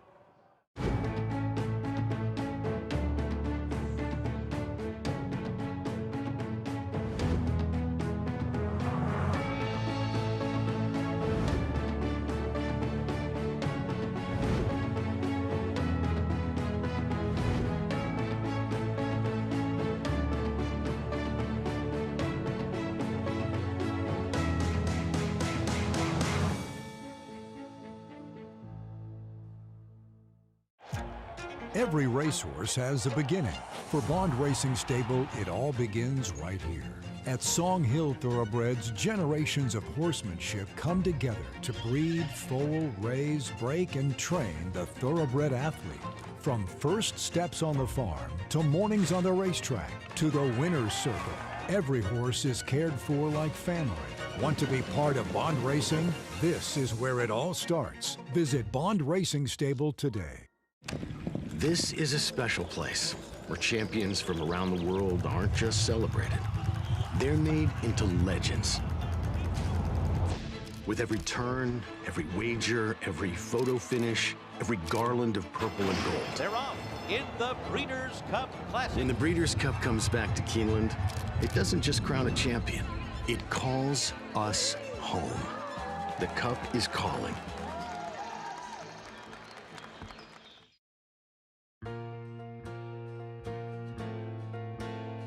The landscape has changed so much in the preps for the Derby, and a lot of times the Wood Memorial, much to our pain, takes a lot of abuse, even though we've seen a lot of success in recent years in Triple Crown races from the Wood. There was a time period, though, where it was the prep, and even coming 2 weeks before the Derby, and Bold Forbes was in the middle of 3 straight winners, winning the Kentucky Derby in their next start. Then Pleasant Colony comes a few years later. In fact, Genuine Risk ran 3rd in the Wood Memorial. So it was the dominant prep. And for me, I was here for Bold Forbes winning that Wood Memorial. So it's one that I remember the most. That was the first Triple Crown season, the Derby Trail, that I ever really got involved in. Me and one of my best friends at the time, Carlos Figueroa, were fighting over. I was a big Honest Pleasure fan. He was a big Bold Forbes fan. I was a big Baeza fan. He was a big Cordero fan. So I was really vested in this Wood Memorial. and Bold Forbes dominated. He was tremendous, and of course, Honest Pleasure ended up being 2-5 in the Derby, and he finished second to Bold Forbes, who also won the Belmont. And it's funny that Honest Pleasure came in off this incredible race in Florida. Bold Forbes took a little bit more of a quiet route getting there. Nobody really thought he could get the distance, but he showed he could get at least 9 furlongs in the Wood Memorial, and then, of course, he wins at 10 and 12. Sort of an incredible race. Incredible race, incredible horse, incredible training job by Laz Barrera, and of course the maestro, Angel Cordero. Yeah, he'll always be remembered. I think his win in the Belmont Stakes with Angel at 12 furlongs will be remembered as maybe one of the greatest rides in the history of horse racing. I agree. Sit-downs between Andy and the Mig, two guys that have spent a lot of time here at the Big A, and Bold Forbes. I mean, just incredible looking back on those. And Richie and I have been friends a long, long time at this point, and over our lifetime, that conversation taking place there, we've had hours and hours of those conversations. That's totally over normal the years. in the office, no, by the way. Richie and I have, a very similar timeline. We both started following racing at a similar time, coming to the New York tracks. Like a lot of the same horses, we actually agree on a lot more things in life in general than people might think. But I could talk. Richie and I, if I went to jail for the rest of my life, if they put Mig in the cell with me, I'd never be bored. Isn't that the truth? Be able to I'm not sure reminisce. he'd be happy, but The two of you would just never stop looking back at some of those big races at Aqueduct and Belmont. But really, really special getting a chance to hear those memories. As we take a look at the winner of race 7, Belmont at the Big A, it's Momentum Files. Christopher Elliott knew what he had to do from the rail, sent him to the lead, and he takes them gate to wire. Yeah, the least complicated thing in racing is if you're on the clear speed and you get to the front. If the horse doesn't get you there, they might want to blame the rider, but you can't really blame the rider. Nope, he did the right thing here, taking the blinkers off, and he did settle. He relaxed nicely on the front end, and he took them every step of the way, getting back onto a fast track. In second was the number 4, Togadoro, who put the blinkers on, and they put some separation on the rest of the field. Best price of the day. Yeah. By over $3, I think. $9.56 on Momentum Long shot. Files. Salming, long shot that Richie liked, checking in third, and I'm told it's a dead heat for 4th between the 3 and the 6. So my 3 managed to get 4th. There you go. Ridiculous. You could have played the 10-cent 31. super. Yes. If you're a long shot, I didn't really Richie's like the long 4, shot. to be honest with you. I wasn't thrilled. I could have throw Richie's horse in and throw in my goofy 3 and 7. Here's the pick 6 follow along. That'll be a price that will help if you're still alive in the sequence. 2 legs to go, and we have a very tough race coming up, sprinting on the turf in race 8 for fillies and mares. And I thought that this one was really hard to make heads or tails of. And the horse I'm looking at pick 3 that's a heavy favor is the One Delightful Flame. And I have no argument with somebody that says this horse is the horse to beat in here. Has speed, draws inside. She was running figures as a 3-year-old, good enough to beat these horses. My biggest knock, one of my knocks, is Dave Duggan, who anyone that watched the show knows I'm probably his biggest fan. He doesn't have good numbers off layoffs. And, sometimes it's by design. You want to give him. Tom Morley's another trainer that often doesn't do well off layoffs. He wants to give him a race. He wants to gradually get him the year. I know they want to win, but I wonder with David if necessarily this is a stepping stone going forward. So for that reason is the favorite. And then there's Griselda. I don't know. She's getting back because she's Chad Brown a Euro. She's never been that good. Yeah, she sprinted in Europe, but 6 furlongs in Europe is not 6 furlongs here. Totally different type of race. Absolutely. So wide open, very tricky 8th race coming up at Belmont at the Big A. As far as Monmouth is concerned, as we welcome back in Paul and Megan to this conversation, it was such a fun day yesterday, guys, with all of the stakes action. We saw some really nice performances as well. Yeah, it seems like Paco Lopez kind of stole the show the last 2 days with 10 wins, Acacia. Megan Burgess alongside myself, but we did some good efforts yesterday. The Grand Motion Mare, the South African horse, was dynamite, and along with East Avenue. We'll get to the Eatontown first. It was a kind of a billing between her and Whiskey Decision, but she kind of made it her own race. She did. She was coming off the bench from back in September, where I thought it was going to be a bit more of a moderate pace than it was. They did not go fast whatsoever, 50 and 2.5, where she was kind of tracking right along that 100-to-1 pace setter creative stuff and was just rallied home. Great acceleration. She looked absolutely incredible doing it with Whiskey Decision. You know, ran well. I think she was a little compromised by the race flow, but ultimately there was no getting around Gimme Another, who looked fantastic. She's a horse that ran behind the champion. She feels pretty last year, where Paul, she earned a 95 Beyer speed figure for this effort off of the bench. The best number she's run domestically here. So I think she's going to have a bright future in this division. Obviously, we saw the New York run last week, Belmont Stakes Festival weekend, but Gimme Another, I do find, has a grade 1 with her name on it somewhere if she can continue to improve in the right direction. Yeah, Jorge Ruiz just ecstatic in the winner's circle for Grand Motion. Now, the Salvatore Mile was a little bit later in the card, but it did not disappoint. Bishop Bay was your favorite. They bet East Avenue down, and it was a nice race all the way to the wire. These two horses threw it down. This was East Avenue's best performance of his career. He earned a 105 Beyer speed figure, 10 points above his next best figure. And he did so in a way that was the most impressive part of it. He broke from the outside for the very first time in his career, Paul, which I found was so key. He's a horse that does not like to be encumbered in between or behind horses. It's been his big Achilles heel, trying to settle him and rate him behind horses. He had a wide trip. He was 3 wide around the backstretch. It's not as if he perhaps had to save that ground. He had a clear path and he was clear in his run, and I think that made all the difference for him. Career best performance, did it in a multi-dimensional way, as yes, he's a grade 1 winner with that breeder's maturity there at Keeneland, but this, to me, the way he did it was his best to date. Yeah, Bishop's Bay ran too good to lose, but Tyler Gaffney was really ecstatic after the race for Godolphin Blue and Brendan Walsh. It seems like this horse could be going in the right direction. I think even going around one turn. I think you might see him a little bit later on at Saratoga, and you'll see him again on America's Day at the Races. Race number 8, the last race on the card here for the 2 days. We had 10 races yesterday, 7 races so far. Paco Lopez has only won 10 of them, and he's got the favorite here. We'll start the post parade with the one horse in here, Redemption Spite. It showed a little bit more speed last time out to no avail, now at the same level. This is a post parade on tape delay, by the way. You got about 2 minutes. Magneto is the 2 in here. Gets back to the turf after some synthetic tries. Near miss last time out, puts it right in the mix. And Chantel Sutherland picks up that mount. Sammy Morin off all of his mounts. First Navy Jack for Juan Bernardina. Goes from that 5.5 furlong distance now to the mile and a 16th. Ross Common for Derek Ryan. I like this horse off of a bit of a freshening. His last performance behind a wire-to-wire winner. Scratch the 5 in here. Joeva's first. Wayne Potts looking for another one. Gets back to the turf, intended last time out. We'll see if this horse can wake up any kind of form at a huge price. Rudy Rodriguez just won the last race at Belmont. He sends out the 7 Enduring Angel. He owns that one. Here's the 8 Imperial Spy. Another big price going from dirt to turf in here. Chaos Coming the 9. Yeah, this horse, again, hard to make a case for, but we've had some bombs away. Patrick McBurney's runners have been sneaky good now getting back to the grass. And then here's your favorite, 9-5, Mike Deeney looking for another one on the card. You do get Paco Lopez. He was aboard this horse's maiden breaker.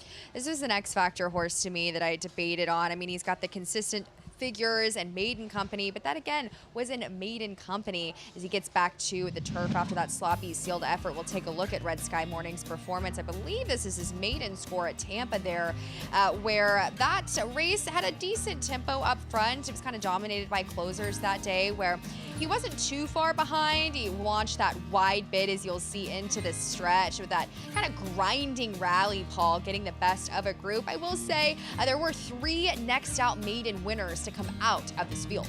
Yeah, he was white. So if you're a sheet player, for a lot of people, ground loss is big. He ran a giant number, I think, because of that ground loss. And probably the horse to beat. Now, the 4 in here, I'm kind of with you. I think the 4 is a sneaky horse in here. Ross Common.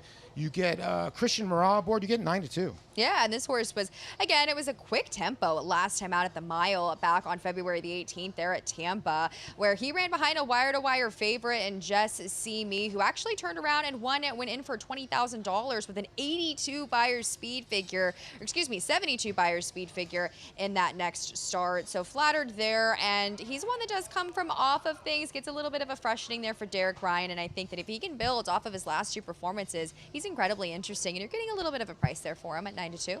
Maybe I missed this, but I did not have the 2 Magneto on my radar. It currently looks like he's going to be your second choice. Chantel Sutton, like I said, picks up the mount. The lone turf start was 35-1 against Tougher. Yeah, and that pace kind of fell apart that day.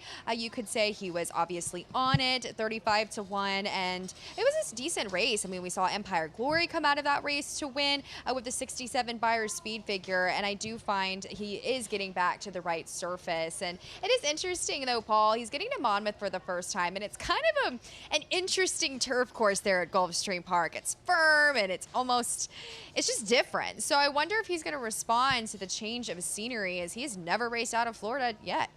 The one Redemption Spite, I thought another one that kind of was a player in here. Cipriano Gill will be aboard. We haven't seen Cipriano a lot. He's a very good turf rider. He's 11% for the year. He hasn't been aboard this horse. 1 for 9 the last 2 years. Can he reach back to where he was running in the Lindsey Schultz barn? I believe he can. He has early speed, which I do like. Last time out, he did employ it, and perhaps has smoked him out. He was pressing that pace, and then he just got tired. And it was an okay field, no world beaters that day. I do agree he's very interesting underneath. We'll see if he can sustain some of that tactical speed from the inside. Certainly has the right draw to save some ground. The 7 horse. One more horse will go over. Jose Gomez aboard. We talked about Rudy Rodriguez won the last race at Belmont. This horse trying the turf for the first time has a little pedigree. He does. His dam was actually a winner sprinting overseas in Europe. He's none of the half siblings, though, of the 3 to race. They're all dirt. And the second dam, Lovely Thought, was also kind of a Euro turf type. So it does have some turf pedigree, you could say, a little bit on the bottom side. I believe they did enter this horse for the turf before, but I looked at him back on May the 23rd. He just doesn't strike me as overtly turf. We'll see ultimately if he really wants this, but at the same time, he does want to go the 2 turns, and he has the figures on dirt to make himself incredibly competitive. Well, the horses are lining up for the last race here at Monmouth Park. Paco Lopez looking for his 11th win over 2 days.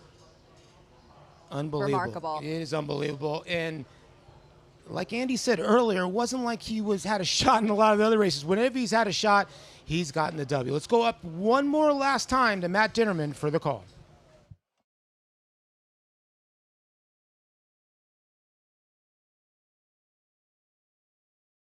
Imperial Spy, post position number 8. Roscommon has loaded, 2 back. Chaos coming in Red Sky Morning to the outside.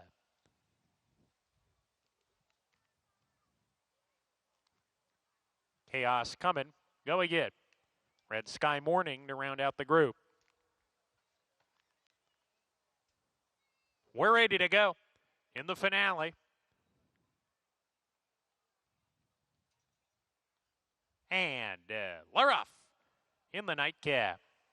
Good beginning from Chaos Coming, who gets the first call of the race. Jovia's first, aggressively ridden. On the inside, Magneto Keeney wants to be part of the action on the front end. First Navy Jack, a contentious scramble. 4-way go for the lead here, and Jovia's first wants it. He's got it. Magneto on a stranglehold down on the inside. Second, Chaos Coming third. First Navy Jack is in fourth, easing off the Pace Brigade as they go into the turn. Magneto very keen and tugs at Chantal Sutherland to the lead. So Magneto aggressive here and opens up a length and 3/4. Jovia's first, now conceding the lead. He's second. First Navy Jack third. Down on the fences, 4 off the pace. Length and a half to Chaos Coming. 2 more to Roscommon. Another length and a half to Red Sky Morning. Biding his time in the 4th last spot, clear of Redemption Spite, Imperial Spy, and Enduring Angel at the back. But does have a fast pace to chase those back markers down the back stretch. Magneto went the opening quarter in 23 flat, the half in 47 and 3, and is on top by a length and a half. Jovia's first, second. Roscommon is making an early move on the inside, all the way level second going into the 4-turn run, and Chaos Coming is right behind that group as they corner into the turn. Redemption Spite being asked to get going, rounding the 4-turn. Jovia's first is plummeting back here, a gap of 2 to Imperial Spine. Enduring Angel as they round the 4-turn. Magneto with the lead here. Red Sky Morning has made a blitz from 4th last, is up to challenge the front runner at the top of the lane. Magneto leaves the rail open here for Roscommon to come through if he's good enough. They come down the lane. Red Sky Morning with the lead. Roscommon inside, right up alongside now. Red Sky Morning with the lead. Roscommon right there outside. It's Redemption Spite in third. 100 yards to go. Red Sky Morning with a neck in front coming to the line. Red Sky Morning gets it. Paco Lopez, 5 wins today. Redemption Spite was second. Enduring Angel third. And then Redemption Spite. 10-4-7. We're in Paco Lopez's world. We're all just living in it. And gosh almighty, I thought, it was a great pick, Megan. The 4 was a great pick. I thought this horse was going to get on the rail. You could see Christian Marat. He tried to save ground, just Paco a little bit more left. Jose Gomez, they're all trying to conquer Paco here late. He kind of made that earlier move where he was aggressive with his horse, Roscommon, the 4, the runner-up in this race, where Paco angled the favorite to the outside, and he did not get to save near as much ground as the 4 did. As we'll take a look at their stretch battle here. It was the closest of finishes, the favorite over a 6-1 shot, and honestly, the 4 didn't have a tremendous amount of excuses. He got to save every bit of ground and a clear path forward down the lane. He really did. The 7, the Enduring Angel, really launched from the way back. He did. 10-4-1-7. Wow. Paco Lopez, 11 wins in the last 2 days, and Megan Burgess and I will be done. We'll come back here for next Saturday, early Pick 5 carryover. Looking forward to it. We're going to try to hit it. We'll try. Acacia, I figured it out. When I grow up, I want to be Paco Lopez. Especially at Monmouth, Paulie. He's been so impressive. When I grow up, I want to be Paula Duca. There you go. Race 8 coming up. Belmont at the Big A. A tough one. Sprinting on the turf for fillies and mares. That's a look at Griselda. And yeah, she's the 5-2 favorite. I feel kind of like by default. And she is coming out of back-to-back graded stakes tries back in October, but she has some things to prove off the layoff in the cutback and distance. I think when you're handicapping, you have to ask yourself questions about horses. And a lot of it is not necessarily why you like them, but why you don't, especially when you're dealing with short prices. And with Griselda, notable exchange in that race, Midway Memories, none of those horses are that good. I mean, I'm not saying she's being killers here. And then she didn't run that badly in those stakes, but she didn't run that well either, especially for a Chad Brown horse. She didn't really kick on. Kind of who she is. Yeah. And so now Chad's trying something new. And a lot of times when he cuts them back in distance, their horses he feels get a little rank early and they have a turn of foot and he can turn them back, they can settle better and then make that big run. And she does have a bit of a turn of foot, as you're going to see in this race at Saratoga that she won. Had a turn of foot, though, against inferior horses. Now, she's not meeting killers here, but I'm sure Chad, I would assume, looked and said, well, she did win sprinting in Europe. And the other thing is, like, where's he going to run her? Yeah. She's a non-winners of 2. I guarantee he has better horses for non-winners of 2 in his barn. There's better horse around. So he's trying to find something new. He doesn't have a lot of turf sprinters, and he started trying to not fit a square peg into a round hole, but trying to figure out where she belongs. Let's meet the rest of the field, beginning with the number 1, Delightful Flame, who makes her first start since October. Listen, she's a generous price, relatively speaking, at 3-1. She's got credentials. She has speed.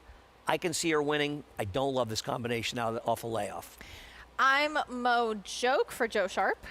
Once again, she has races that are fast enough to contend, but her last race, she could not have gotten a better trip and had no finish. Kind of ran in place there. There's Sophia for Antonio Arriaga. Tougher field last time, but the time before that, I don't know what her excuse was in a fairly moderate field. I know you have a little interest in Ms. Big Bucks. I would like to see an aggressive ride by Ruben Silvera and clear the lead. I don't think it's impossible. She's got races on the go back, that's for sure. Does. There's your favorite, Griselda. I won't be surprised when she makes a big run and beats this field, but I'll be even less surprised when she doesn't make a particularly effective run and she's burning money at 2-1. There's Capturing, another one who just didn't do much running last time. I agree. The Keeneland race is good enough to give her a chance in year 2 back. Her last race was terrible. I do wonder if Ricardo will be a little bit more aggressive. Yeah, good point. She showed speed early in her career, though going longer. Yeah. And there's Vecomancer, just no turf pedigree on the bottom. I saw this horse and I said, a Vekoma? Linda? Yeah. I'd love to bet this horse. There's nobody I'm scared of. And then I looked in the pedigree and I went, well, Vekoma's okay in turf sprints. But man, this is really kind of negative-y turf pedigree in the dam side. That's the field for this race. I want to remind everybody you can bet any track, anywhere, anytime with NYRA Bets. Sign up and get up to a $200 deposit match bonus using promo code MATCH200. Enjoy betting on over 300 tracks around the world and start winning today. Join now at NYRABets.com. Favoritism now ticking back over to the 1. We'll take a look at the number 4, Ms. Big Bucks. She's a horse I'm just rooting for, Andy. I saw her 2 back. She was off of a bit of a layoff, thought that she just needed some improvement for fitness. I know she showed speed and stopped last time. I would like to see her get back to some of those good races. She's a cool horse. I mean, she's got races. She's run the fastest by her speed figures of any turf sprinter in this race, along with the one, I guess, when she ran those races back in the fall of 24, no doubt. But Michelle is a trainer that doesn't usually push them off layoffs, and maybe it's taken some time to get forward. She's a big price in a race I don't like anybody, and I'm wondering if Ruben's really aggressive, if maybe the one lets her go to the lead in front. Maybe she gets in front and she gets brave. Trust me, I'm not in love with her in here. I just don't want, I can't make a good enough case to take either the 1 and 5, who are absolutely the horses to beat, but I can't make a good case to take them in the 2-to-1 range. There's a number 1, Delightful Flame. You touched on some of the stats for the barn off the layoff. We'll take a look at her last race, which was in October, where she finished second. She ran in an off-the-turf race actually quite well behind Gratefully, too. She's been consistent. I think the layoff, as you touched on, is the biggest question. Layoff's a concern. She's never won a race in the grass. Less of a concern because she's run well in her grass races. And Leslie's Humor beat her last time, was in very good form. That was an LSU horse that Chad took over. And I think she ran a couple of races in relatively short time that were extremely impressive. Listen, if somebody says to me, I think she's just a better horse than these, and I think Kay's going to wire the field from the inside, I'm not going to argue with it. But I think there are too many things that worry me. And listen, let's be honest. We're talking about a rider that's 6 for 83 this year. And she's 9 to 5 right now. We'll see if she's able to take them every step of the way. The number 2, I'm Mo Joke, 5 to 1. We'll talk about her more in a moment. First, let's check in trackside with Richie. Yeah, thanks, Acacia. And we'll stick there with the 1, Delightful Flame, who has speed. I'm not seeing a tremendous amount of what I consider turf sprint speed in here. I mean, there's speed, but then there's that kind of speed. She looks great. I love her work pad come into this. You know, your best trainers kind of pick up the tempo of their works to like a crescendo, right? And you can see how she picked it up. Then, 3 back, 47 and 2, then a bullet, 3 furlong, sharp work out in 35 and 3. And now they got them where they want her, and it's maintenance. And then that nice, slow half a mile. I do think she'll be better for having a race under her belt, but she's got really good company lines, obviously. Gratefully, who was undefeated going into the Intercontinental, is 5 for 6 now coming out of it. And obviously Leslie's Humor last time. And I just think she'd be well served to use her speed, particularly from the inside. And you guys know what a big fan of Dave Duggins I am. I think he's just a tremendous horseman. Griselda turning back in distance, we talked about that. I've always felt like the European connections of horses always have a very good handle on the distances they want to go. And she never ran over 7 furlongs in Europe. Now maybe she's getting back to what she really always wanted to do, and that sprint, we'll find out today. I'm not willing to take 9 to 5 to find out. I am willing to take 4 to 1 on the 6 Capturing, who I think is ultra consistent. I do think Ricardo Santana is a rider that puts horses in the game, in position. I think she will be aggressively handled. And I like the 6 Capturing in here. Daughter of More Than Ready should be tracking from the outside. We'll see how it plays out. Richie, thank you. And you brought this up as well. We saw Ricardo Santana, Andy, the other day on a Chad Brown horse that had shown no speed, and he was on the lead with her. And I don't know how he did it. He wired the field, but Ricardo is aggressive. Well, first of all, she broke for the first time. Yes. And it hurt you because you guys wanted to go to the lead, and you would have gotten the lead because Junior rated the heavy favorite. I don't know why he did that. She's a horse that really needs the lead to be effective. And Ricardo spoiled the plans, and I was talking to Chad Brown later that night, and he said, I had no idea he was going to go to the lead. I'm glad he did, but I had no idea she was going to the lead. Ricardo's aggression pays off. We'll see where he can have Capturing positioned here, if she can be a little bit more forward. Yeah, I don't disagree. He'll probably be more aggressive. Having said that, she doesn't really have any speed. Now, neither did Peak Hype, so I guess that's possible. Not that that was particularly fast paced, but I think the 1 and 4 have speed. And I think for me with the 4, I would love to see Ruben come out firing and get to the front. I'll take my chances at 14 to 1. I have no confidence in her, but I cannot in good conscience pick either the 1 or 5, who I pick 2nd and 3rd, at 2 to 1 or under. I think they're both underlays, even though they are the horses to beat. Fun turf sprint coming up, a very tricky race. We'll see how it plays out. Race 8. Next, Belmont at the Big A. Chris Griffin has the call. All set. And they're off. And a stumble at the start for Ms. Big Bucks. Did break with speed, but stumbled shortly after the start.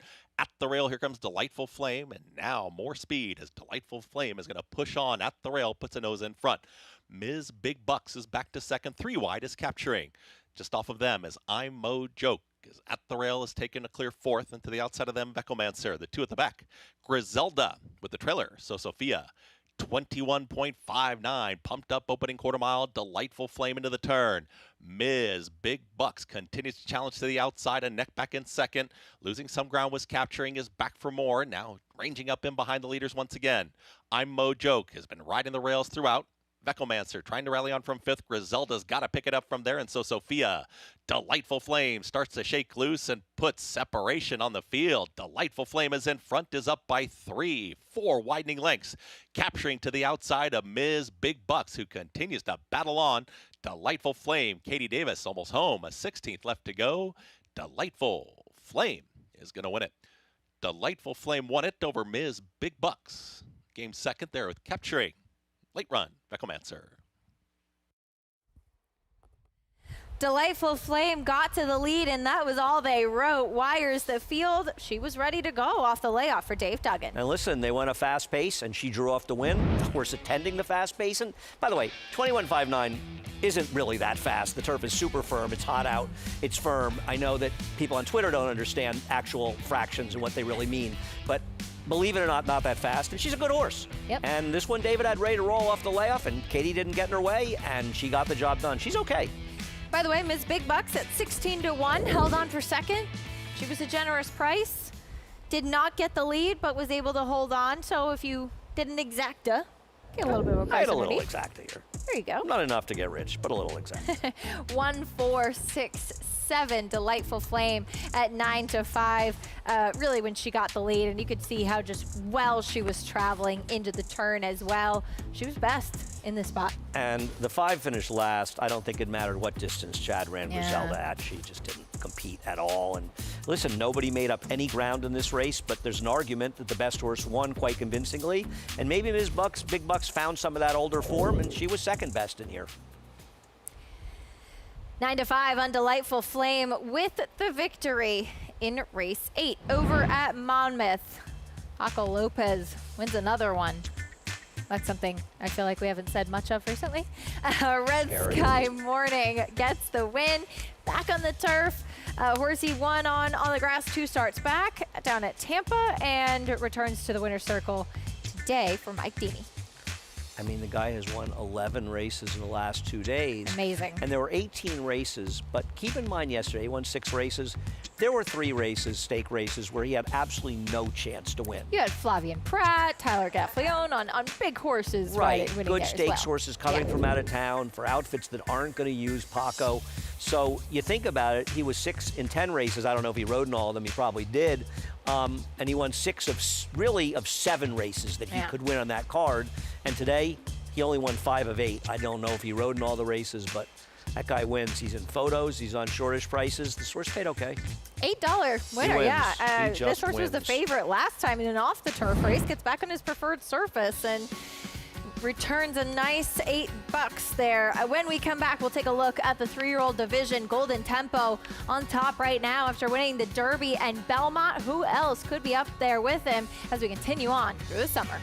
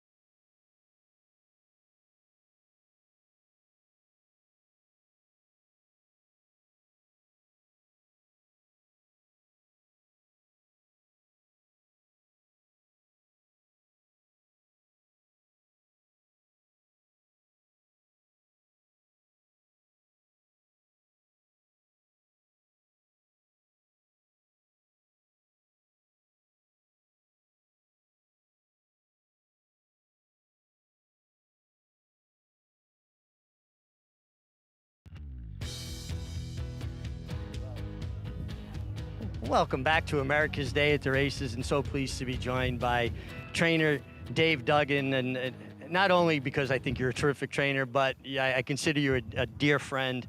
Delightful Flame, you had her ready. She was very good.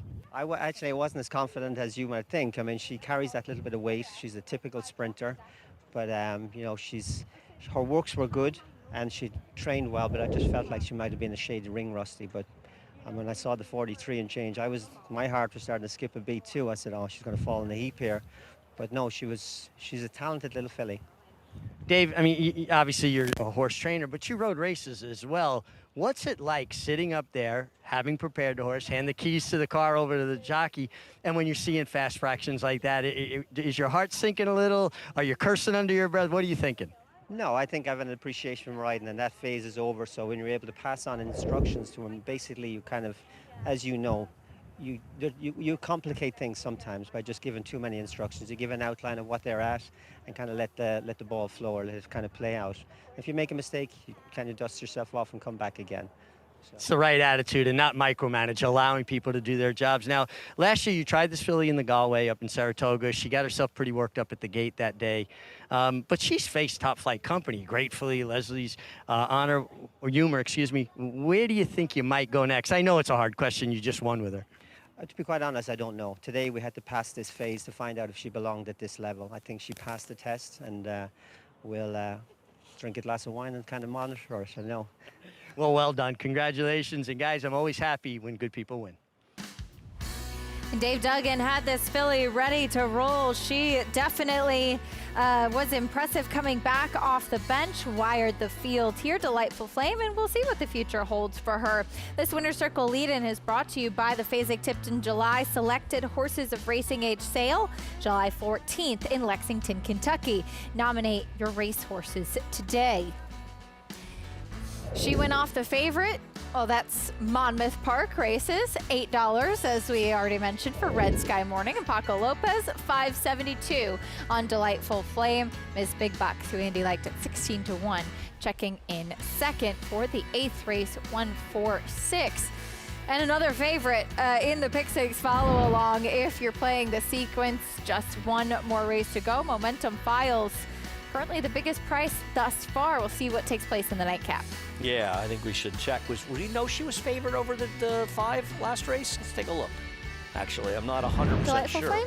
Are you sure she was favored over the 5? Yeah, I thought she went off the 5, Okay. the favorite. I'm just looking. I was going to look at the Pretty final certain. pools. Hang on. Let's take a look.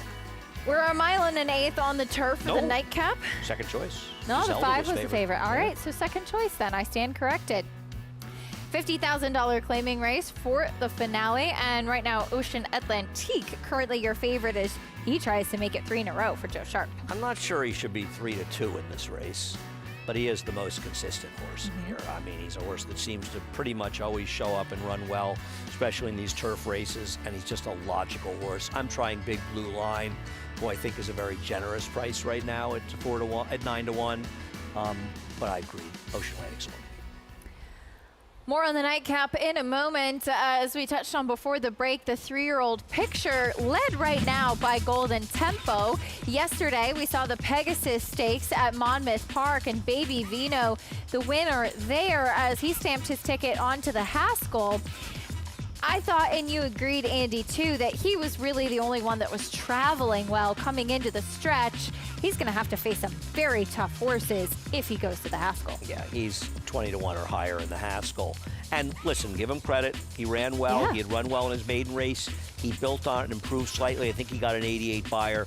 But you have to be careful about big margin victories. A lot of times, I mean, the track could come into play, but a lot of times it also says something about the horses behind them. And this horse was impressive, and no doubt a nice win for the Connections. But we were talking about the lineup. I mean, you're talking about the first 2 finishers from the Preakness. Further Ado, Crude Velocity. Supposedly the Puma is going to go there. Every one of those horses is better than this horse and going to be a shorter price. So he's a nice horse, and he's improving at the right time. But he might be a horse you want to sort of gradually move forward into tougher races. Why not look at him and think about some of the other derbies around the country? You know, they have big purses, whether it's the West Virginia Derby, and the Ohio Derby, I think, is is coming up soon. A weekend or two, might be closing weekend here. It's next weekend. But, you know, those races, listen, the Oklahoma Derby, the Indiana Derby, they're big purse races, and maybe he could be a player in those. We'll see what the future holds for Baby Vino as he broke his maiden in start number 5 down at Oaklawn Park. Stepped up, won the Pegasus by open lengths, as Andy touched on, 88 Beyer speed figure. And there's a question, can he make a mark in the second half of the year? I tell you what he can do. He can pad his bank account. And when they give you the check for these big purses for those races, I understand that the Indiana Derby might not be the Haskell or the Travers. It's a good race. Or the Oklahoma Derby or the West Virginia Derby. But, you know, when that check comes in, the money looks just the same. And he's a horse that could be competitive in those races, and there's nothing to sneeze at. A lot of very smart trainers have done very, very well by running in the lesser races for big money. Yeah, very good point. Richie, curious your thoughts as this horse spent quite a bit of time down at Oaklawn throughout the winter and stepping out of Oaklawn victorious at Monmouth yesterday. It was a really, really nice effort, and it was, you know, obviously another step forward for this horse. You know, I know Andy and I have differing views on when horses win by open length. Sometimes I feel like a horse, you know, could have run faster. I don't feel that was the case yesterday with Baby Vino. He was ridden out to the wire. Now, he wasn't under the crop, but he was being shown the crop, and, you know, Paco changing holds and reins, and he had his ears pinned, and he ran all the way through the wire. That was a case where a horse won by, you know, better than 10 lengths, and I don't think he was capable of going any faster if there was something in there to push him or stretch him, if you will. Now, that being said, Baby Vino could mature into a, you know, full-blown first-growth Bordeaux. These horses are changing and getting better all the time and evolving. And we really, even though Golden Tempo is the leader in the clubhouse, and no doubt he's the leader of this division at this point, they haven't been running particularly fast Beyer figures in general.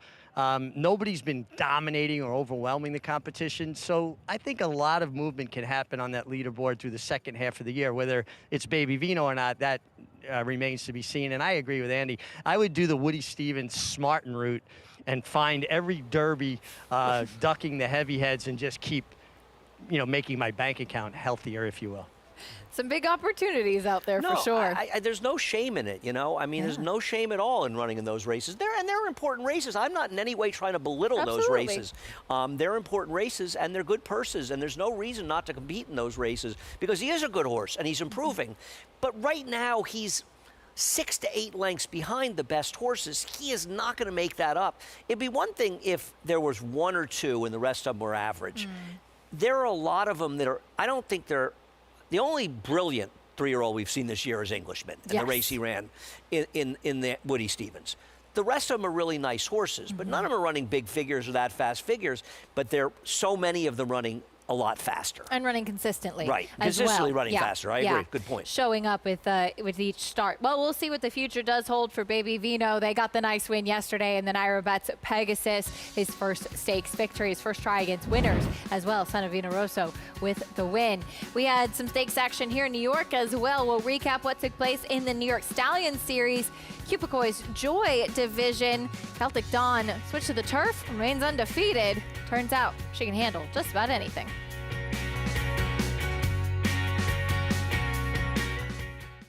(16-2), a big black colt. He's a horse that is built for speed. With Practical Joke, it really is a case of like father, like son. It's Domestic Product kicking clear and opening up here in the stretch.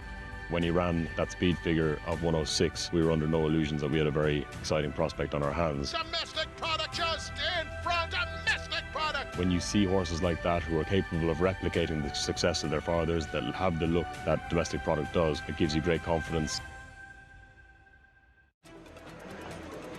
This is where it all begins. These are the recruits for next year. They're going to be part of our roster, part of our team. The pavilion, it was jam-packed. It has remained jam-packed. Phenomenal feeling in the pavilion, on the grounds, in the back ring. You have a chance to make 5, 10, 100x. Big sale with a lot of quantity, but they're going to sell over 4,000 horses here. We had quality racehorses today, I believe, that will go on and we'll be reading about in years to come. Keeneland sale. You got to be here. A reputation of excellence isn't built overnight. Day by day, year by year, decade after decade. For over 100 years, Claiborne's commitment to quality has led to unrivaled success.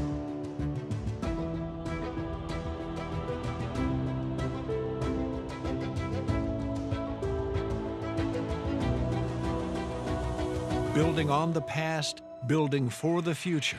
Claiborne Farm. The tradition continues.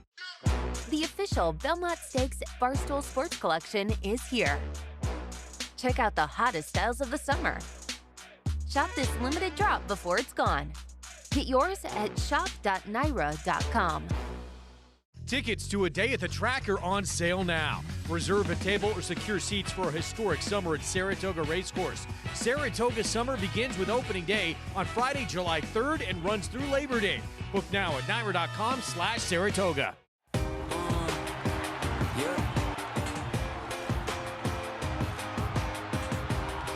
Wait no more. 3/4, 111-3. Lion Lake attack and fits right. Angles out for the drive behind them. Kind of a stubborn Lion Lake. Charlatan is the leading second crop sire by stakes winners, graded stakes winners, and graded stakes horses. Charlatan, ultra impressive. It's a new day for a new king. So this is Newgrange, 5-time graded stakes winning Son of Violence with earnings over $1 million.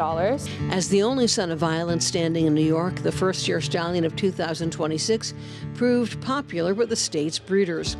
Supporters hope he proves as successful as the horse who headlines the stallion roster at the Hudson, New York farm, Honest Mischief. He was the first son of leading sire Into Mischief to stand here. He now is the leading sire in the Northeast with black-type horses and black-type winners. Sequel reached out for more Into Mischief bloodlines when it welcomed Mullion to the stallion barn. Mullion only raced twice, but demonstrated brilliant speed. Mullion ran a 4 reg in his maiden special weight win at Churchill, giving him a TDN Rising Star. He's the full brother to Juddmonte Stallion and Kentucky Derby winning Mandaloon. Breeders hope that brilliant speed will make his New York runner successful at tracks in Saratoga and at the new Belmont Park on Long Island. For more information on the New York Thoroughbred Breeding and Development Fund, check out nybreds.com.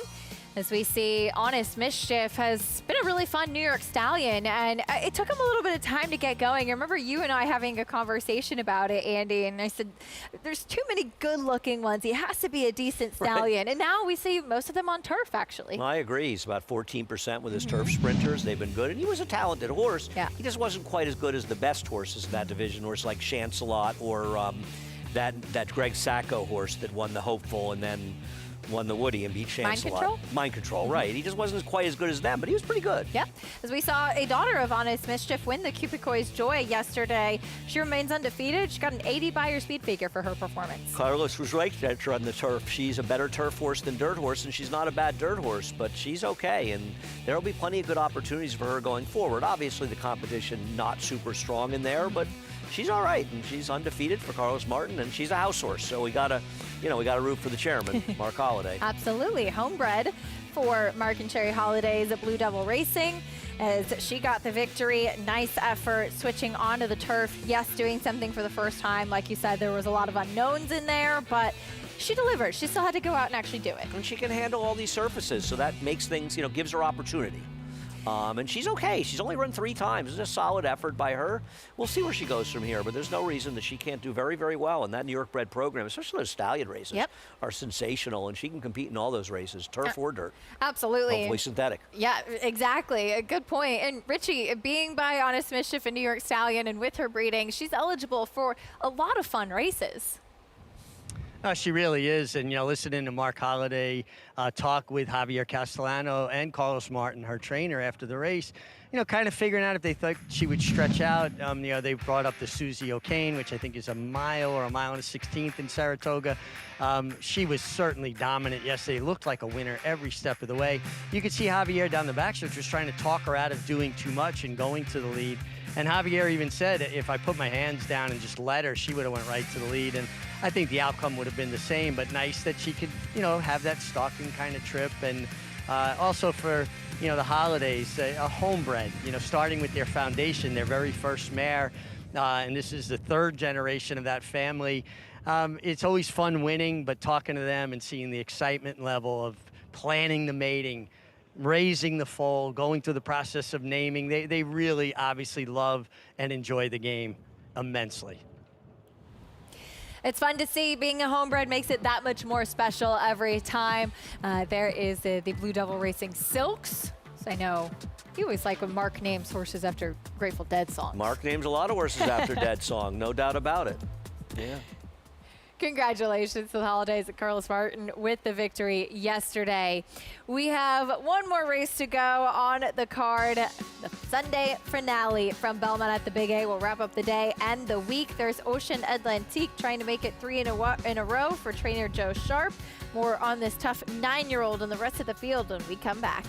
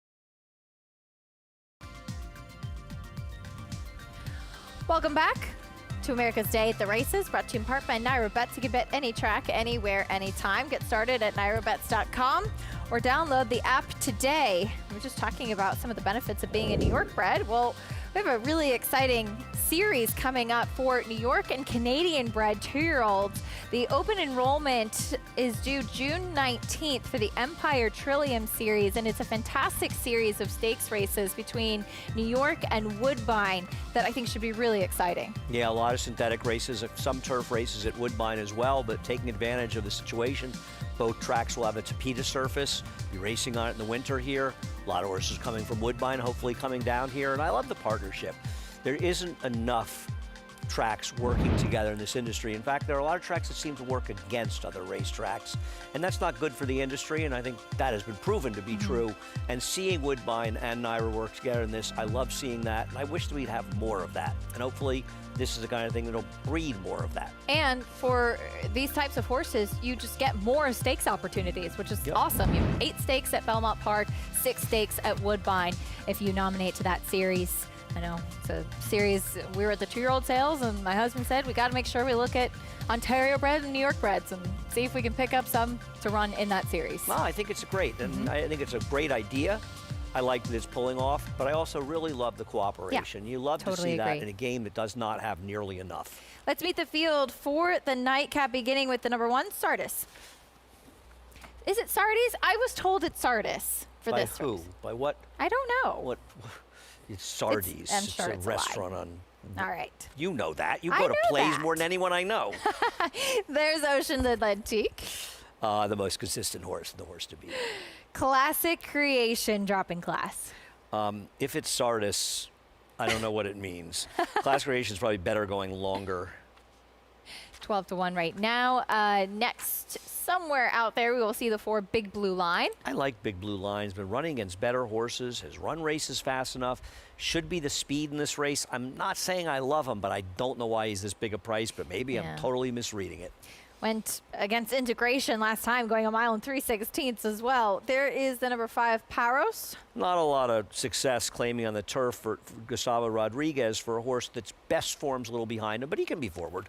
6 and 7 are out. There's the 8 Frosted Over. I don't trust that big figure 3 back, but this horse has numbers that are fast enough. Linda Rice getting this horse, but getting from a barn that puts up big numbers. Another dropping class for the number 9 Presider. I don't love the cutback in distance, but he has run some fast races at shorter distances. I don't love him at 5-2, but I can see why people like him. That's the field. There's your favorite Ocean Atlantique in good form right now. Let's go to Richie trackside. Yeah, Acacia, the thing that stood out to me in the paddock was both Joe Sharp runners, the 2 Ocean Atlantique and the 9, Presider.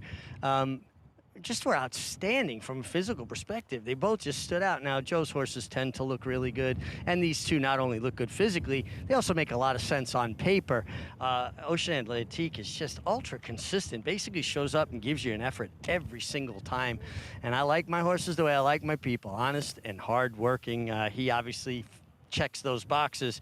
I'm going to go with the 9 Presider. I just think that the 1 1/8 is what he really wants. They tried to stretch him out a bit further, 1 3/8, 1.5 miles. And I just think he's in an easier spot at a better distance for him, and he looks outstanding from that physical perspective. The 8 Frosted Over, coming off of that layoff for Linda Rice, looks really fit. I mean, he looks super. I think 9-1 is a big price on him. I think he will outrun his odds, really making a super physical impression. And a horse that has races in his past that would be very competitive here. Beautiful day here at Aqueduct as the clock is ticking and running out on our wonderful New York City racetrack, the Big A. Soaking in every moment for sure, Richie. Thank you. The number 4 Big Blue Line you see on your screen, 9-1, very generous price. I know it's been a long time since he's seen the winner's circle, though, Andy. Yeah, that's fair. Having said that, he has run some pretty good races in that time period.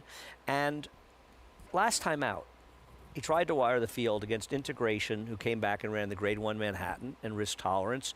And Bourbon for Toby was beaten almost over 5 lengths in that race, 4 lengths ahead of him. He came back in his next start and was second in the graded stake down in Maryland on Preakness Day. He lost to Pass the Hat in his next start. He came back and won the poker. Yep. This horse is running against horses in it just better than these horses, and that includes the favorite. He looks like the speed on paper. You know Ruben's an aggressive rider. He's got turf races where he was competitive enough and ran big figures. I feel like either I'm completely wrong, which happens, or I'm looking at a different set of PPs and everybody else that's making him 10-1 in here. Yeah, shocking how big of a price he is on the board right now. And it's funny, too, I know he doesn't have a ton of recent turf races, but he's kind of one of those cool horses that runs on either surface. Yeah, and he's fast enough to win it, and he's got speed, and he should be somewhat forward. I don't love him, but I think that he's decent enough. And, okay, the 1 1/8. Is the 1 1/8 too far for him? That's a fair question, but he's got an 86 buyer with a third beaten a length and a half at 1 1/8 at Churchill. Now, he was trained by Will Walden, who, as far as I can remember, that's probably the last race he's lost as a trainer. Having said that, he has run those races. He's also 9-1. I'm not defending a 7-2 shot. If I was defending a 7-2 shot, it would be a different story. The number 9 Presider for Joe Sharp has been forward, yes, but going much further in his recent starts. I mean, he doesn't have the speed to be forward. If he's in front in this race, there are a lot of riders that have some explaining to do. Yes.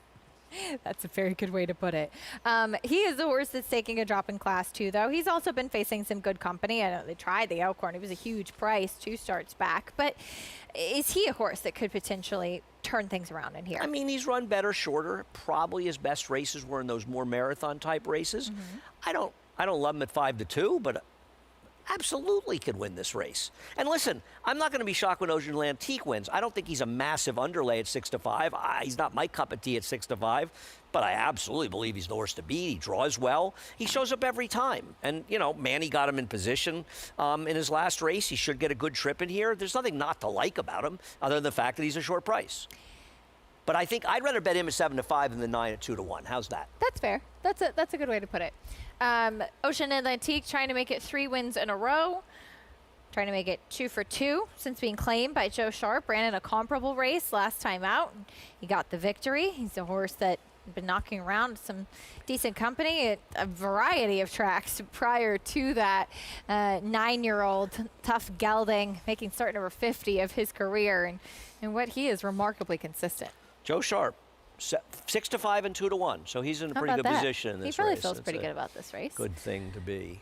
We always appreciate those tough older horses with their consistency and showing up and claiming races, the backbone of the game. Joe's a trainer that's reliable. You know, his horses look good, they usually run.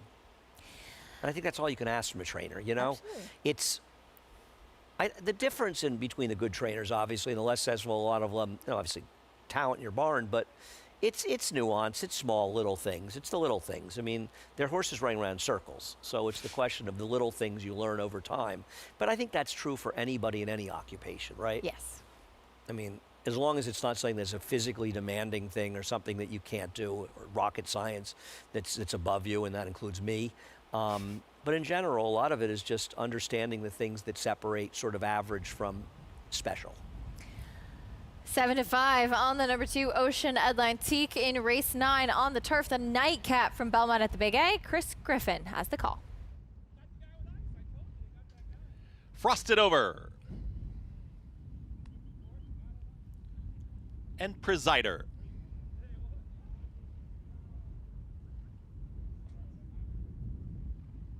Goes in. All set. And they're off. Sardes broke on top, is towards the inside, and also Peros out in the center of the course. And on the far outside, here comes Presider.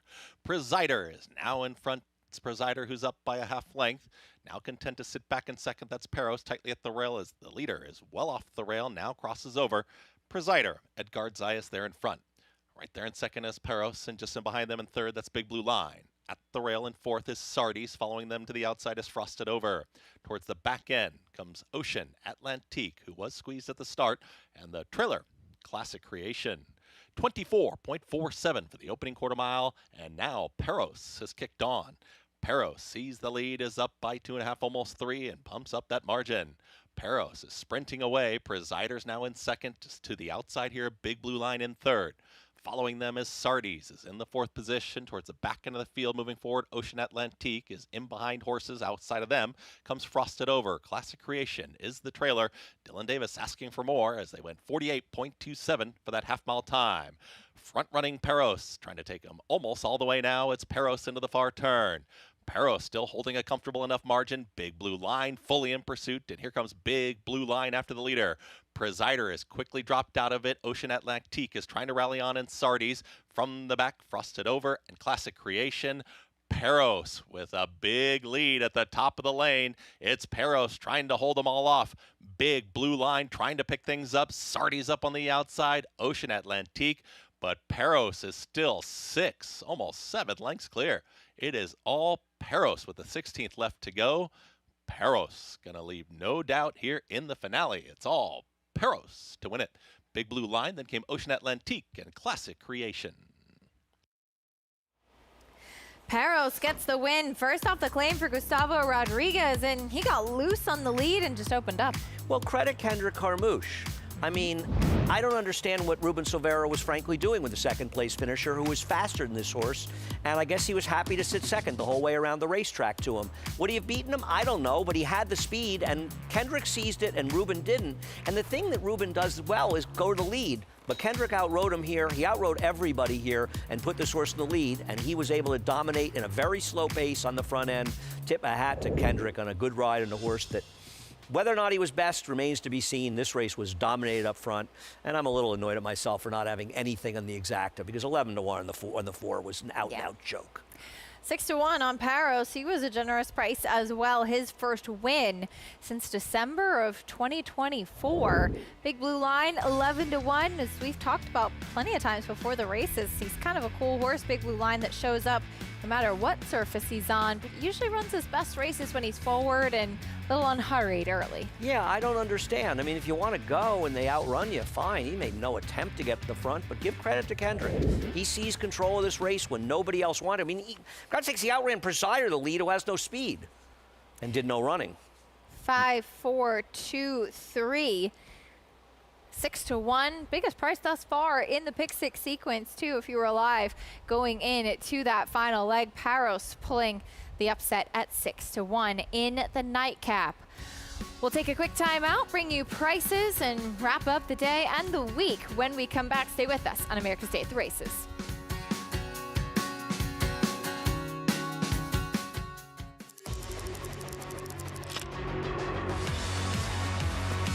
And it's lights out. Locked, pouring it on, running aggressively through the stretch to win by 7 easy lengths. Here is Locked. Locked racing by on the outside for the lead. Locked, the wine steward, it is Locked. Here comes Locked after Mulligan. Locked catching with every single stride, and Locked will win the Cigar Mile.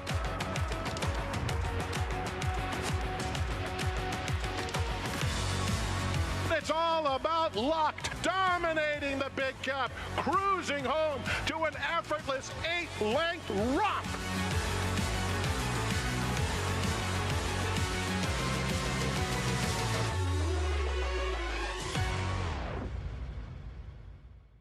Get your ticket to the longest season in Saratoga history. Season tickets and season passes are on sale now for 46 days of action at Saratoga beginning Friday, July 3rd. Lock in your summer plans at NYRA.com/Saratoga.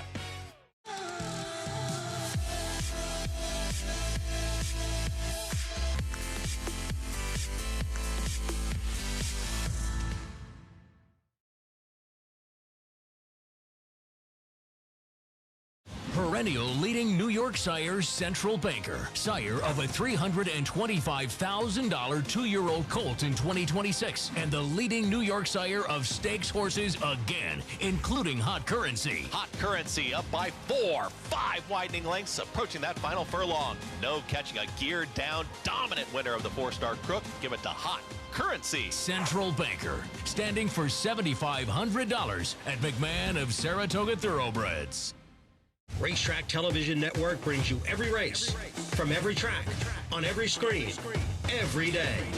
With monthly packages starting as low as $5, RTN gives you great value and access to more live HD streaming and race replays than anyone. Visit RTN.tv today to sign up and watch on almost any device, including Roku and Amazon Fire. RTN has packages that start at $5 per month.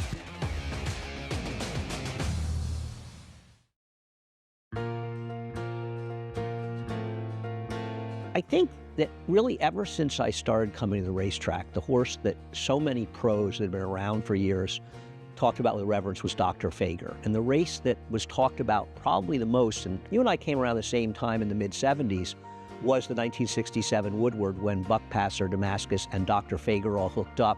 And of course, Dr. Fager fell victim to not one, but 2 rabbits in that race. And that is a race that has stood the test of time, still considered one of the great races of all time. Well, think about the 3 names you just said, 3 legends, Hall of Famers. And my Uncle Phil used to talk about Dr. Fager in those reverent tones, and he would say, they used to run Hedivar at him all the time. Hedivar was a crack sprinter in his own right. He would always get very, very passionate about Dr. Fager. But those 3 names, those are the foundation of what made me fall in love with the game, and I'm sure you as well. Oh, no question about it. You know, they were all still stallions when I started getting in the game. Yeah. So that's actually how I first heard of those horses, and all of them were efficient. And of course, Dr. Fager, as you say, is talked about in legendary terms. Damascus wins by 10 lengths. He had the rabbit to do it, though. He had won the Travers by 22 lengths. Buck Passer, another tremendous stallion running from the 5th stable. Just an incredible race. And to think that that race race continually gets mentioned as maybe the greatest race ever run here at Aqueduct is pretty incredible when you consider all of the horses we've seen over the years. Some really great horses. Sure. And they get a little bit forgotten. You and I may not forget them, but not that race. No, that was unforgettable. They called it the race of the century, the 1967 Woodward. Just really, really special, those big names. And I loved the way Richie described it, talking about Dr. Fager in reverent tones, because even today, you still hear that quite a bit. Yeah, when I first came in the game, anyone I met that talked about it had been around a while, they all talked about Dr. Fager like he was different than other horses. And, you know, another great finish in a great race here that was run, actually, they went to, I think, 76. They came here for a few weeks before we went to Saratoga. And Foolish Pleasure, Lord Ribot, I think, won the race. No, Honest Foolish Pleasure won. I think Forgo was second or third with Lord Ribot in the photo. And I believe if you head to the first floor by our studio at the corner downstairs, and it's to people who come out and visit us the last couple of weeks, there's two pictures. There's one of Johnny D winning the first Turf Classic here, a tremendous horse trained by Michael Kay, just an amazing racehorse. Steve Cawthon rode him. And there's a picture of him winning all alone. And then there's a picture of the three of them coming down the stretch with the full grandstand behind. And just an amazing, there were 50,000 people there that day. You know, someone was talking about, people talked about how, well, I mean, you didn't need to run the Belmont in Saratoga. You could have run at Aqueduct. They ran the Belmont Stakes when Belmont was being rebuilt in the 60s. You could fit 55,000 people, 60,000 people here at that time. We had a grandstand that held 25,000 people. Those are people that have not been to Aqueduct in the last 10 years and don't realize we have a little slice of heaven here. And we could never get more than 10,000, maybe 12,000 packed like sardines. That's why we couldn't run the Belmont Stakes here. The old Aqueduct, absolutely. Different story now.